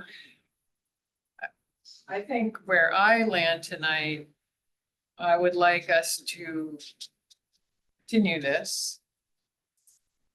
Yeah, but with a specific request to provide additional information. And I would like your help in what that might be. If that is an appealing way to go. So for me, I mean, strategic is the word. We are building a strategic plan. This is a major project. It seemed, I'm sure council thought it was a small project, something that could be done easily and inexpensively. Council is frequently wrong on things like that. I was frequently wrong on things like that when I was in council, when something small that could be done in 3 months turned out to be something extremely expensive that couldn't be done in 6 years. But I don't think we should move forward before we have done the strategic plan. I mean, So would your not to interrupt you, but so would your proposal my be to, proposal is to say that this is actually a very strategic issue about the use of farm homes. so it would be And about- premature to I make a think recommendation? Given the fact that there is no way this happens, we should not move forward before we have a clear understanding of what the entire community wants. What resources we actually have, what funding mechanisms we can possibly use. And what additional locations we might look at that would be different from nibbling into parks, because we've done that for years. Okay, so that's a decent option. To declare that it's premature and wait until the comprehensive parks plan is completed. Right, and meanwhile, I would welcome temporary solution. So, as a planner, comprehensive planning often gets criticized for never doing anything and just preparing paper plans. And so one of the risks of going down that route, which I am convinced by in some degree, is that you never actually get to build the pickleball. There's also another whole arm of planning that's more incremental. And I think, so another way to look at that is, I don't get me wrong, I still think we don't have a full understanding of the implications of these even 2 locations, let alone the other possibilities to advance it. But so I'll open this up to others. What other route could we take? Well, let me just respond to both you and Commissioner Davis talked about not understanding the traffic implications, noise implications, the light implications. Absolutely. And staff has responded in saying that this is premature, that this is just the location, but we know already for location A, those trees are gone. There is no way those trees are protected, and I don't really care what the consultant says, those trees are gone. There is no way to save them. We are talking about taking green space and paving it over. A better alternative would be to look at temporary paved areas. And the issue here is not would it be another 50 cars? Would someone actually take the city shuttle? The issue is, are we going to take unpaved space and turn it into paved space? Is that what the Parks and Recreation Commission thinks is the direction we go to parks? So can I interrupt you? It's 11:30. Absolutely. So would it be okay if I let the other 2 commissioners participate? Please. And also, do we want to declare ourselves pumpkins at a certain time? Does anybody want to go past midnight? No. It's just, yeah, I mean, okay, I was asking them, but No, I mean, I'm prepared to go as long as we need to go. I'm a night owl, so I mean, I'll go as long as we need to So go. you're okay with I all? don't know that we'll go a whole lot longer. Okay, all right. So it was okay if I let others talk? Okay. Go ahead, Commissioner Mitchner, I'll call on you. Yeah, so it's a tough one. I mean, I think Renee brings up some good points that, we're doing a strategic plan.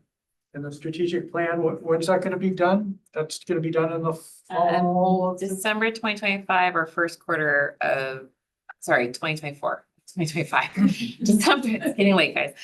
December of 2024, or it may carry over into quarter one of 2025. Right, so we're 7 or 8 months maybe away from having a strategic plan and it does resonate with me a little bit that this is a pretty strategic, a piece that might fall into that.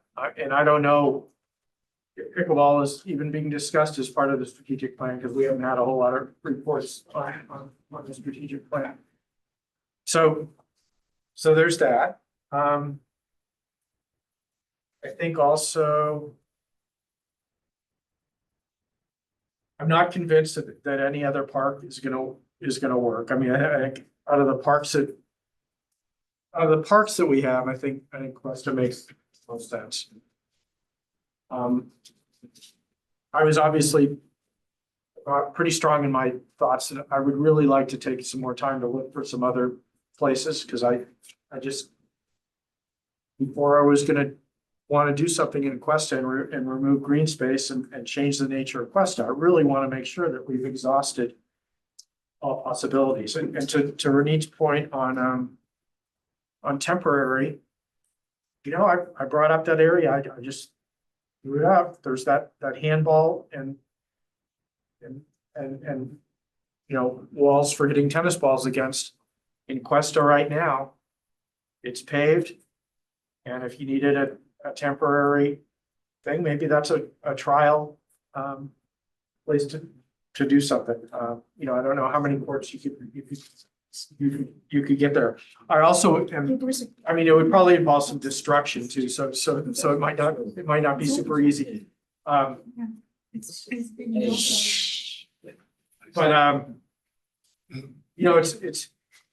it's also, it had a big price tag, but it's the nature of projects too. I think even if we set up something temporary, I mean, it's gonna cost a bunch to do something temporary. So those are sort of stream of consciousness, and I'll throw it over to Mr. Davis. Again, I agree with you. And here we are struggling with inextricable conflicts, but as one who's often complaining that the PRC is, brought in at the last moment, this is not the case here. This, we've laid this out, and this has long been the trajectory of this plan. So yes, we could say, no, let's wait and do, but I think there's enough discussion that has occurred up to this point that we should take some action to move forward. What's going to change if we wait? Yes, there's a strategic plan, but the demand's not going to change. The implications for open space is not going to change. Could we? I'd be perfectly open to a motion that moves us forward with the direction to look at the concept of using the available, what do we call it, the backstops, can we use as much existing concrete, already paved space first before we get into the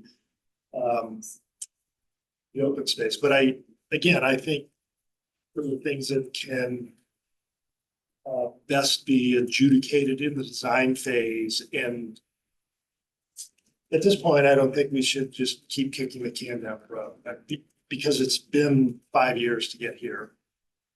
And it's not a stance I take on many park issues. I do think we should very carefully and thoughtfully consider how we use our precious resources. But I think that's been in this conversation for a long time. So I do appreciate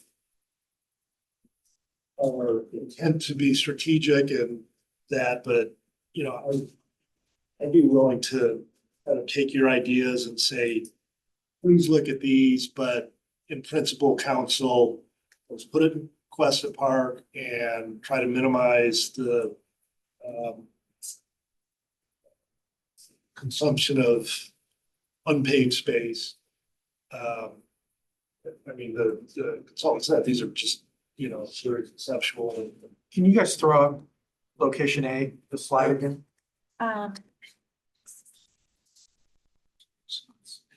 Because I also just wanted to, you know, mentally I was doing some, you know, if we didn't have 12, if we had 8 or 10, where might it be and how might it be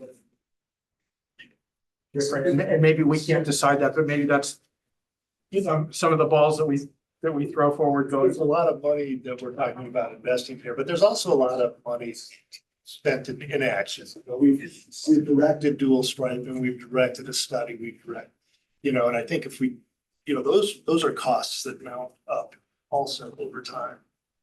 Not to mention the staff time that's being devoted to Right, this that's project. Yeah. exactly. So I don't think the issues are gonna change much for us. Yeah, I think that I'm not prepared to wholeheartedly select a location, you know, with full unqualified support. I also don't want to oppose this and I don't want to further delay it. And, you know, interestingly, moving on a bit with the design process, the strategic plan will catch up. On that timeline, you were just saying, 8 months, they'll have started to dig into some of these implications and issues and impacts right about the time we get strategic direction.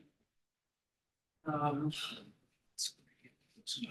wouldn't want to start any kind of construction drawings, anything that, you know, committing the city to a project.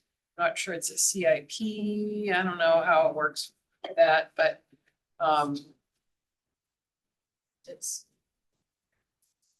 seems like in my mind, option A, we at least need to study a bit more to a concept level.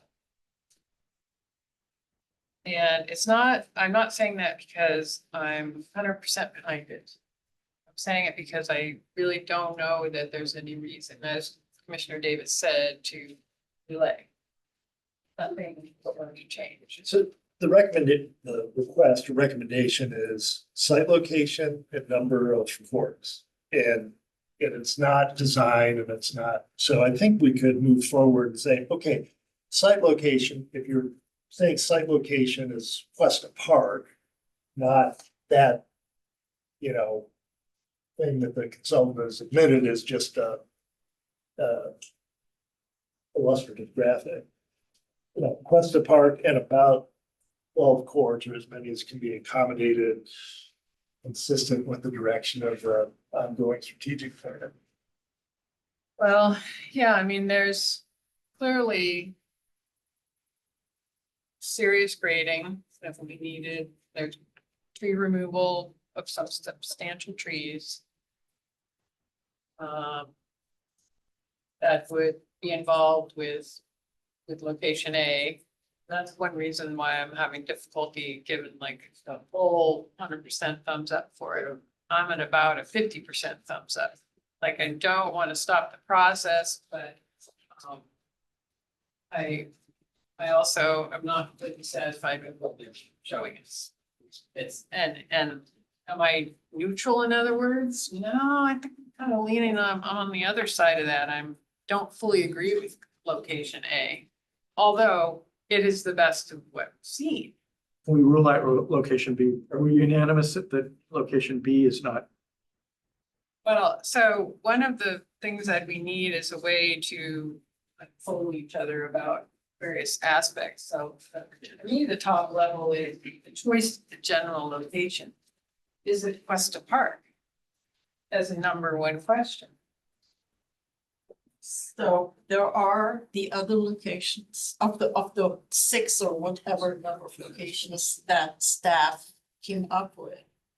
Of course, the park makes sense, but I would like it to be the message of the PRC to council that we would much prefer a paved location somewhere in town before we bid into a park and paved it over. I think as the Parks and Recreation Commission, it's our duty to say it is not a good idea to pave over a park. Of the options we have seen, location A within certain limits, which I'll address in a minute, makes sense for many reasons. But it would be much preferable to find a location already. And I would, then council can direct staff to look for that location or say, or not. Now, as to location A, there is a huge, I think it's a stone pine tree there. That is a very high price to pay. Where's that one in that map, Gina? That's the big tree just To the right? to the. Right, not on the tennis court side. Yeah. The one on the far right. Yeah, the Yeah, big the one- shadow falling on it is a giant stone pine. It's a magnificent tree. Not in our lifetimes will that come up, or possibly in our children's. So to me, I will ask the commissioners, what is the price you're ready to pay? Are you ready to just say the trees are kind of nice and we'll be doing a biodiversity plan, or will we say in this location at this point, we can have maybe 8 courts? Right. It seems to me there would be configuration. Or just, I'm just looking at this map, you could remove the 4th court and the 8th court if you look at the top 2 rows. Then you still have. And I don't know, that's obviously for staff, but I think part of the recommendations of the PRC should be, if in any way possible, paved service. If it has to be then limit it as much as possible to save the trees. I'd be happy with the recommendation. It says And we can't. Go. another addition I would like to make is Cuesta Park does not look particularly good these days. There's a lot of areas where the trees are declining. There's a lot of planting that could be added. The reason I asked the consultant about, or maybe I asked staff, I'm sorry, about mitigation for North Bay Shore. If we take away green space, we need to mitigate that in Cuesta Park. And if we can't add green space, which of course we can't add because you can't invent green space, we need to mitigate it by adding planting, by adding natives, by adding more pollinators to the park itself, and there's plenty of people to do that. And not as part of a next project eventually, but as part of this project. If we pave over green space, we need to mitigate it. That's part of the project, part of the project. To me, those are recommendations that PRC should make to council, because we can't expect council. That's our. If I may, because I'm hearing a variety of comments, which is great. I am appreciating the dialogue. But would you, I might want to suggest here that we as staff can come back with what I'm hearing is potentially some paved options. We can take a further look to see. I'll be very honest, in our parks, there's not a lot of paved options. So we may need to get ultra creative and potentially look at private properties that are not owned or operated by the city to see if there are any willing partners out there that may want to allow us to use their hardscape. And then we could come back potentially with those options.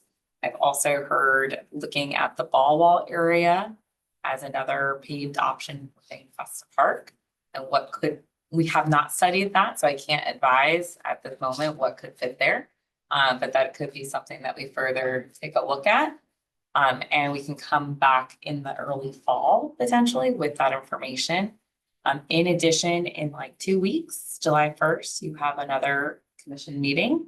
At that meeting, our consultant, Next Practice Partners for the Parks and Recreation Strategic Plan will be returning to share their findings presentation with the commission. And in that, there will be a small highlight of some of the responses to the questions of the survey. And perhaps some of that may help shape some strategy, not the full strategy, but it could provide some insights that you may not be aware of. So if that's something that the commission would be interested in, we can return in the fall with potential other options if we can find one. I think I'd also add that there may be, during this evaluation that we're looking at these options, we can re-look at how you're seeing the configuration here and identify maybe less courts, or how we can, we've heard all the comments about the berm, the trees, the open space, and take that as part of our evaluation and come back with maybe another footprint that shows something different. And it's maybe a mix and match of this plus, as Christine mentioned, the ball wall and maybe other opportunities that we could look at and see where that all lands and see how the commission feels about that as an option moving forward to take to council. Thank you. That's reasonable. That would be fine. Okay, so I'm gonna try to say that again. I know. I was trying to Take a shot at that. So what I think I'm seeing some nods for is the concept of continuing this item. To give staff the opportunity to look into some maybe possibly off city property solutions through a partner or a real property mechanism, a lease. And then also for staff and the consultant to work on some alternative configurations within Cuesta Park so that we can really see what the whole suite of options are for things. Just to tweak that, I mean, again, I'll get back. Are we ever gonna want location B over location A? Because if we don't, maybe we could narrow it to location A tweaks. As well as maybe other areas in Cuesta Park, like the ball area that we haven't discussed. Well, I think they heard the minimize maybe currently unpaved areas, so. Yeah, no, I'm just saying, I haven't heard any of us say that location B is one that we like. Right, I think we can take that up. Any of us. I particularly like the idea of looking at whatever lease space or private space that could be used that doesn't take any park space. But there would also need to be a price tag on those too, so that we can make it comparative. So the private space, we're gonna do our due diligence to do that, but finding a location with a willing private owner and then identifying what that lease would look like. And then it would be a time limit on the lease, and then we'd have to do improvements. And then we're still subject to the same parameters that you heard us walk through on all the location, on proximity to residents and the general noise. So we'll put that in the mix and identify how we can also use those filters as part of our analysis for these private locations. But I just don't want it to be a surprise that we may come up a little short. And again, at least we can do some due diligence and look through that and start reaching out to private property owners on that really meet those parameters. And then we can come back with something that we can feel good about recommending. I mean, that was one of my big things. I'm not super comfortable because I just don't know that we've seen everything yet. And I just want to take one more run and see if there's other stuff out there. And then also in the meantime, to Commissioner Bryant's point, any chance that we can use the already underway strategic plan to inform what we're doing here would really be appreciated. Because I mean, I know they are working on it and it just haven't made it to us. So I think it's time to let a little bit out about what the findings are. Yeah. It sounds like That'll be the July 1st meeting. We'll also have our 5th commissioner. Well, Yes. it would be particularly interesting if it indicated that the notion of 12 courts in one place, the primacy of that concept. If distributing the courts, maybe a couple in 3 courts in a lease site somewhere, a court in Shoreline, one more, a distributed model rather than the consolidated model.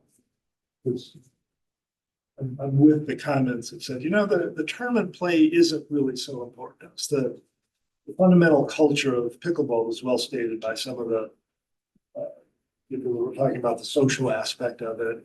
I think it is different than the tennis community in terms of the team. So I think the other thing that was fine though is if we're talking lights, a lot of these other locations, you're going to get a lot of people who don't want lights because it's going to be near somebody or something. It would almost already have to be lighted, for parking lot or something.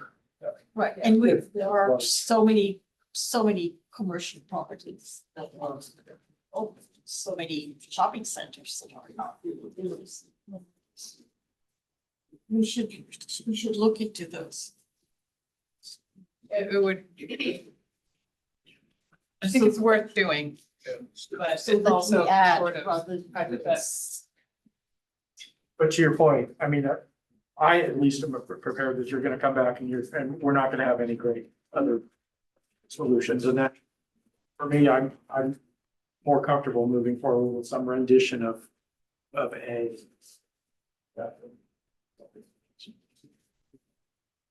So do we need a motion on this? I think we need a motion to continue the item. We should have a motion at least to bring. That would help us. Yeah. All right, so can somebody, make a motion, I'll make a motion to continue the item and. What today? Go ahead. you want Yeah, strict sorry. direction to staff in the motion? What would help us is, the direct, making a motion on what you're looking for the continuation and what elements. So what I heard was continue the item. Have staff evaluate other offsite property that's already paved or otherwise. Consider looking at the existing ball wall area and the area A, sort of a reconfiguration or reduction, and coming back with something. With the emphasis on using as little unpaved area as possible and protecting trees. Protecting trees. ready, John? No, I'm not. No? Okay. So, we make a motion to continue discussion of the recommendation of council on the site location and number. Direction to staff to look at offsite property alternatives. opportunities to utilize currently paved areas within Cuesta Park. Reconfiguration of Site A. And a absolute moratorium on taking the large stone pine in Site A. I think that's a non-starter for a design, so. That suffices a motion. That will press. All right, anybody want to offer friendly amendments? Capture that? All right, so my one question is about mitigation measures inside Cuesta for whatever space that we. For mitigation for the open space and also for the dog. Off-leash dog aspect. Yes. So, I think we have all agreed that we need to look at something rather than planning out boards and at a later stage we will. I think we agree that it all needs to be looked at as it were. so you're talking about kind of a fundamental approach that rather than waiting till the end to mitigate something, you're actually designing the mitigation into the project. Because the mitigation is part of the cost of the project. Yeah, and so the difficulty of doing that now is that the whole design isn't done. But I think what you're getting at is there's still an element to attend to, which is that thinking through many of the implications, even just conceptually.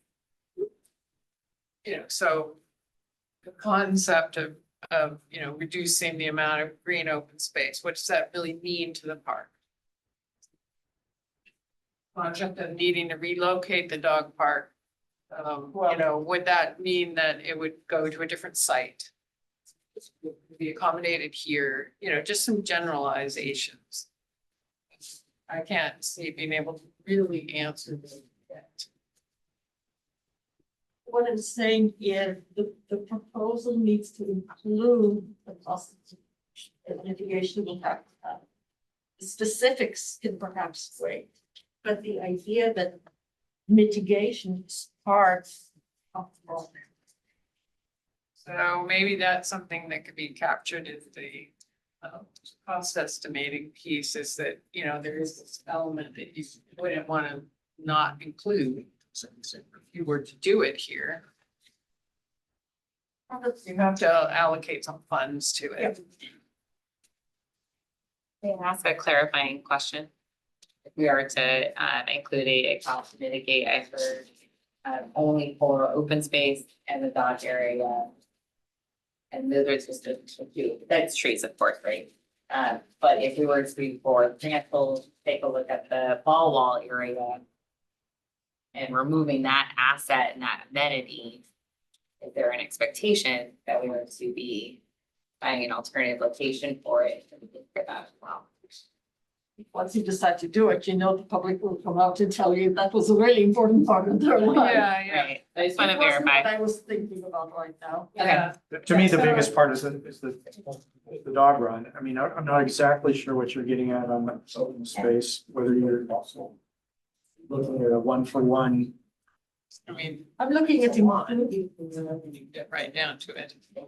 We can take that into consideration as we return back with the item.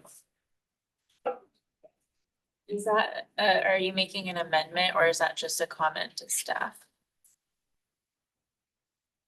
I would like the consideration of mitigation to be part of this. Look what's that. So as far as mitigation, we can certainly look at the dog area. I think the mitigation open space is gonna be a little difficult for staff to be able to quantify at this stage.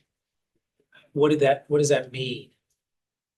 And if it's generally lawn area and open space, that isn't a environmental mitigation. It's more of a self want that the city wants to offset the space that's taken away. That's a little harder for staff to come back with cost with. And I think, yeah, those things typically get understood in more detail down the road. And I'm comfortable with the additional elements we put in to we can hit the mitigation hard when we get the next round of concepts. So I don't need a cost estimate or of what needs to happen. Okay, so long as that is clearly put into the staff report and is clearly in staff's mind, we don't need to cost out the plants, seeds, or whatever that will need, but it needs to happen. So I'm, okay, first off, it's now 12:03, so I'm not as articulated as I was at 11:30. But I'm having trouble understanding how one would mitigate the loss of open space. It really requires more open space. And we always want more open space, so I'm not sure it changes things. Really, what this is intensification of the open space we already have such that it makes it different. So I don't really see how that can be mitigated. No, we are not intensifying open space. We're adding recreational facilities to it. What I'm saying is, since we are taking away open space, we need to improve the open space that's left to us. Okay, well, that's different. Okay, that's what was in my mind. I'm sorry I wasn't clear, but part of what we need to do, since we're taking away open space, we need to improve what's left. Okay, so by improve, you mean make not lawn? Well, This is why it's a fuzzy thing and hard for staff to understand what you mean. Add plants, add pollinators, plants, Make another one. Those details, staff needs to know that that's part of the project to improve what's on the open spaces, to make them more enjoyable for the public. We don't, like we said, it's 12:06. We don't need to go into the details, but it needs to be part of the consciousness of what this project is. And I think by stating improving the existing open space gives us that flexibility to take a look at what is there and be able to come back with potential high level options as we review the next round. Okay. All right, so we have an amendment to that motion. Is that what we have? We can do it as part of just the process. Okay, so we have a motion. I didn't hear a second. I'll second. Okay. I think we're ready. Does everybody else think we're ready? Okay, all right, can you? Ever read back? Yeah, can you read that back and then do the roll call vote? Okay, to continue the discussion of the recommendation to council on the site location and number, with direction to staff to look at offsite property alternatives and opportunities to utilize currently paved areas within Cuesta Park and reconfiguration of, I have some typos there, the site and an absolute moratorium on taking out the large stone pine on site. I'm sure that it's offsite location. Yes. Yes. Okay. Okay. Yep. Okay, I mean, yes. that's what you all think, thought you seconded? Or not? All right. I think And we're Ronit, ready. you seconded? Okay, all righty. Joe, Yes. Ronit, Yes. Sandy, Yes. and John. Yes. All right. Thank you. all Thank so you for much. hanging in. Please I did- come to our other meeting. I Yeah. guarantee they'll finish earlier. Yeah, we'll finish other meetings at 9, but I can tell, I was like, oh, I gotta. So- speak. Item on our agenda was. Yes, that is correct. Nice job, by the way. Okay, so 12:07. So the meeting is adjourned. Now you ask a question.